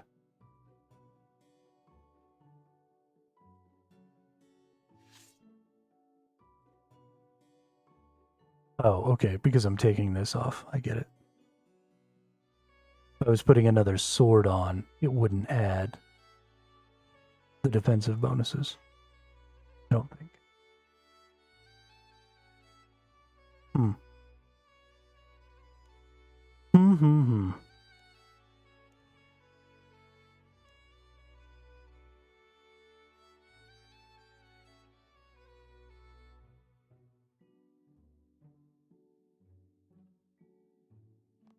I want to go look at, let's see, this shield is tier 20, it gives 63 magic. So let's look at, or 63 armor, not magic. So let's look at the other tier 20 shields. We have 63, we have 63. So there's not even a difference between these two shields.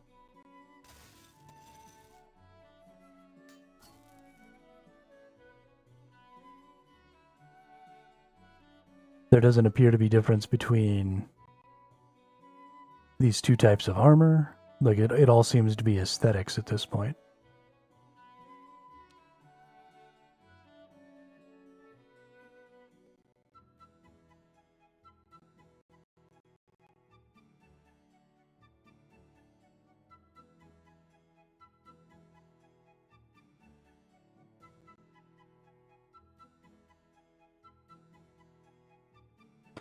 That definitely seems to be accurate for this, right? So we've got the shield here doesn't have any attack speed stat. And the shield here, or the magic orb, does have an attack speed stat. So I guess that might be accurate for these. If that's the case, then why does the square shield even exist? If it's got the same defensive stats, but gives an increase to attack speed.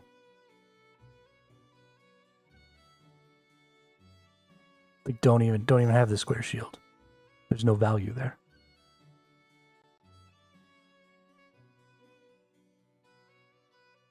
You unlock them all at the same time now.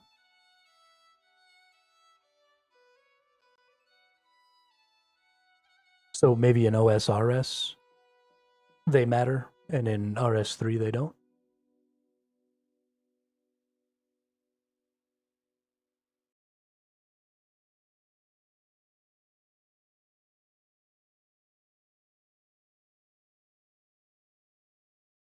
Yeah, I mean, I don't watch esports, even though I'm really into video games.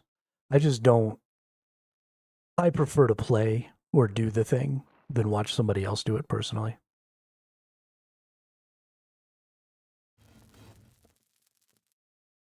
I mean, it's interesting, Jenkins. It's just confusing because I feel like some of the decisions that were made are stupid.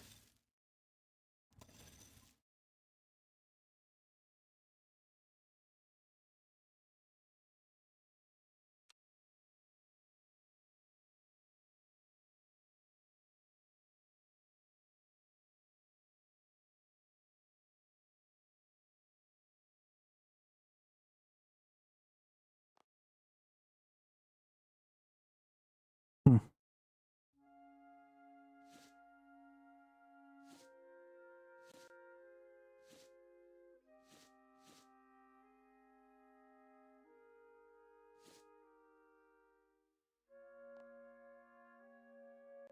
Strange.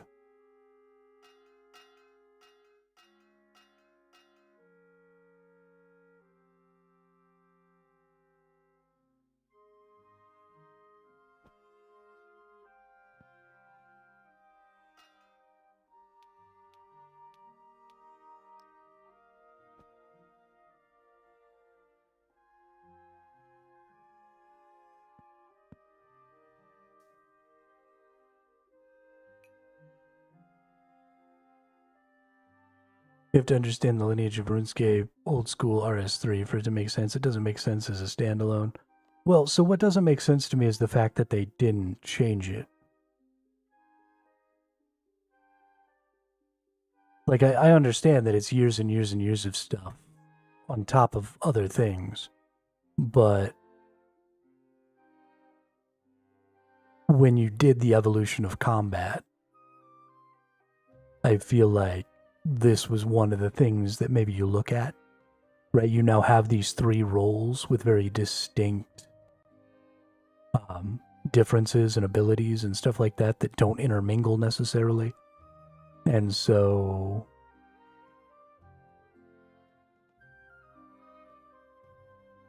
that feels like the time when maybe you would look at some of those things. I mean, it's convenient. It means that I can be just as powerful no matter what class of player I'm playing, as far as defense and stuff like that is concerned. So it definitely does fall in line with, RuneScape has an identity of being a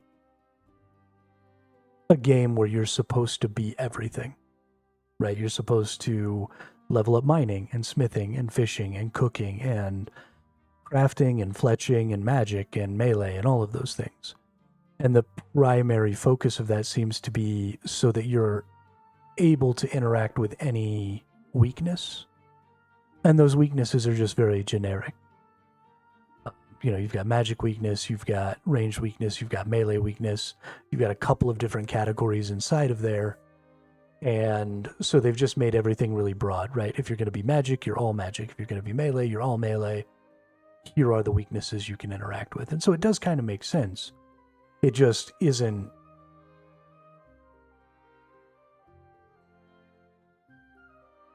I don't know. It feels like the minimum. I don't want to say minimum viable product because I don't think that's accurate. But it seems like it's leaving a lot on the table. Because you have all of these different things going on, right? You have all of these different skills here.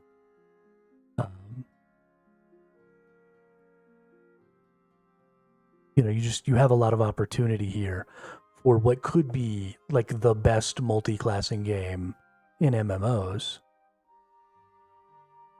because you've kind of divorced your character's ability to do things from the character themselves, and now it's just about stats or these skills.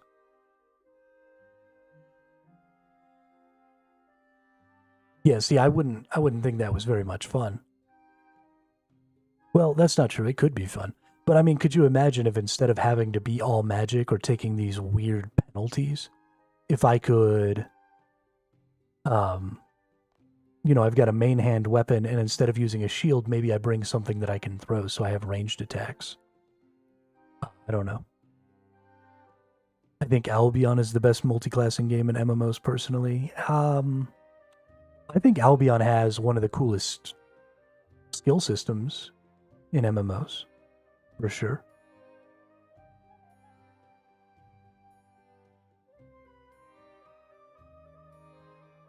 I definitely think that's true.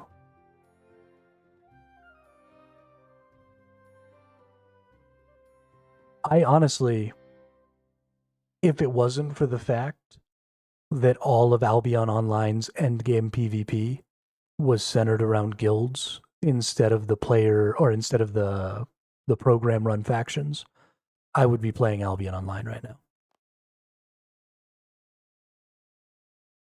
I will never understand,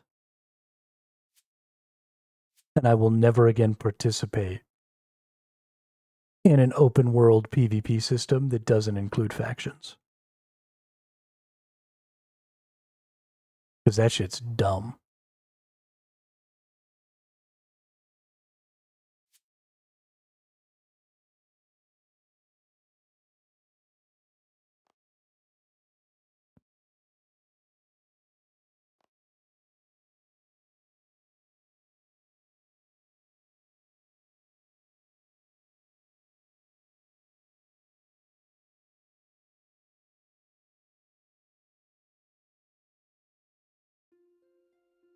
Dumb, and it upsets me.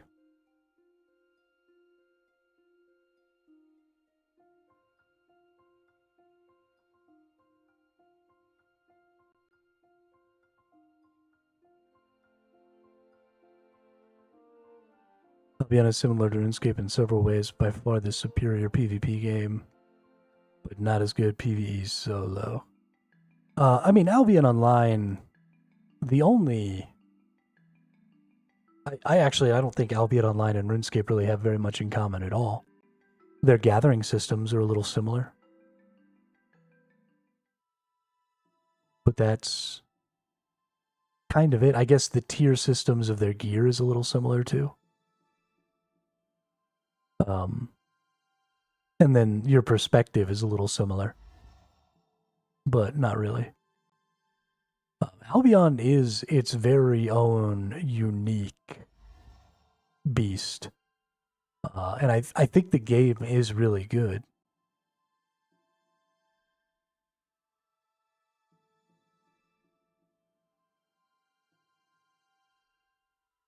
And I personally like that perspective more. I like the point and click. Honestly, the thing I don't like about RuneScape is that I can move my perspective. I actually much more prefer an almost straight top down.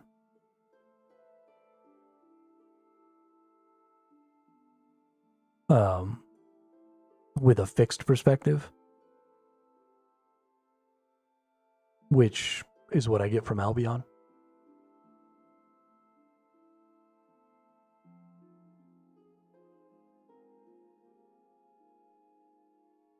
And I love the clicking. I love the QWER for skills. I love the limit to the number of skills you have because I think that drives a lot more creativity. The only thing I have problems with Albion's skill system is that there are too few skills to choose from.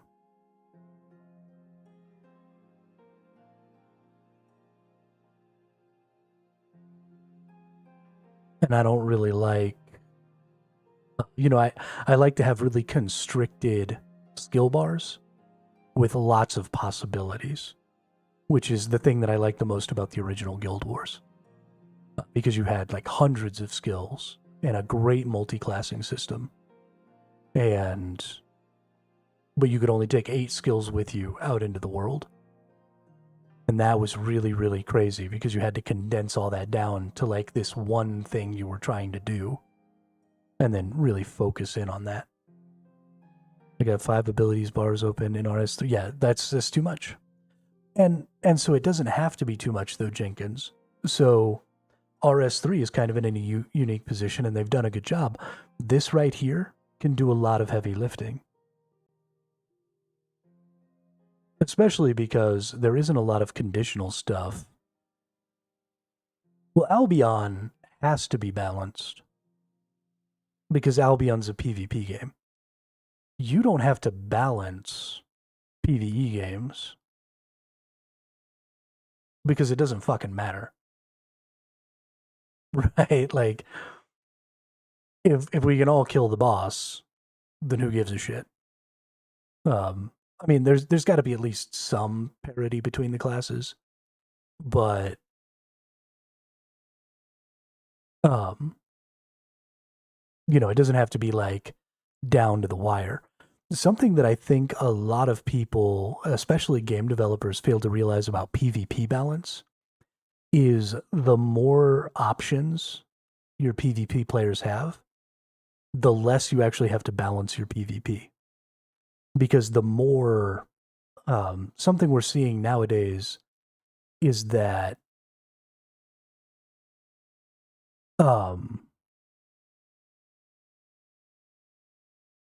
so it's not about whether or not it's inferior. It's that there's no point in me carrying a shield if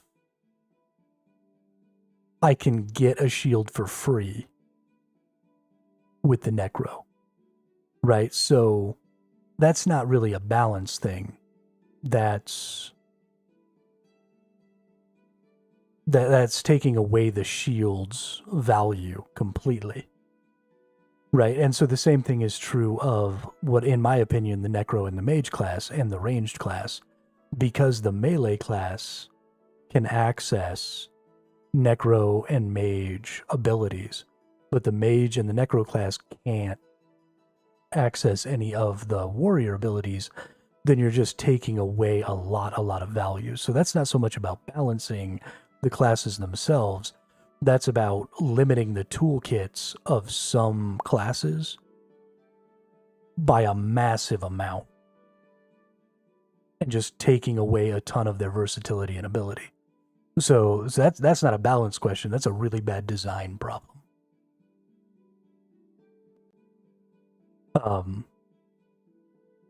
But one of the things about PvP balance is that if you give players enough options, eventually PvP balance doesn't matter because something can always counter whatever you're doing. And this is something we saw a lot in Guild Wars 1.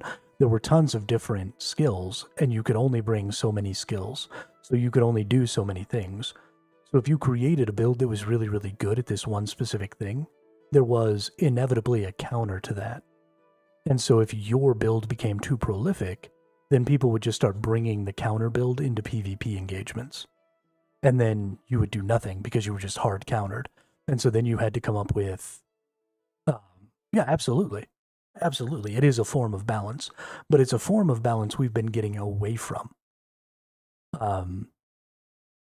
Game developers have started to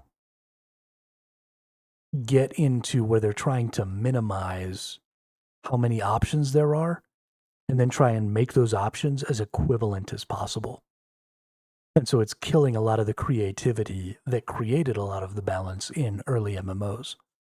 And so we need to start broadening that again, because you can't keep things exactly balanced, right? It's impossible.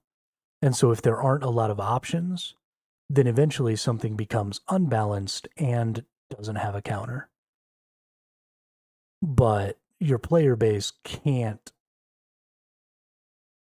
build for every counter possible if you have enough variety.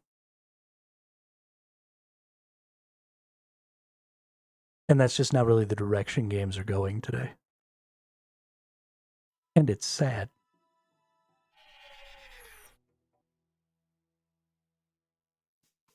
Also, the original Guild Wars had like a balanced team, very much like League of Legends does.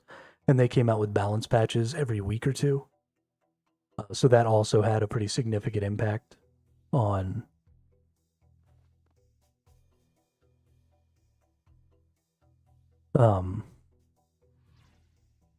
balance and stuff, because they were constantly in there tweaking shit. And if something was really out of hand, then they just fucking nuke it.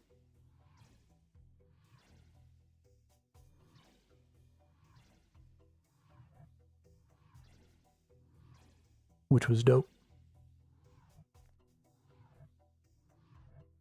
Look at all this cool stuff.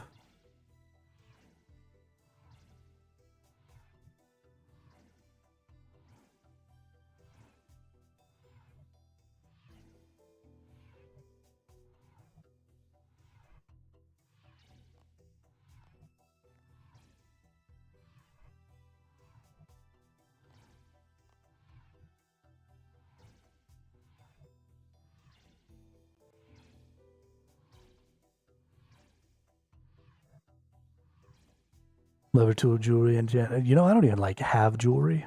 I should probably start wearing jewelry.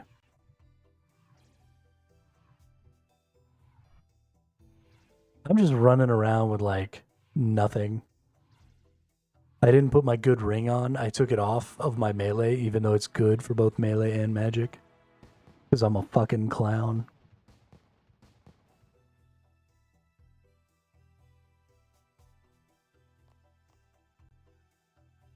I can get 3 air runes per essence now?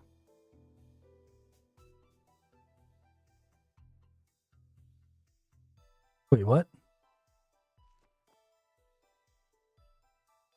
Do I not get essences from the cyclones? Do I need to get the S-lings to get essences? Is that how that works? Or do I have to complete a creature? Okay, got it, got it.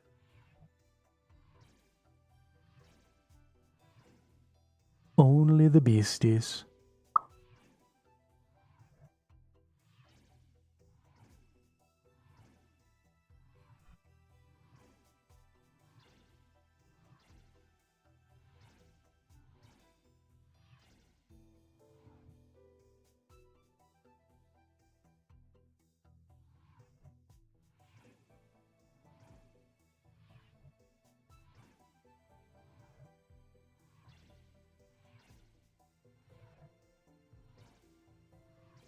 I did do a lot of running around earlier, but I don't actually think it's all that necessary.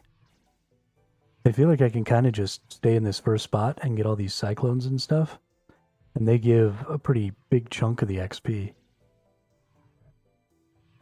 There might be some value in trying to go find the little plant things, but until I can go up to higher tiers, I don't think it really matters if I leave this first little area.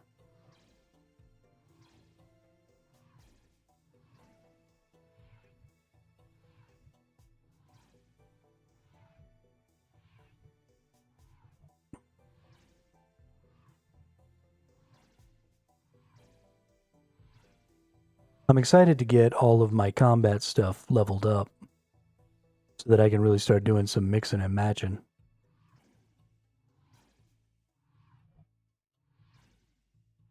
Definitely going to be going into necromancy here soon.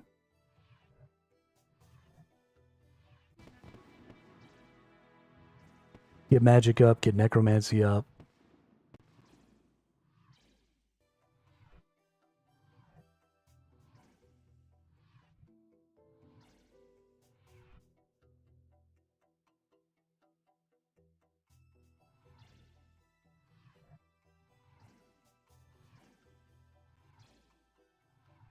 '70 combat skills good to start bossing. Oh yeah, that's a good point. We definitely need to be bossing. Okay, so yeah. Yeah, so I need to get magic and necromancy up, then get my melee up, then figure out how I want to do some bossing. Man.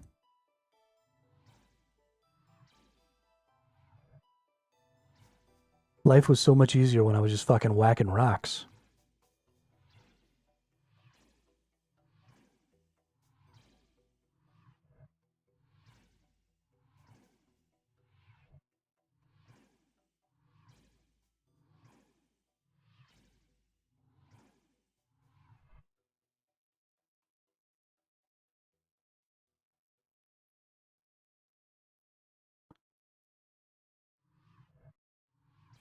Well, I mean, I enjoy, right? I'm enjoying this. I think this little mini game is super freaking cool. Oh, you won't have to drag me.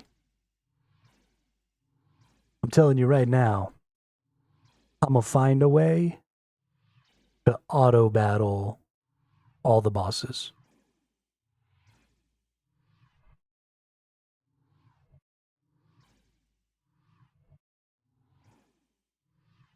I will be creating builds that allow me to AFK complete as many bosses as possible.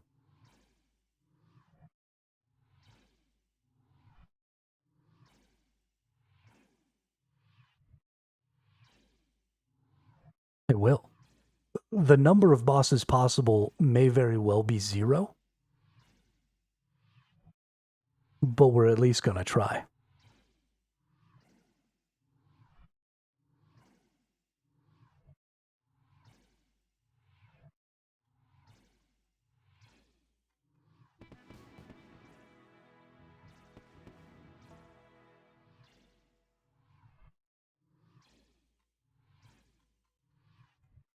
I think we can do it. I think we can do it. I will put in this caveat is I want to not trigger any special abilities. Or sorry, I don't want to trigger any abilities. I will trigger movement abilities, and I will move the character.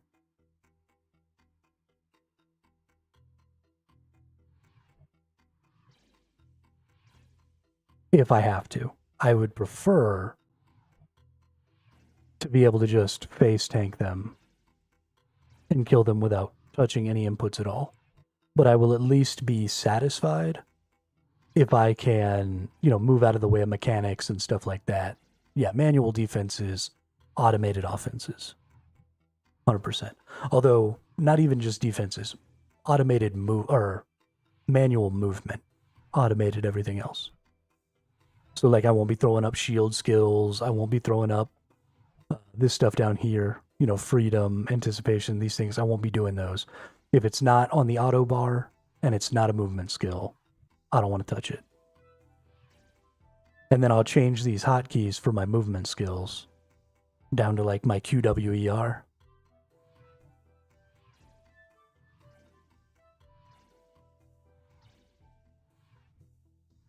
That's fine, I'll auto attack. Oh, Revo doesn't work while I'm moving? That sucks. Well, I guess we better learn to stutter step.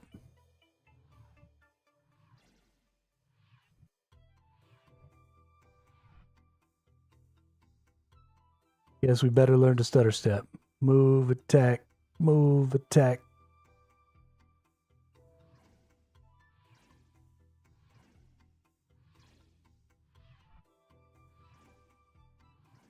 That's honestly one of the greatest things about Albion Online's. Albion Online has a really, really smooth like kiting mechanic, because you can just hit spacebar or whatever to do an auto attack.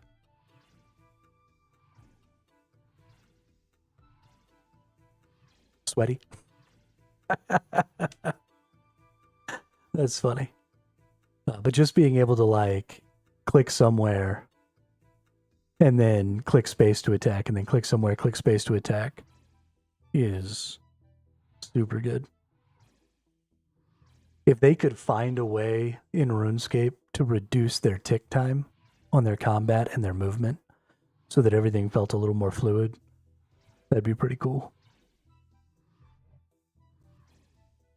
I assume it's probably not possible just because of the layers of things that are built up. But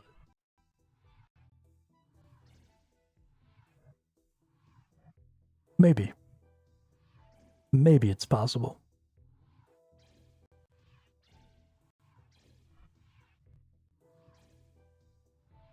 Holy shnikes, y'all. We've been almost going for 5 hours already. Today has just blasted by. As soon as we start doing any new stuff, time just seems to fly. Because we're learning and we're going through menus and getting confused and time just flies.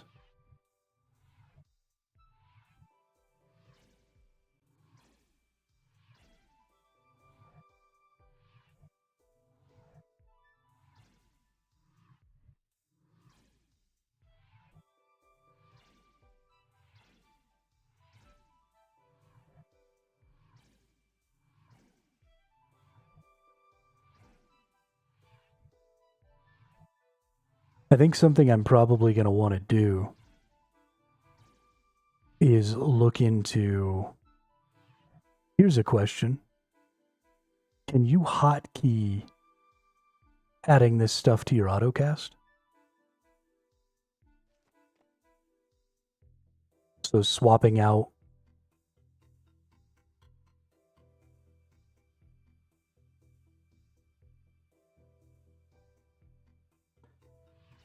which element you're using, because that would definitely change things a lot.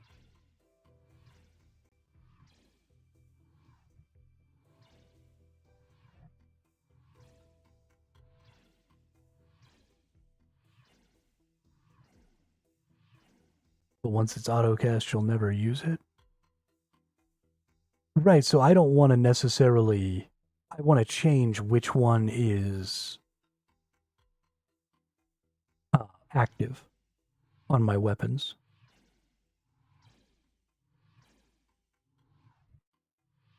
Because something that I noticed while I was looking at this was it has main hand, offhand, main and offhand. Which is crazy. Because it means that, you know, if things were to have like 2 weaknesses or, you know, a bunch of different stuff like that, we're looking at, you know, potentially being able to like move this stuff around mid-fight is kind of what I'm trying to get at. Or at least finding a quicker way so that I can be fighting enemies that maybe have different weaknesses. And then instead of just trying to find a place where there's just one enemy type that I'm just killing over and over, you know, if I could find somewhere where there's some different kinds of stuff that all require different weaknesses, then we could be switching quickly. Trying to complicate the game a little bit for myself. We wouldn't want it to be easy now.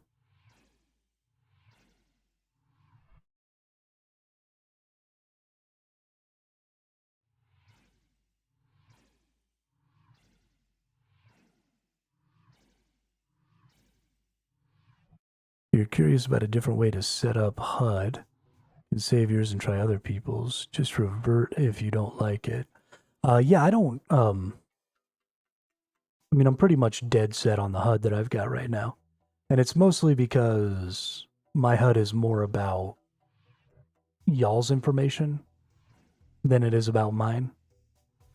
And maybe even not those of you who watch often, but I think it's probably good to be able to bring in new people to watch the stream if they can immediately see my skills and, you know, see my character and stuff down here.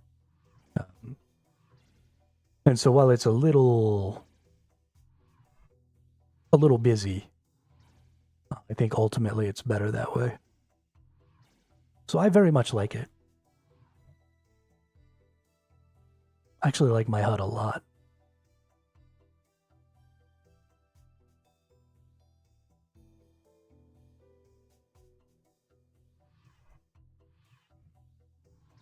I've got all my abilities over here, which I guess when I start working on things, I can probably just drag out and change size. Yeah, I like that.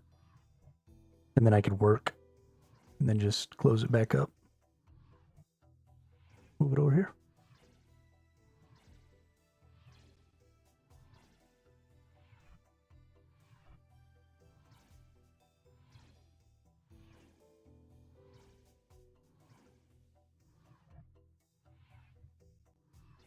Pretty happy with it.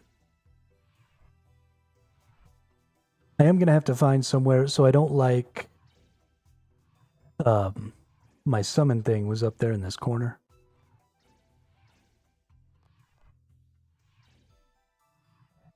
And too many things show up right here. So I don't really like this right here, so I'll have to move this summon somewhere, maybe over here. This is almost just a little too much. I want it to come across the top of here. Maybe it can be right here.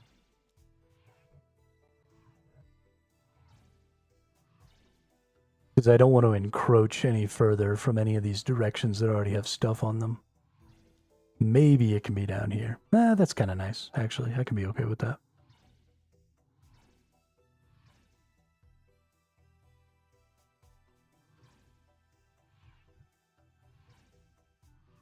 I really do need to start using my familiars.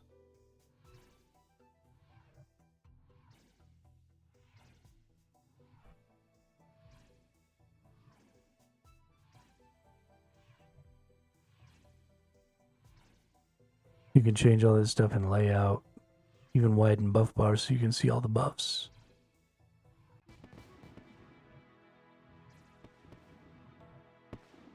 Oh, okay, nice.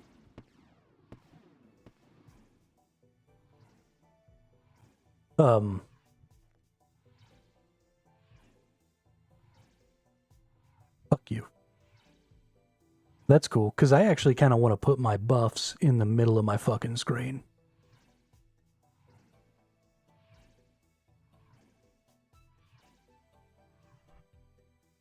If I'm being perfectly honest.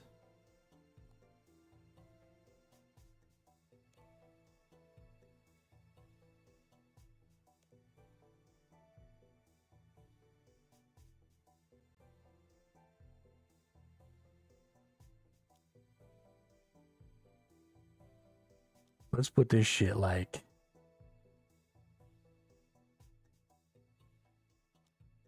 right on top of my character.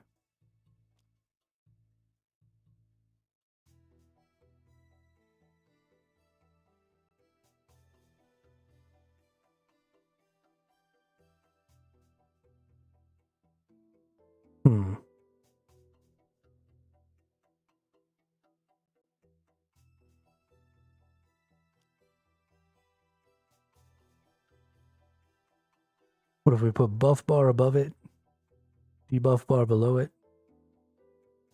Channel bar can be down here, that's fine. The channel bar could probably go like right here. I'd like to be able to invert it. Because I want the buffs to like start from the bottom. I don't think that's probably possible. So the only other real option is to like do it right here. So that they appear above his head, but I don't know how many buffs I'm gonna get. And it doesn't seem like, oh no, I can. Maybe we put it like that.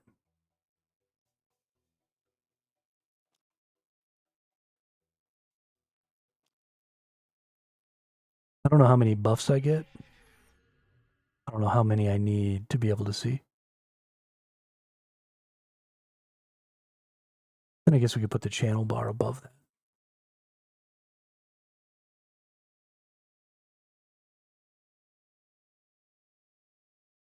And then what's this? Oh, is this the game HUD? Yeah, okay.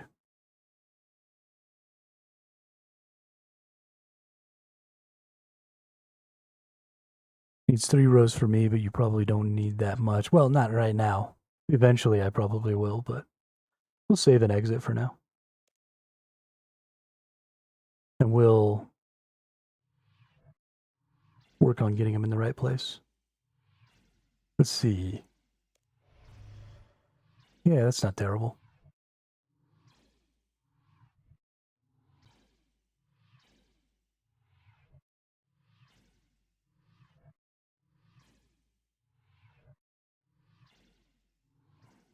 There are worse things that could happen.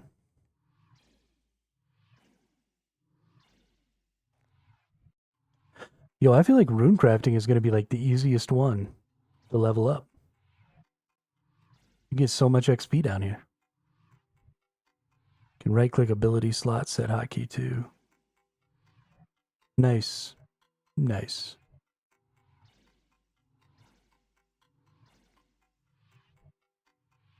Yeah, boy. We're definitely going to do some of that. That's something I really do need to do. And I just need to do these ones right here. And we just need to do Q, W, E, R.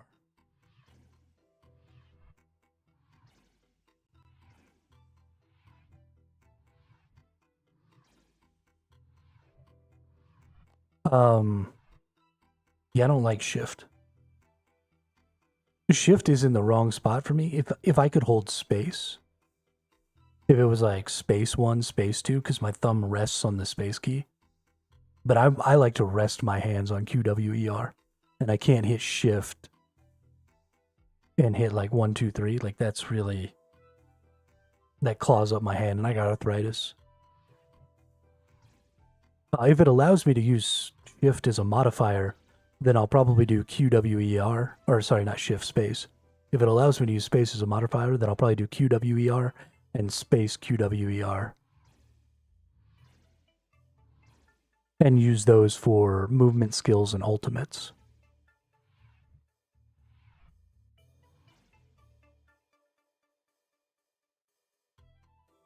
Okay, it does work. Okay. Well, let's go here then. And this one's going to be space Q. Nope.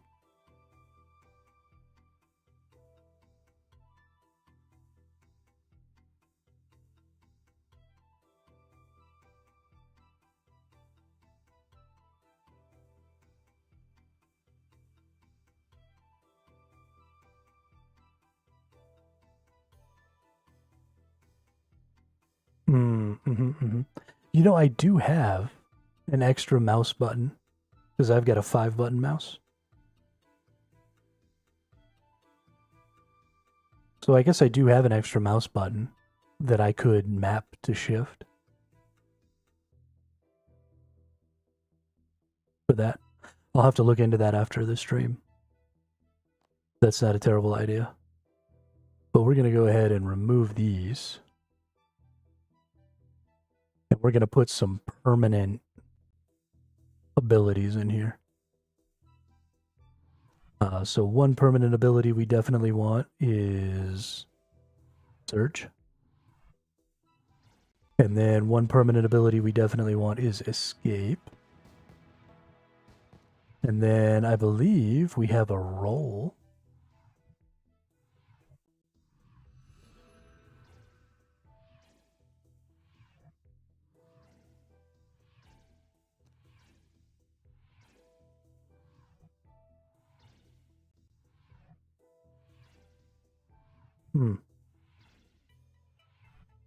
Yeah, no, because I like to move stuff around sometimes.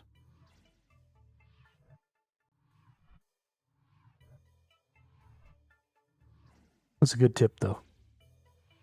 Don't I have a roll ability?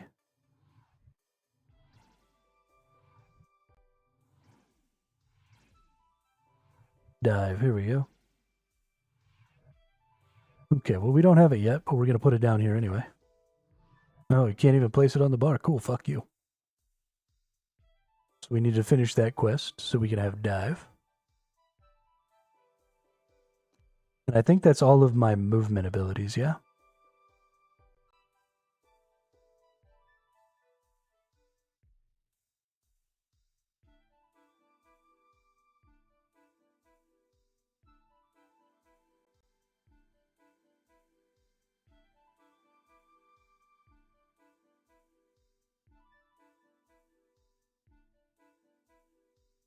Okay.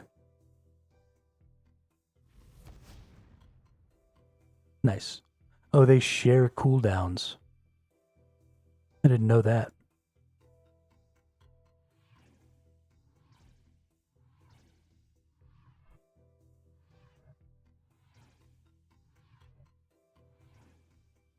Did not know that they shared cooldowns.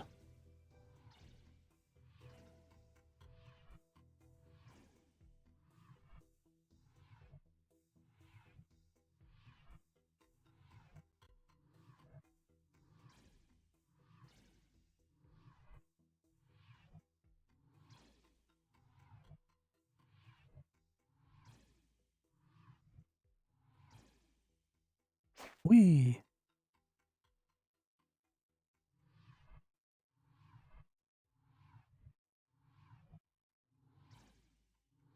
Well, that's interesting.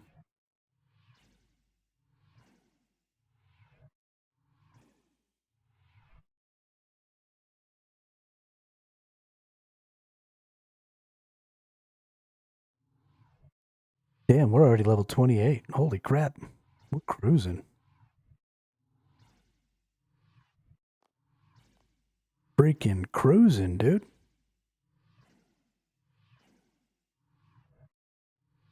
Bum bum. Bum bum. Bum bum. Bum bum. Bum bum. Bum bum. Bum bum bum bum bum bum bum bum bum bum bum bum bum bum bum.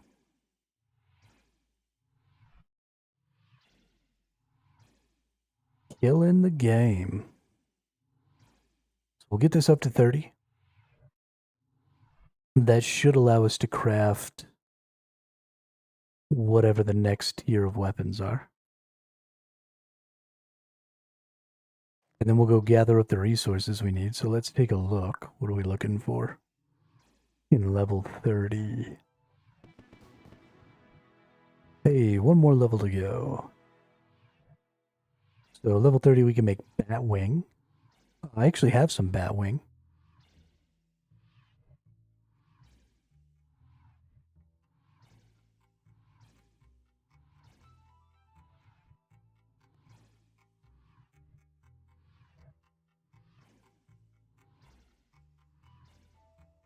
Going off the rails on a crazy train.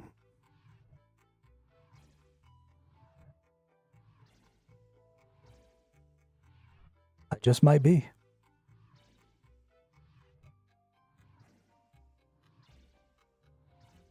You never know.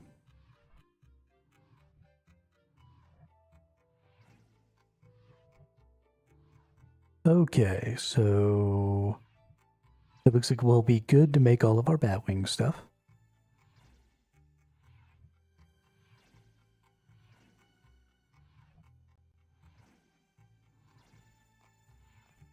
Digga digga digga doo doo doo doo doo doo.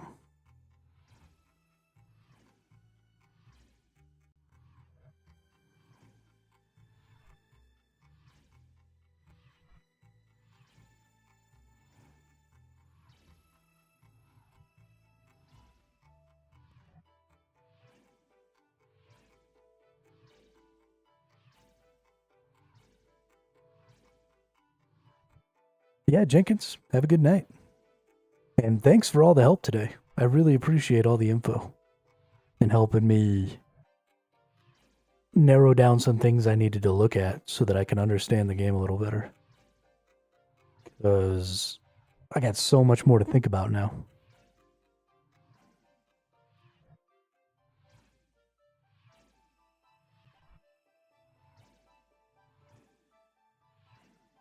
I'm excited to get there. How did I go from that to Carry On My Wayward Son? I don't know. Music is just all jumbled up in my head most of the time, Pickled Pike.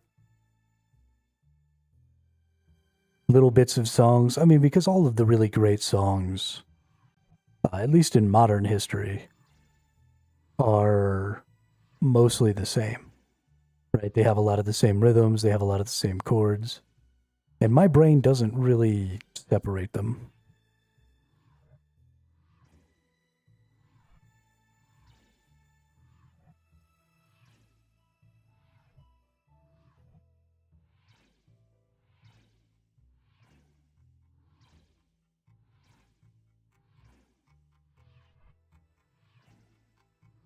Honestly, a lot of times I don't even know that I'm singing two different songs. I just sing whatever pops in there.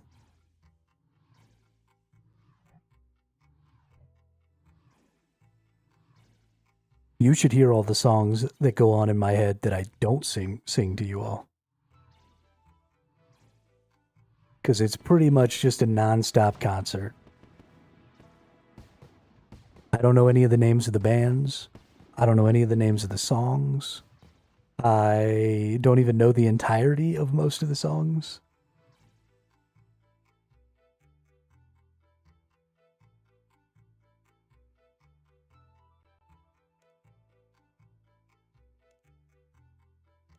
It's just going on up in there. Like just now, I said going on up in there, and then my brain started singing Ludacris. Y'all gonna make me lose my mind up in here, up in here. Because I said words that were in that song.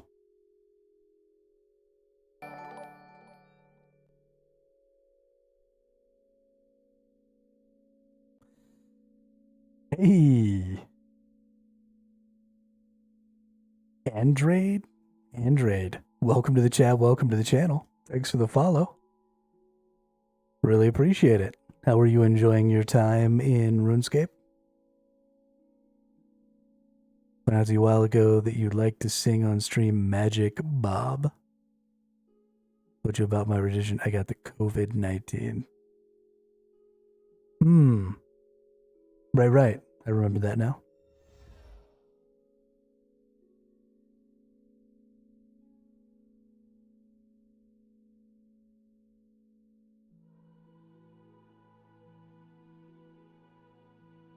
I do remember that.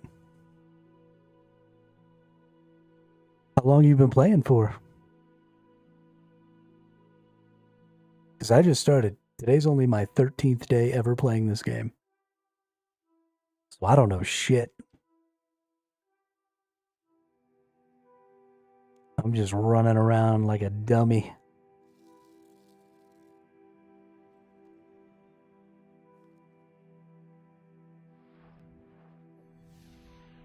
If it wasn't for all the viewers telling me what direction I should be going in, I'd probably be going the wrong way.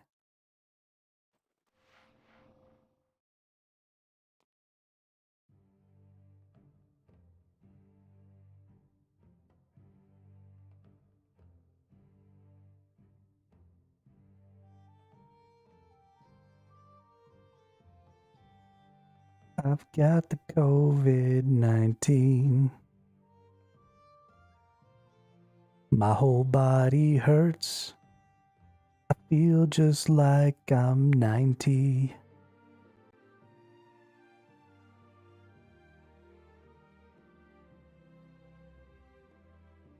I remember. Alright, let's get some bat wings out. I think I'm just going to need a couple of those. And then let's do some crafting. Oh, need some thread.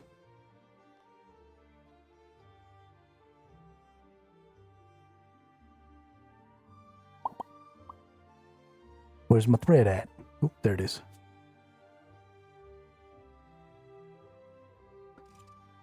Craft my bat wing stuff. Alright, so we need one piece of armor. Right, this is tier 30. Yes, it is. Crafto. And then we need one of these. Crafto. And then we need one of these. Crafto. And then we need one of these.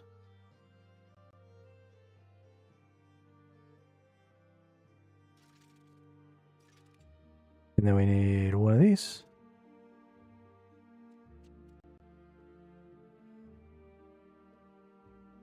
Unfortunately, it looks like I need some more bat wings.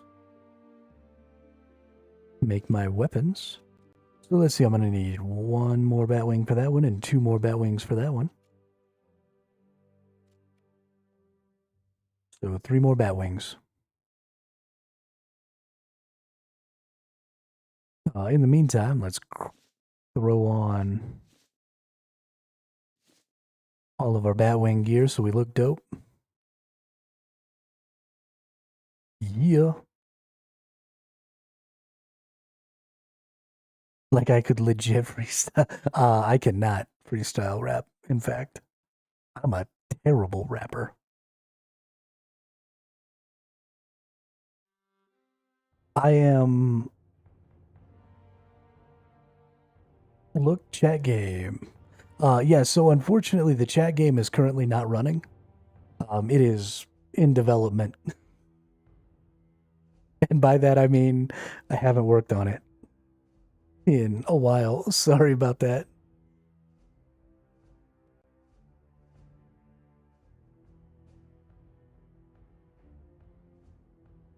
Oh, your chat in the game. Add me. Got it. Look at chat in the game, not the chat game on my channel. I understand now.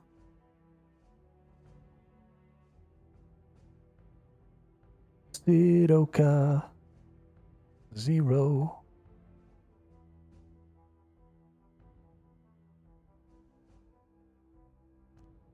Boop. I see you.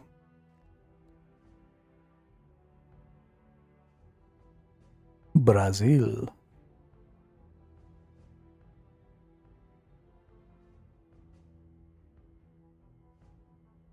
Oh yeah? That's cool.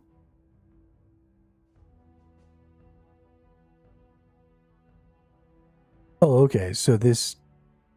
Is this not the Brazilian flag? The Thesourusaurus is the earliest of accesses.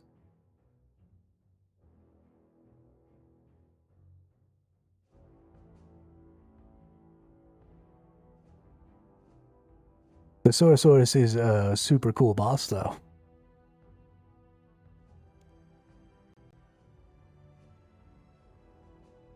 Shit. Server is Brazilian. Okay, cool. I understand the Ja means is.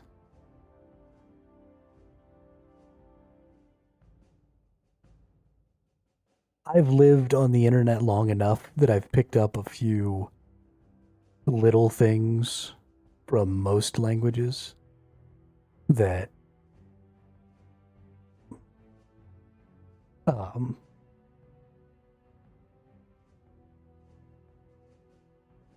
you know, a little bit of mix in here and there doesn't really hurt my ability to understand what people are saying.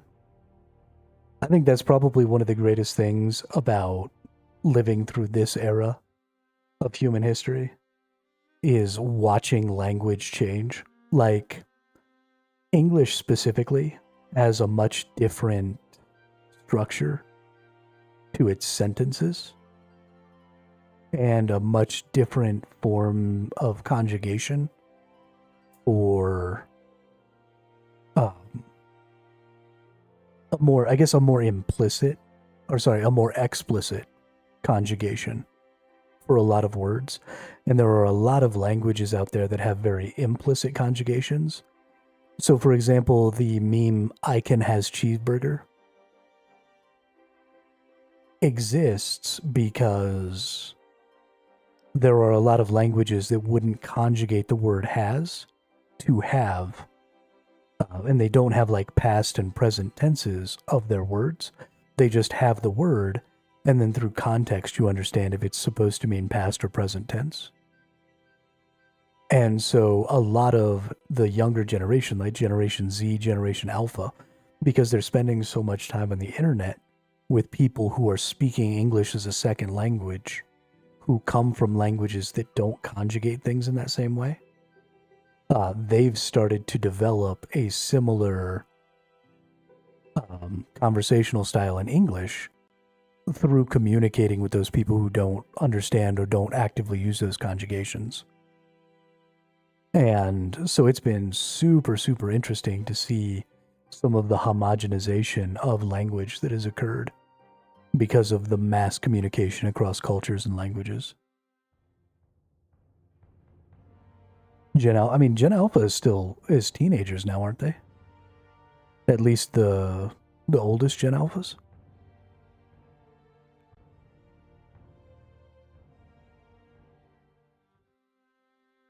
Because there are 40-year-old millennials. I mean, I'm a millennial. I just turned 39. So there are almost 30-year-old Gen Zs.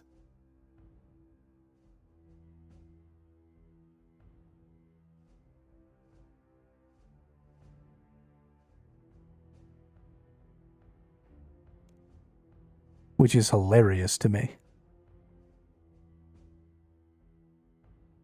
Them fuckers are getting old. And I'm gonna laugh at them. Well, yeah. Yeah, absolutely. English is like a second language to me. I mean, English is a second language to a lot of people.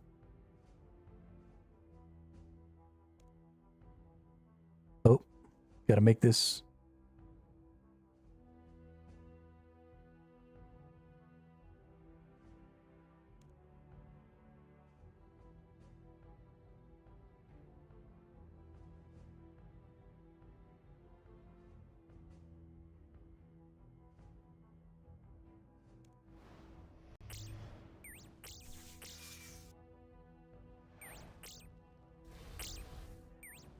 Okay, I don't know what had been going on, but we got it figured out now.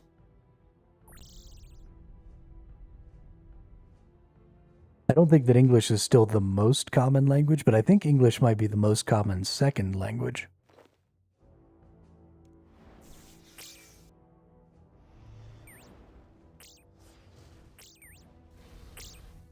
Although that could also be Chinese. Basically the same as Portuguese, only the language is different. Yeah, the specific words that are used.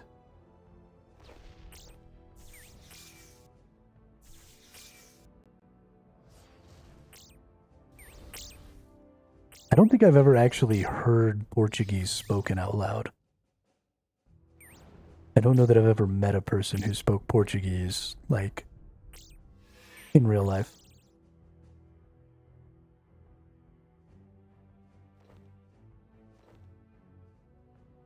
Okay, I think that is all the leather I need.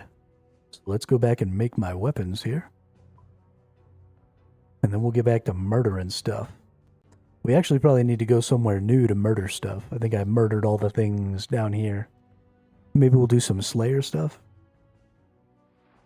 I need to kill these grot worms, but I don't think I can access the place where the grot worms are at yet. Sounds a lot like Spanish. So I live in southern New Mexico. So I actually live right on the border of Mexico. So I have heard a lot of Spanish. A lot.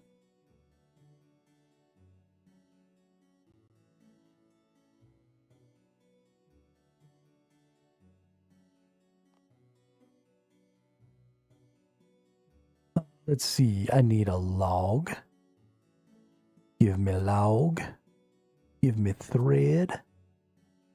And let's craft. Boop. Craft. Well, my friend, I'm going to sleep here. It's already 3 a.m., but have a good rest of your stream. Yeah, absolutely, Gandrade. Have a great day. Thank you so much for stopping by, and thanks again for the follow. Hope you have a good sleep.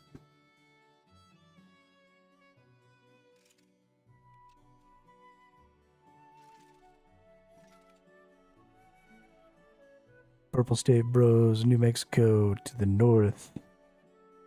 Oh, Minnesota.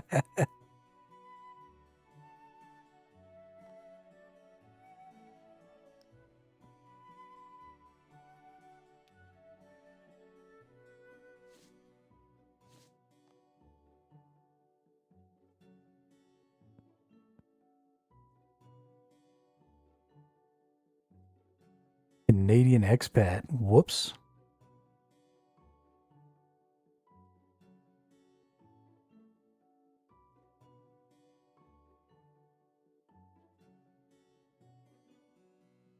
Think you went the wrong way.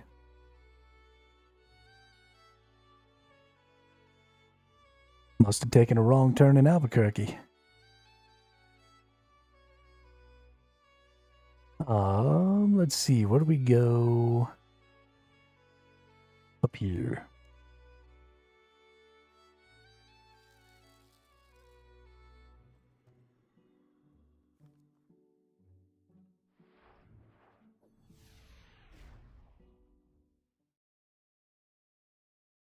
Where are we going? Where are you going? Where you are is where I want to be.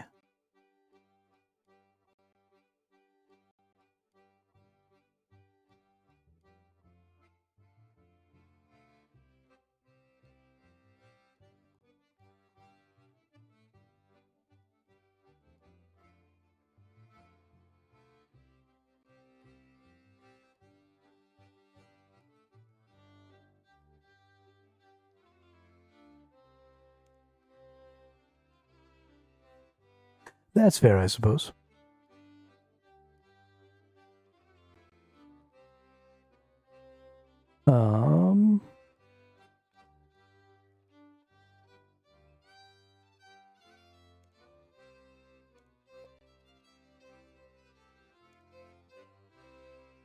Okay, but like, where are the grot worms?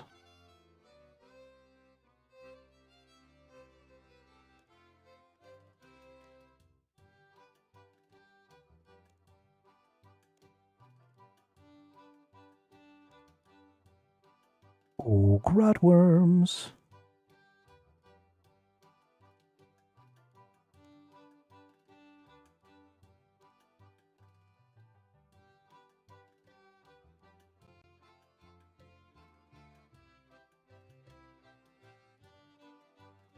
Let's go to the wiki then. /wiki. Grotworm.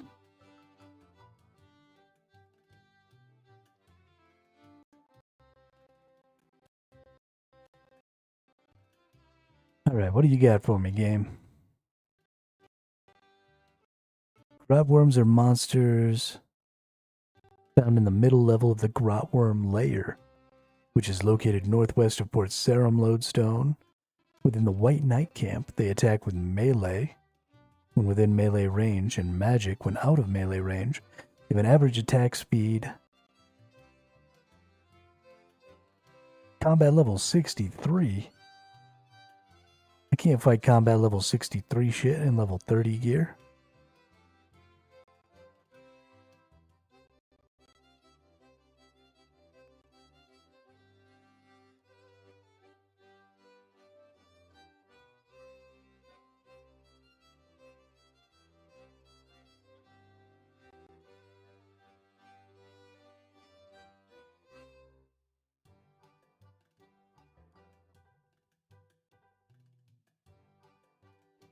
Alright, Port Sarum. Right here. Oh, right, you gotta make this. Yeah. What is it up here? Have I been trying to do something to be able to get into the grotworm thing that I didn't need to do this whole time? I think I might have.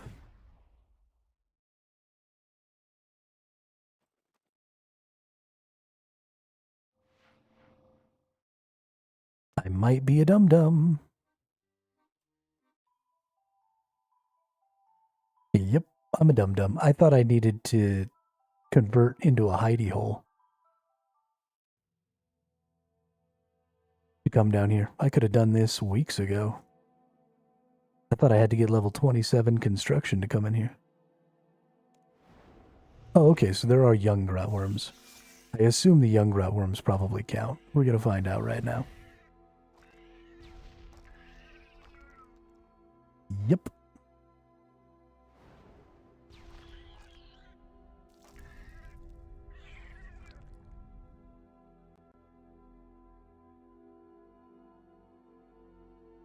Alright, we're going to loot all this. It's nice that they're dropping those as notes.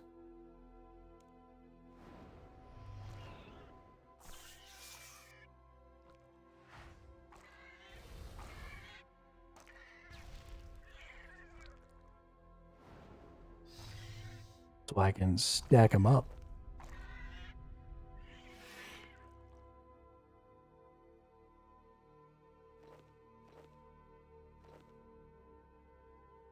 Hell yeah, this is great.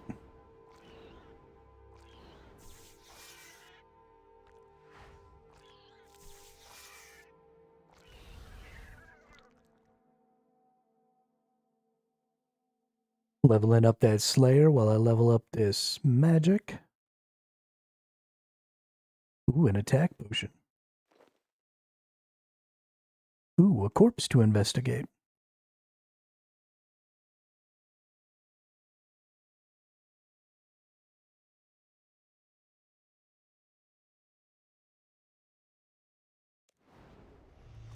Must be a quest thing.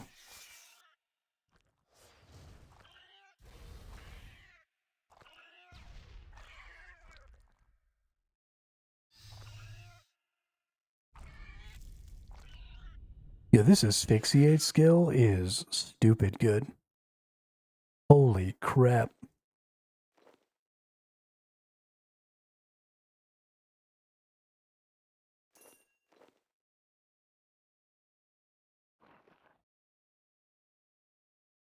Holy shnikes. Hey, prayer level up.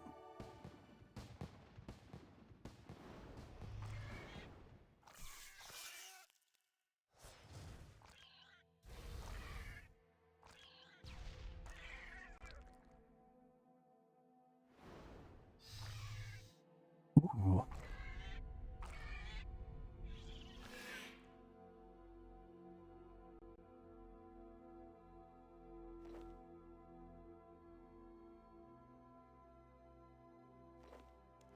Give me that nature rune though.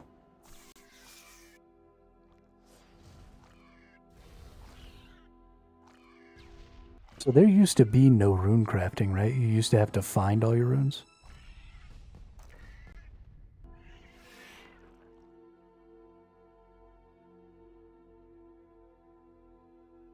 Hey, another attack potion. Nice.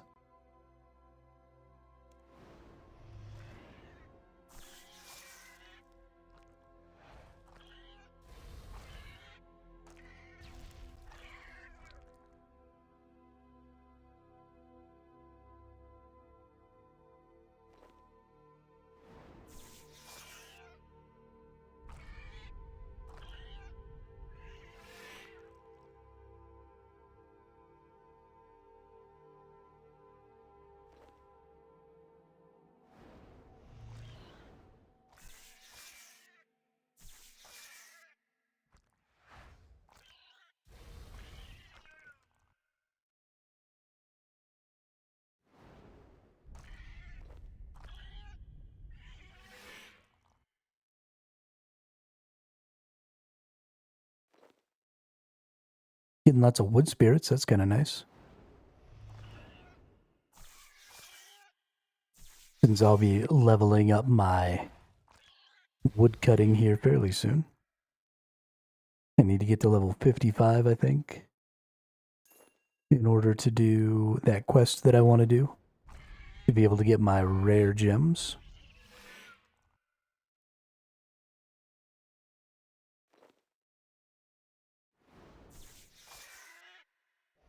So we are for sure gonna be getting some wood.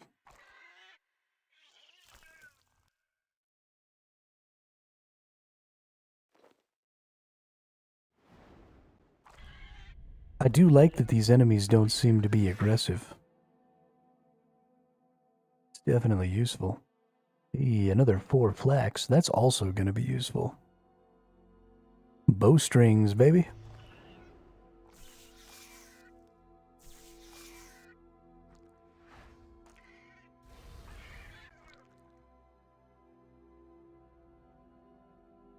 Ooh, a strength potion. Yo, I'm getting all kinds of good potions down here. So this is the place. This is the place for the potions. Early game. Murking grotworms.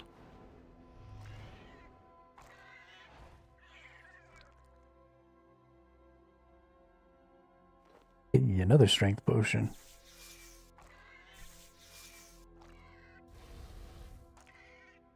The end game combat seems like it's going to get pretty wild to me. Lots of potions, lots of preparation stuff, lots of mixing and matching skill sets, lots of all kinds of things. Seems like it's going to be pretty interesting as we get further into the game.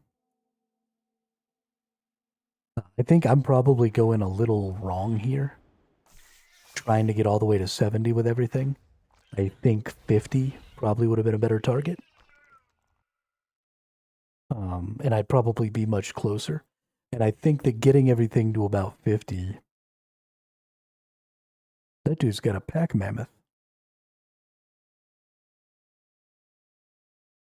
But I think if I got to 50, that would be where combat really started to be interesting as well. When I get to around 50, I feel like I'm going to have access to a lot of magic. A lot of different spells, a lot of good stuff in here. I feel like I'll, if I had 50 necromancy, I'd have access to a lot of those good spells. And then, 50 melee. Now, I haven't gotten to any of the 50 on my attack styles yet. But I think that I maybe wasted some time going so far with my mining and smithing. Because, that's... If I'd have stopped at 50, I would have maybe needed a quarter of this amount of XP. Yeah, you're looking at 50k here. At 40. And you're looking at 1.3 million here. So... maybe even 1/10 of the XP required to get to that level 70. It would have taken... So I could have, another 10 skills in level 50 right now. Is what I'm kind of trying to say. And that would be pretty nice.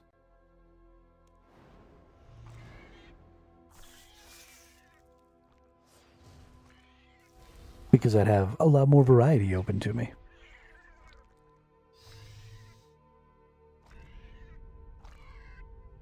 But just because of the exponential nature of XP growth in this game, I really do think that it's just better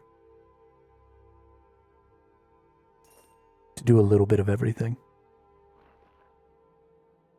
And I think that's kind of the prevailing wisdom.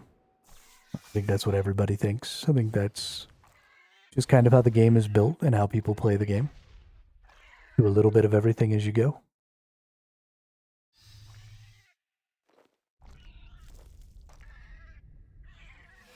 I think I got a little off track because I'm a little more used to focusing.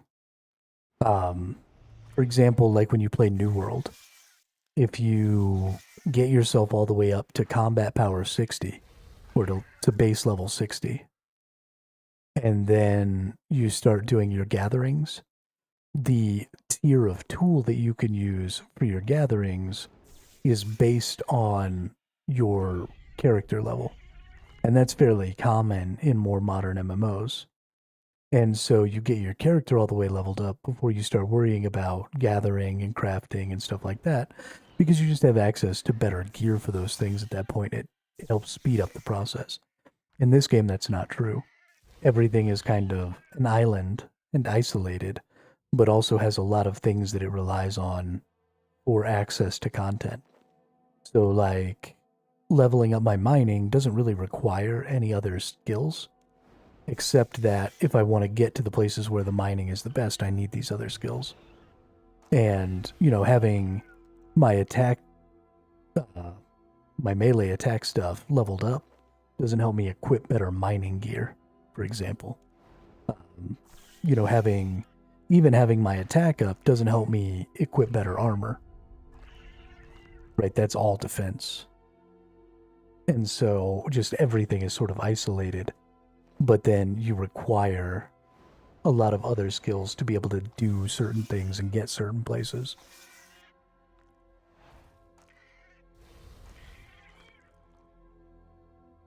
And so you just kind of have to level everything up to be able to do anything. Which is good. I think it's fun. I think it keeps you bouncing around the game.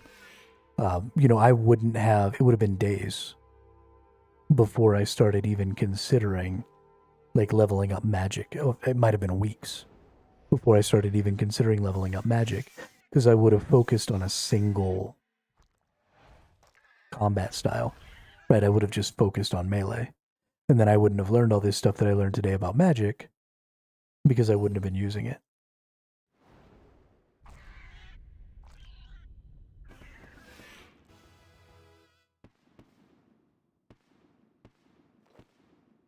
And the same thing is true about a lot of the other skills. I wouldn't have started working on my agility. I wouldn't have any of that stuff.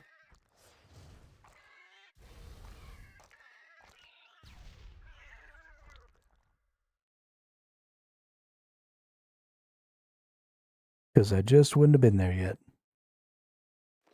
Would have been too focused on other things.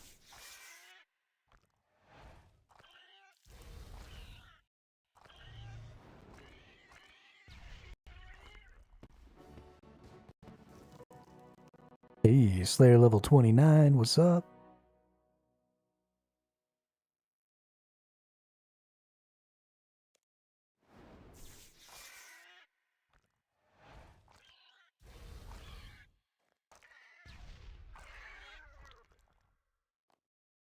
Alright, nothing new at Slayer 29. We got anything new here? Ooh, Void Armor. We got anything new here? Protect Item. Ancient Mace.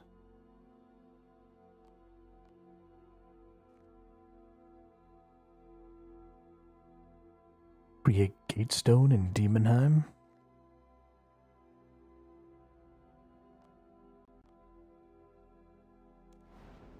I didn't realize that there were spells that could only be used in Demonheim.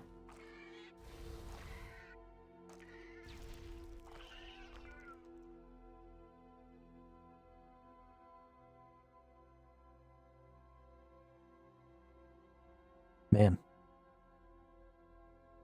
So many things to learn.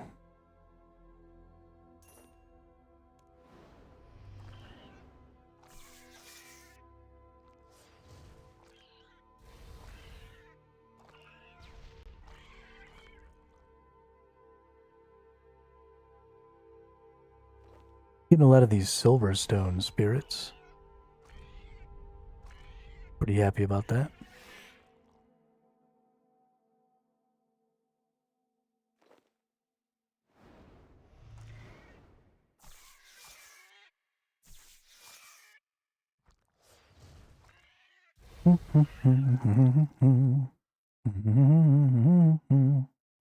Ooh. Some food. Isn't that sweet of them? Give me some trout, just in case I lose some HP.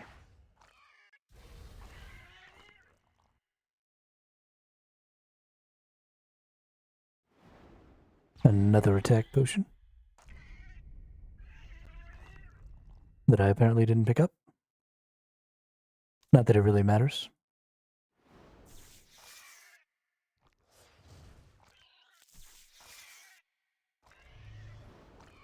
Damn, my damage output is so much better on the mage.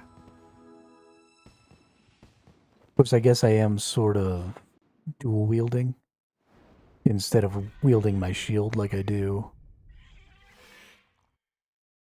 on my other. So that's probably a big part of it.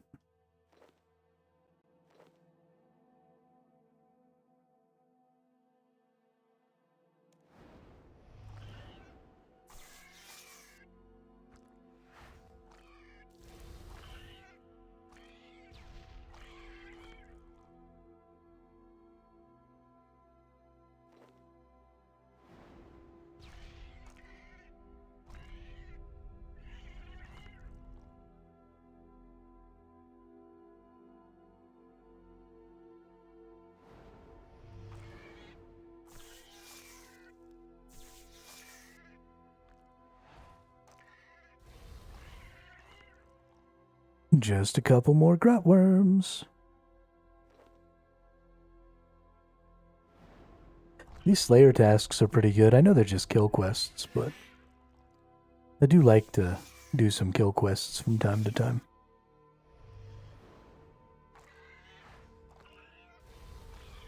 Especially if I'm just trying to grind some levels or some combat stuff.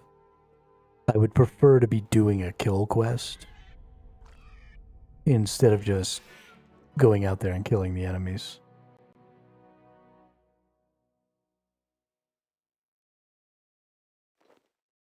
Alright, got all finished up with our grotworm murder.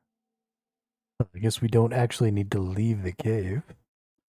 We can just boop and teleport. It is something I keep forgetting about, is that I can pretty much teleport from anywhere to anywhere.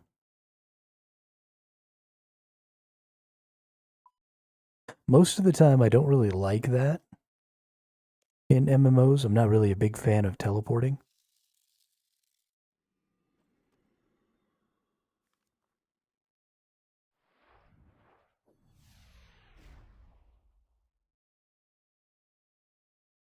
But so far, it doesn't really feel like it's breaking my experience in this game.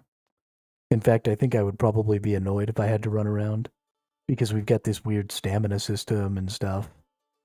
Something I do think that some more modern games have started to realize is that limiting my ability to sprint around the world, or making me hold the shift key to sprint, is mostly stupid. Just let me run at full speed forever. There's really no reason not to let me do that. You're actually very strong. Are you sure you don't want Maskna in Canifs to assign you a task? No, that's okay. I'll take a task from you. Excellent. You're doing great. Your new task is to kill 40 bats. Got any tips? The last giant bat I killed, I found earth spells worked, took them down efficiently. Bats are rarely found on the ground, so you'll have to fight them while they're airborne, which won't be easy with melee. They have been spotted in the Taberley dungeon. I don't really want to go back there to kill bats. Are there bats down here?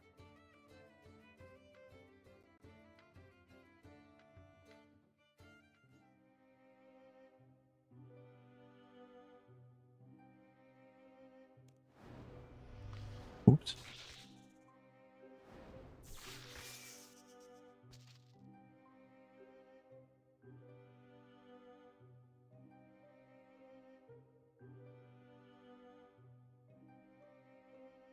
Let's go run around looking for some bats.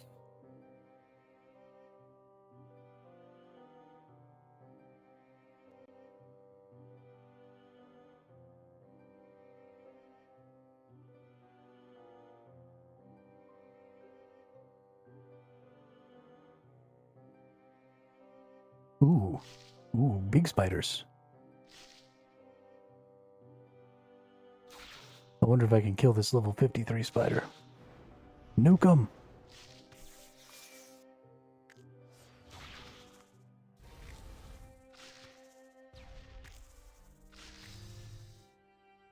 Yeah. Get shitted on, spider.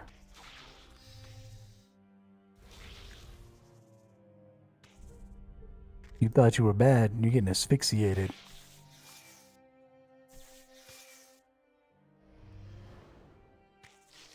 Oh, look at me. I'm a spider. I'm so cool. Dead.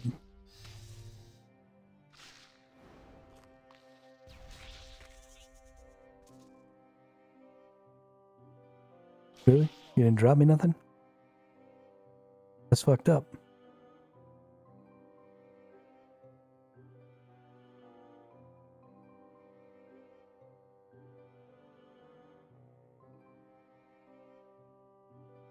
I went through all that effort to kill something way out of my league. And it didn't even drop me nothing.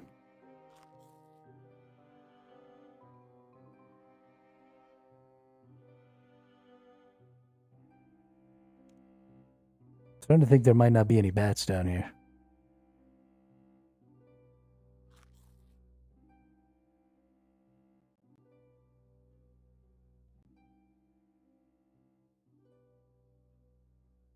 I'm just like running around like a jackass.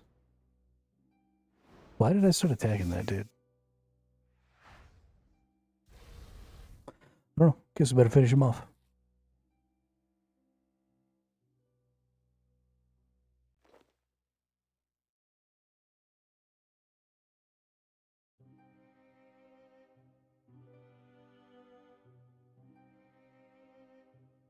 Looks like we got a shortcut here through the crevice. Where we have agility 51. Fuck you.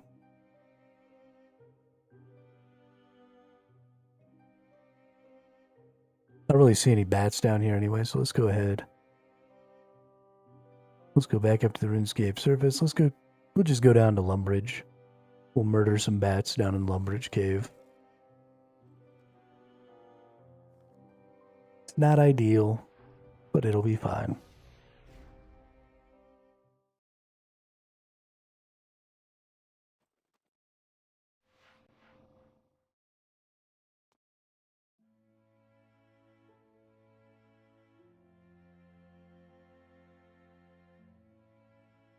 Enter the catacombs. Ooh.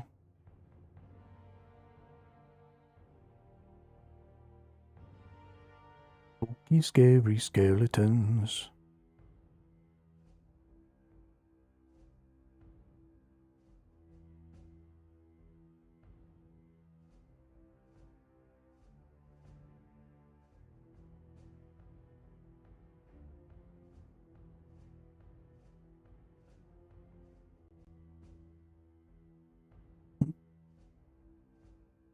The Artful Dodger.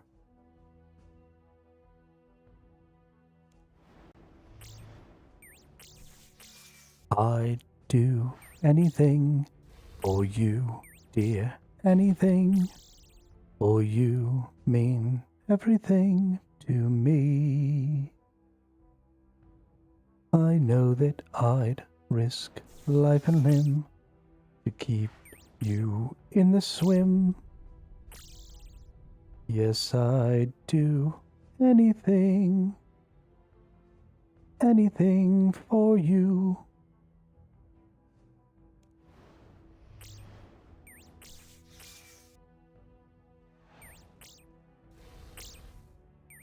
Please, sir, may I have some more?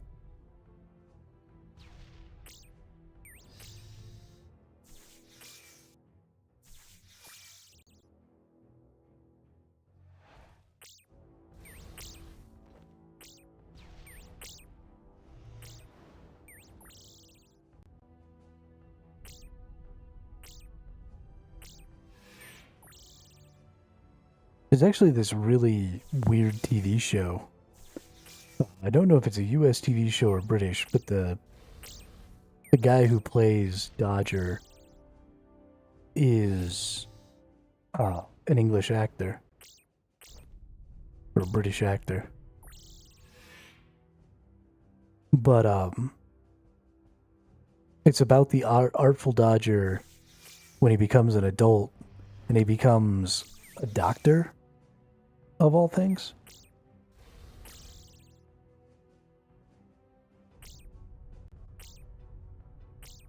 It was kind of interesting. I watched a few episodes of it. It didn't really hook me in. But I really like the guy who plays Dodger. He's one of the guys who played in the movie trilogy about the Maze Runner. There you go. One of the guys who played one of the characters in Maze Runner. And I really like that trilogy. It's not like great cinema or anything, but the premise is interesting. I like the actors.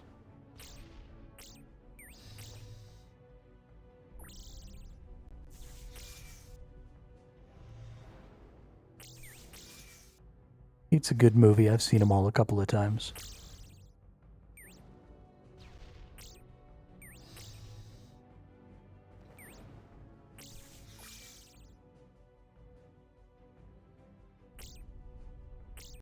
I forget which character this particular person plays, but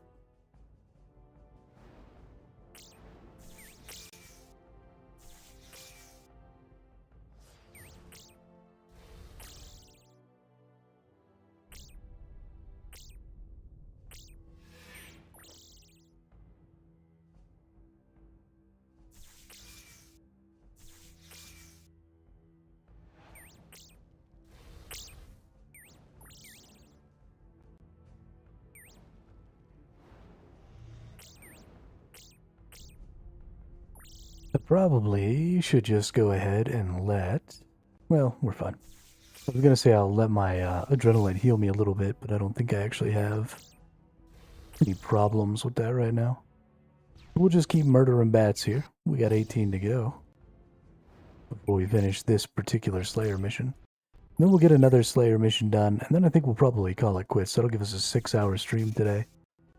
I forgot to stop and eat a couple hours ago. I'm starving right now. So we'll finish up this this one, and then we will call it a day. Or sorry, finish up this one, do one more, and then we'll call it a day. Get some Slayer stuff done here.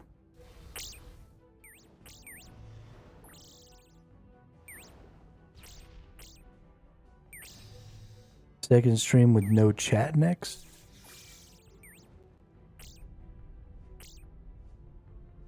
Huh?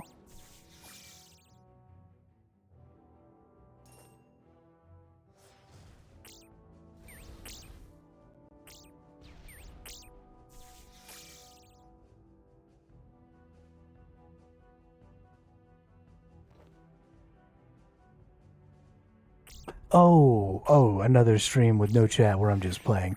Probably not.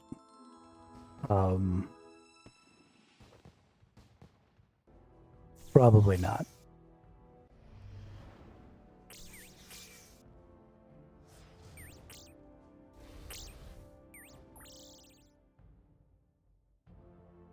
I don't know what it is about that idea that I don't like. But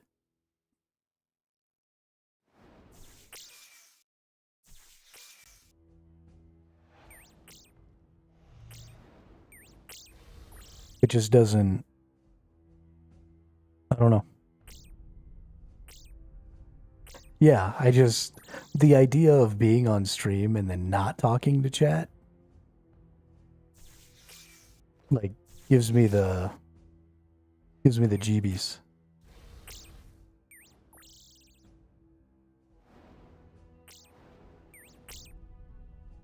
I don't know if I have the ability to ignore chat. And I definitely don't have the ability to ignore, like viewer numbers and stuff like that. So I'd be stressing out, like, am I doing the right content? Am I being too boring? Should I do something else? I don't know.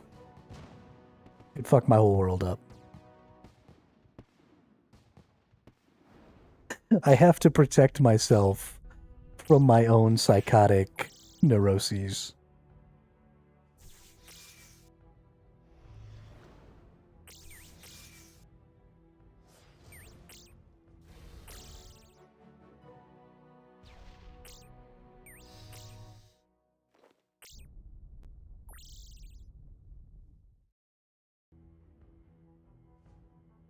All right, we're all done with those bats, though.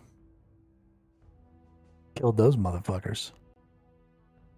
It's funny to me that you would enjoy Pike, a stream that doesn't really have any chatting or any talking or any interaction, when you're such an interactive and talkative viewer.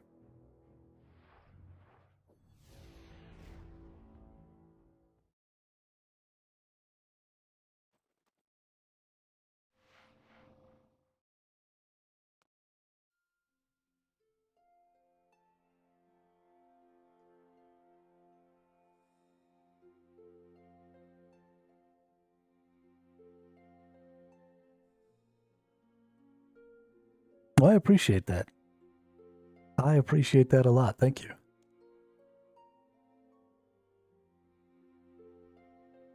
I need another assignment.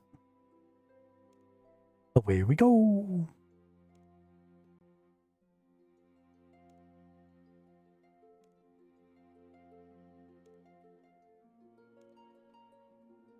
Kill 54 frogs. That's what we should drop on them. Not bombs, not food. Fucking frogs.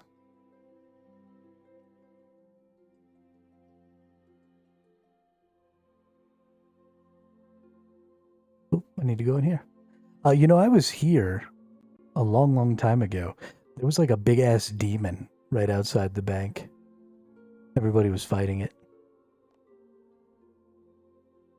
I don't know what that was all about. Let's see. Let's just put all these in here because they're potions that kind of have to do with this. And then we'll put all these over here. And then we'll go over here. We'll put this stuff in here. And then this goes here. Nope, that goes there. Okay. I mean, I am going to be grinding anyways, so would rather give you the viewer than some rando. I mean, maybe you'll find somebody who's even more interesting than me.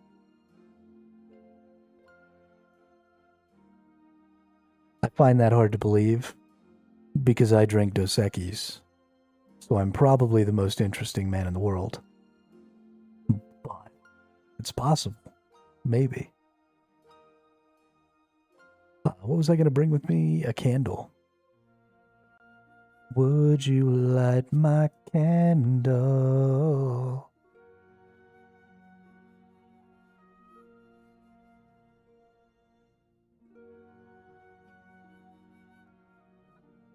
I mean, it's not what I want.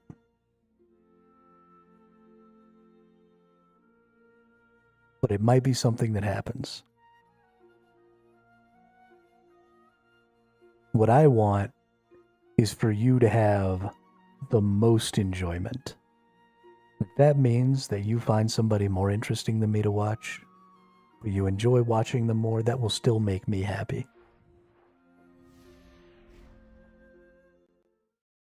I want you to have the kind of streamer you deserve.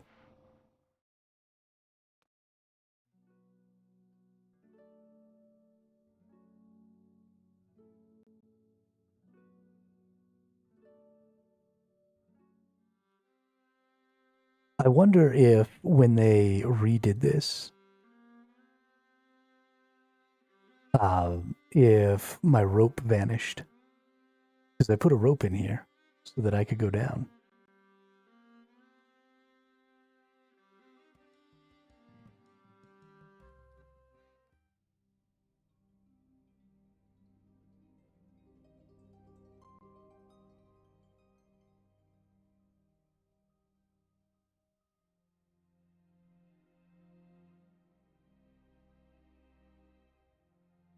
I ain't scared of no ghosts.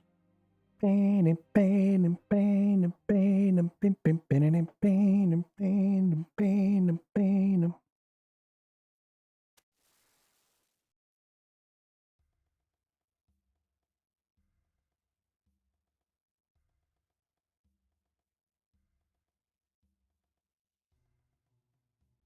right, we need some frogs.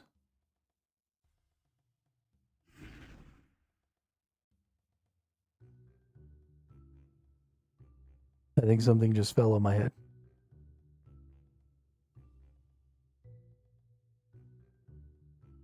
there was a frog. Oh, man, a hand just came out and smacked me. Okay, so I don't think there's just like a bunch of frogs anywhere. Oh no, I put away all my air runes. I'm an idiot.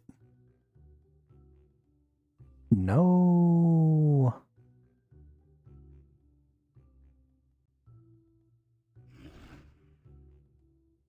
The hand came out and bitch slapped me again.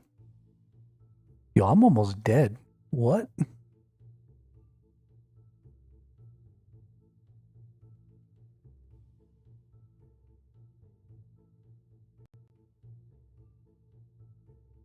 What is happening to me?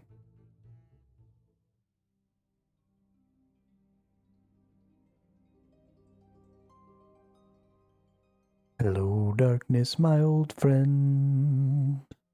I think this is actually going to be easier, even though these little frogs are kind of a pain in the ass.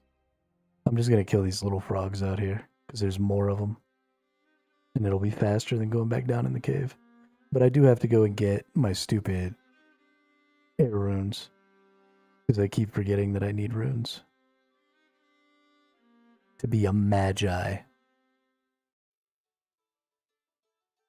The most powerful magi in the world.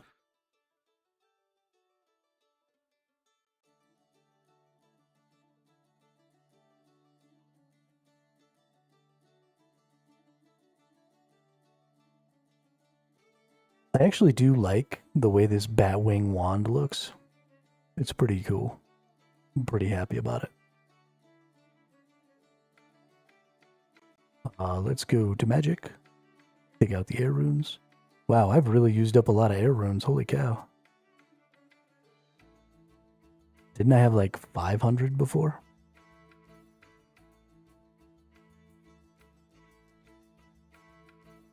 Maybe I only had 200. I don't know. Seems like I'm using them up a lot though.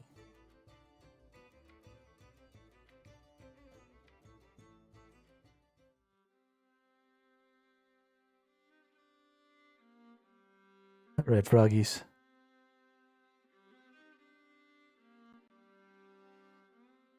I see you, froggy.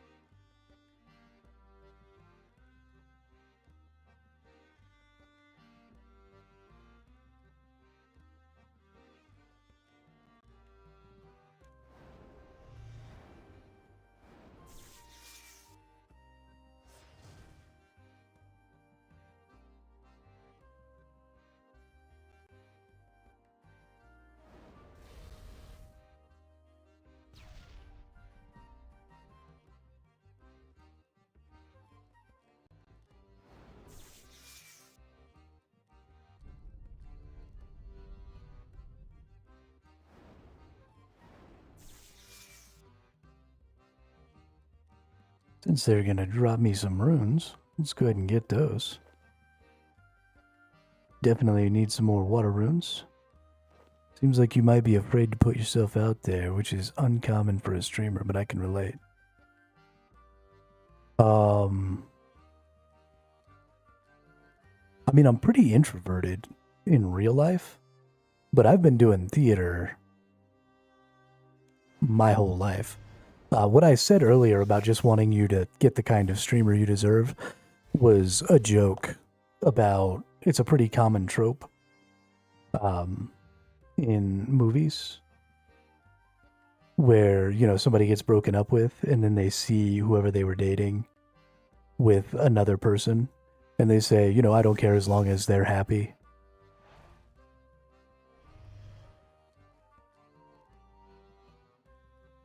So that was me just fucking around.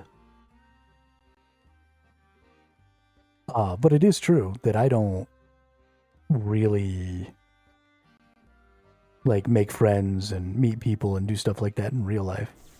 But I definitely don't have a problem with it when the dynamic is like this, where, you know, I'm providing some sort of an entertainment to an audience.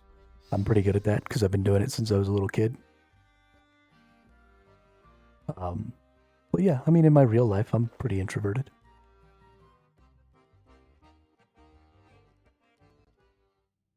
It's also why probably streaming takes a lot out of me and is pretty, like, mentally taxing. And why I can't just stream the whole time I'm playing video games. It's because eventually it would get a little tiring. But I do like doing it. I really like entertaining people. I've always enjoyed doing plays and doing announcements, and reluctant to do the hair down second channel stream where you do, yeah. I mean, that's definitely true because that feels a little more personal probably. That might actually be the reason, because it does feel a little more personal.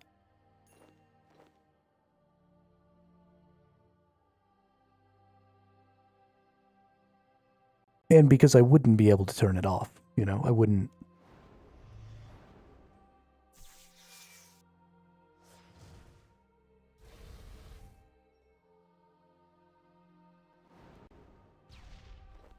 I would still be in entertainer mode.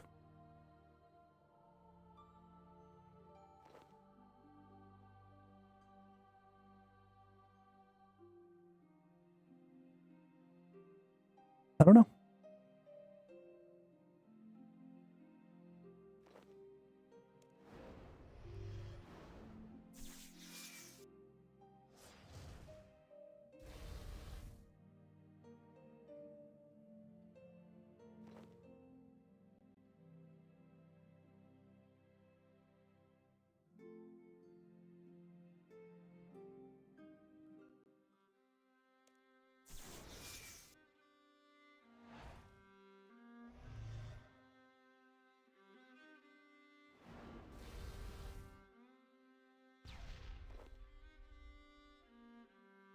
And you can turn it on and off whenever you like without any care for entertainment mode if you wanted. I mean, it's the same reason that, like, I don't run guilds, is because I always feel extremely responsible for everybody else's playtime and making sure that things are running as smoothly as possible and stuff like that. Even though, you know, somebody can't be responsible for that stuff 100% of the time. It ends up becoming too overwhelming for me because I try and take responsibility for everybody else enjoying the game and end up just really, really burning myself out because of it. Even though most of the time the other people are grown-ass adults and can be in charge of their own entertainment and enjoyment. It's just the kind of person I am.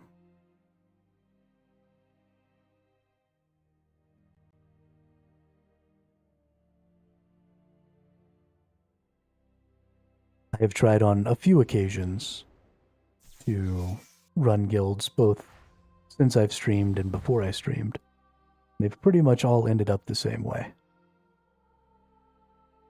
which is me overwhelmed and shutting down, and then everything kind of falling apart.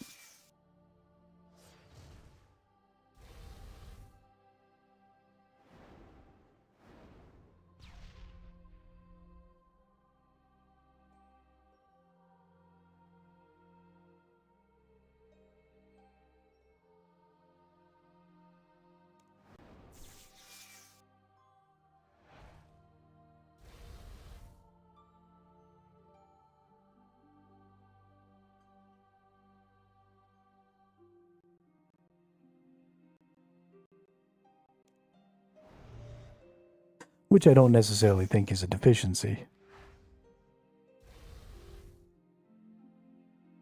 I mean, I don't have to, but I do.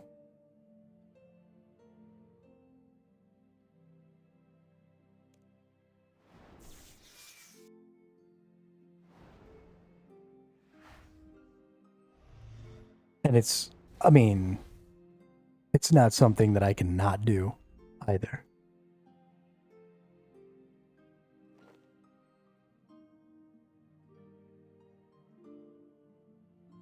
It's just the way I'm wired.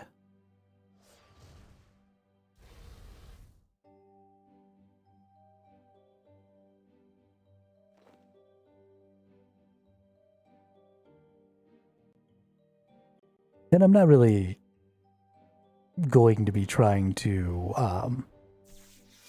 change that either. Like I've done the guild thing a couple of times. I've experimented enough with that to know that I am very unlikely to ever successfully lead a guild. I would like to have guilds associated with this channel, but that will only ever happen once I can just pay somebody to run the guild for me. And then we can have our cake and eat it too.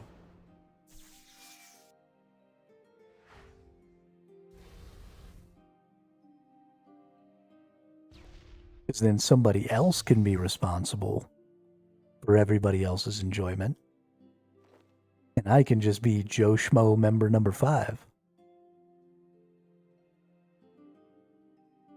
And that'll be better.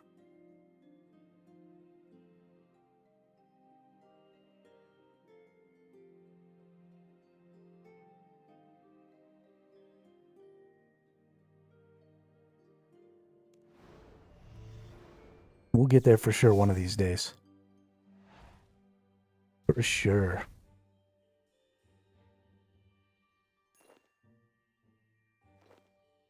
I am honestly revitalized for the whole streaming thing. I had started to get down over the course of the last year or so, because we started out real strong, right? When I started streaming, when we were doing Once Human, the channel was fucking killing. We had some incredible growth. And in the last year or so, since I stopped playing Once Human and started kind of bouncing around to MMOs and other survival games, we've never really captured that again. But we're definitely doing a good job. We've had lots of, followers, lots of new viewers, lots of subscribers over on YouTube. Things have been going really, really well since we started playing RuneScape. And it has definitely resurged my desire to really make this a thing. Channel has been doing really well.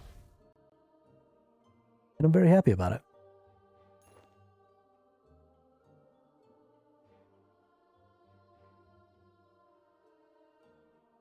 My buddy joined during Eve and suggested me, but I didn't really listen until you played RuneScape, which I play. Oh yeah, who's your buddy?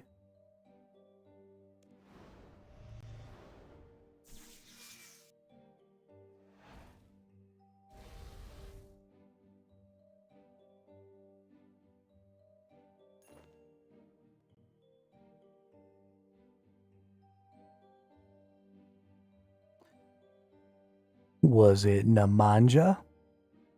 No, Nemanja's from way back. Never mind. Who were the people who started watching during Eve? Nemanja played Once Human with us too, though. Crixus. I don't remember a name Crixus.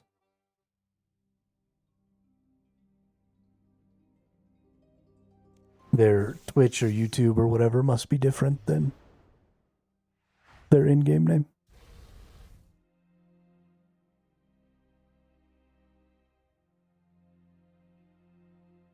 Interesting. That's cool. Who that is right there? Diesel 45645.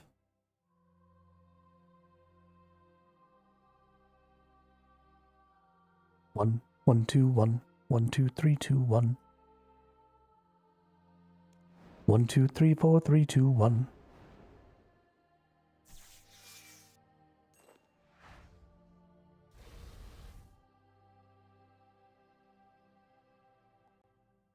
Just text his Twitch. Oh, BS Lounge. Oh, hell yeah. Yo, I love Lounge.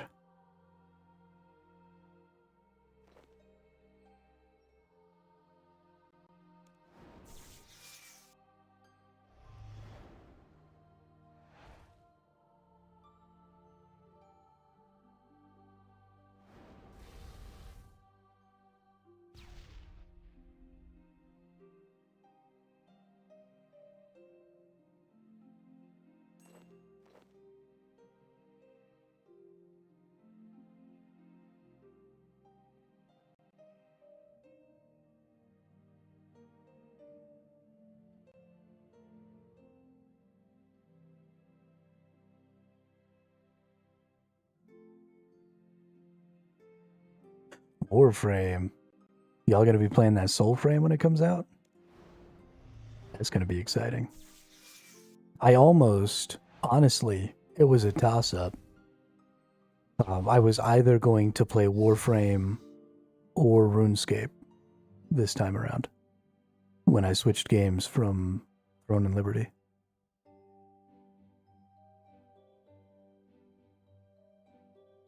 Those were the two I was choosing between, because I've never really played Warframe either. I've got a couple hours in, but I never really got into it. Oh, you played the Alpha Soulframe? Nice. How'd you feel?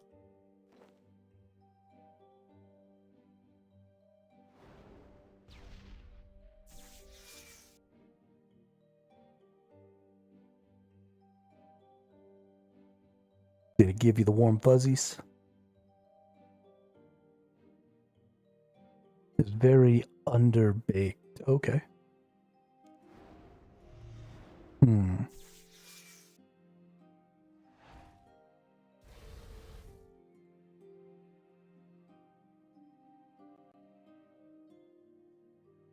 You just think that things don't feel polished enough, or you think that some of the concepts haven't just fully evolved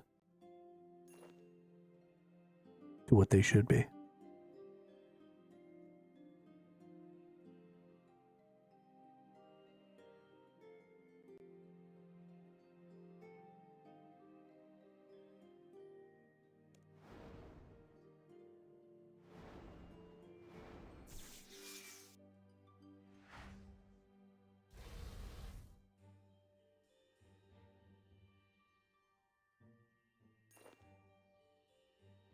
Is he really? That's funny.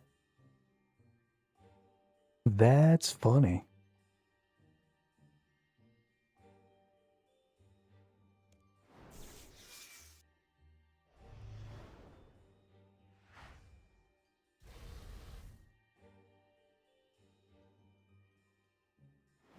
I don't know if it's gonna work, honestly. It felt super clunky. Oh, okay.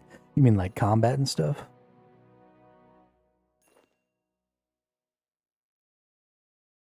That was definitely something I heard quite a bit, was just that like animations didn't feel like they lined up well, and that combat just felt really funky.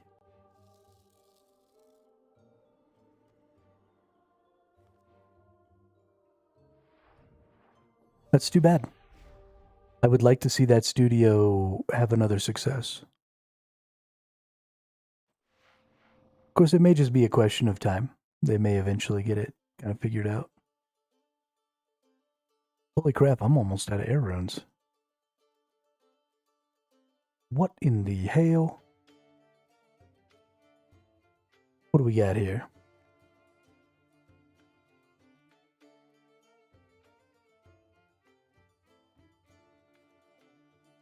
Telekinetic grab. Firebolt.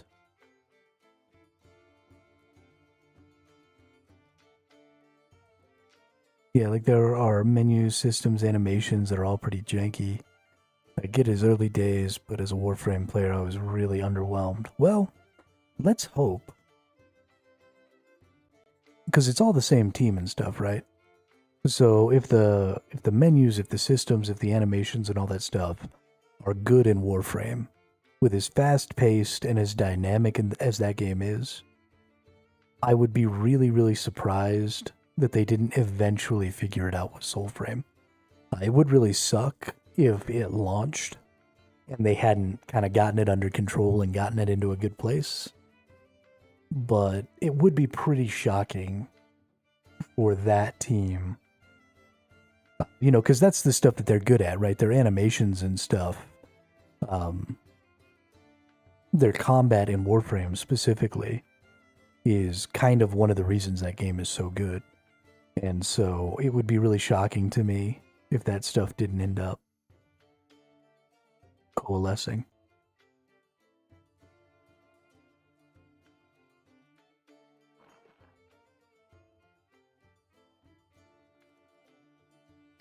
At least that's what I want to believe.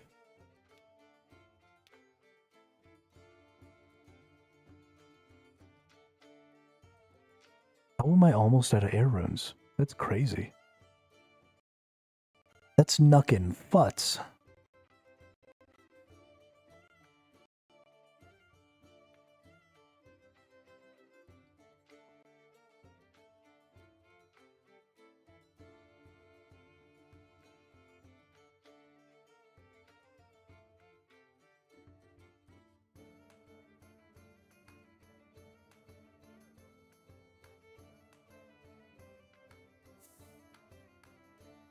That's fair. I guess I was surprised too, because the Soulframe was so far off. The alpha graphics of Soulframe are surprisingly good.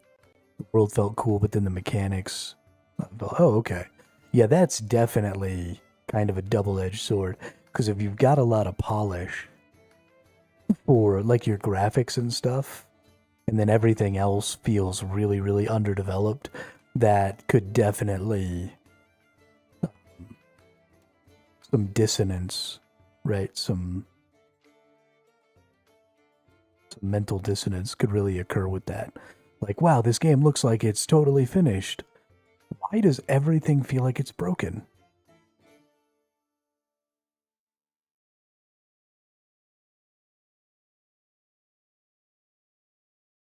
Yeah, I could definitely see that. I have a lit black candle. Let's unlight this black candle. Just have lit candles in my bank? What? I'm trying to burn the bank down. I stuck a lit candle in my security deposit box.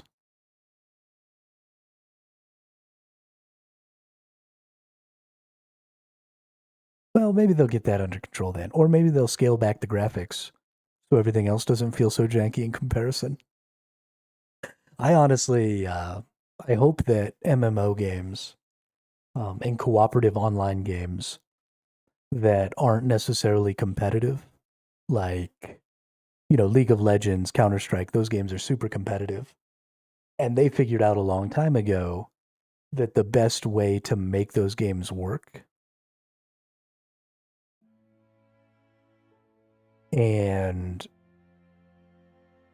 the best way to make those games work is to have lots of players. And so they have really, really basic system requirements so everybody can play. I think Warframe was kind of in that same place, right? It didn't require necessarily a huge, huge system. And so it's a very popular game because you could play it on a fucking toaster. And so I really hope that that's something that MMOs start to recognize, is that the more basic equipment your game can run on, the more people who can play it, which means the more people who will spend money on it. I had 1,200 hours in Warframe before I spent a cent. I cannot believe how good free-to-play is in that game. There's no game better in my mind. That is something I have heard on a lot of occasions. If I'm being honest, a lot of people have had that same thing to say about Warframe, is that it's extremely free-to-play friendly.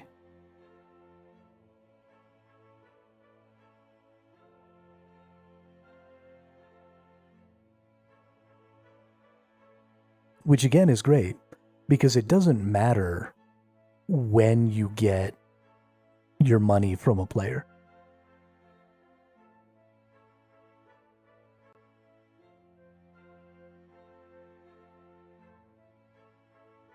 It just matters that players feel good about spending money in your game. You know, there are some players who going to buy the game and then they're going to play it. And, that'll be the end of it, and that's fine. But there are also players who will play the shiznit out of a game for, say, for example, like 1,200 hours, not spend a cent, and then go back and say, okay, I've gotten 1,200 hours out of this game. I'm planning on getting another 1,200 out of it. Now let's go and spend a bunch of money and stuff like that. And then you can even get more money, but you would get $0 from them if your free-to-play experience up to that 1,200 hour point wasn't a quality experience. So I think that's another really important thing is the more players who play your game, the more they're willing to spend. And the better the experience is up to the point where they choose to spend, the more players are going to stick around and spend money. A lot of these forced payment tactics, right? A lot of this FOMO garbage. Right now you've spent over $200, exactly. And that's $200 you would have never spent if you had a bad time and stopped playing the game, say, 100 hours in. So the subscription currency is attainable and free to play. Both parties are happy. Pay money to speed up progress, not to win in Warframe. Yeah, no, I think that's a good lesson that a lot of the rest of the community, the dev community, should probably learn. Is it doesn't matter when a player pays you. It just matters that they eventually decide they do, or they need to. And that also means you have to bring new players in. Because you need more people making that decision as often as possible. For sure. I probably will play some Soulframe when it comes out. Just because I feel bad that I missed out on some Warframe. So I'll at least want to give that a shot. I need to pull out my freaking ring. Because I don't have my ring on. So I'm a dum-dum. There we go. But yeah, I'll probably want to make a Soulframe account, and then even if I don't play it really hard, at least it'll be there, so I can go back to it from time to time. I think that's definitely what that game is good for. Is you play it, and then as patches and updates and stuff come out, you go back and go back and go back and go back, and have that sort of history with your character.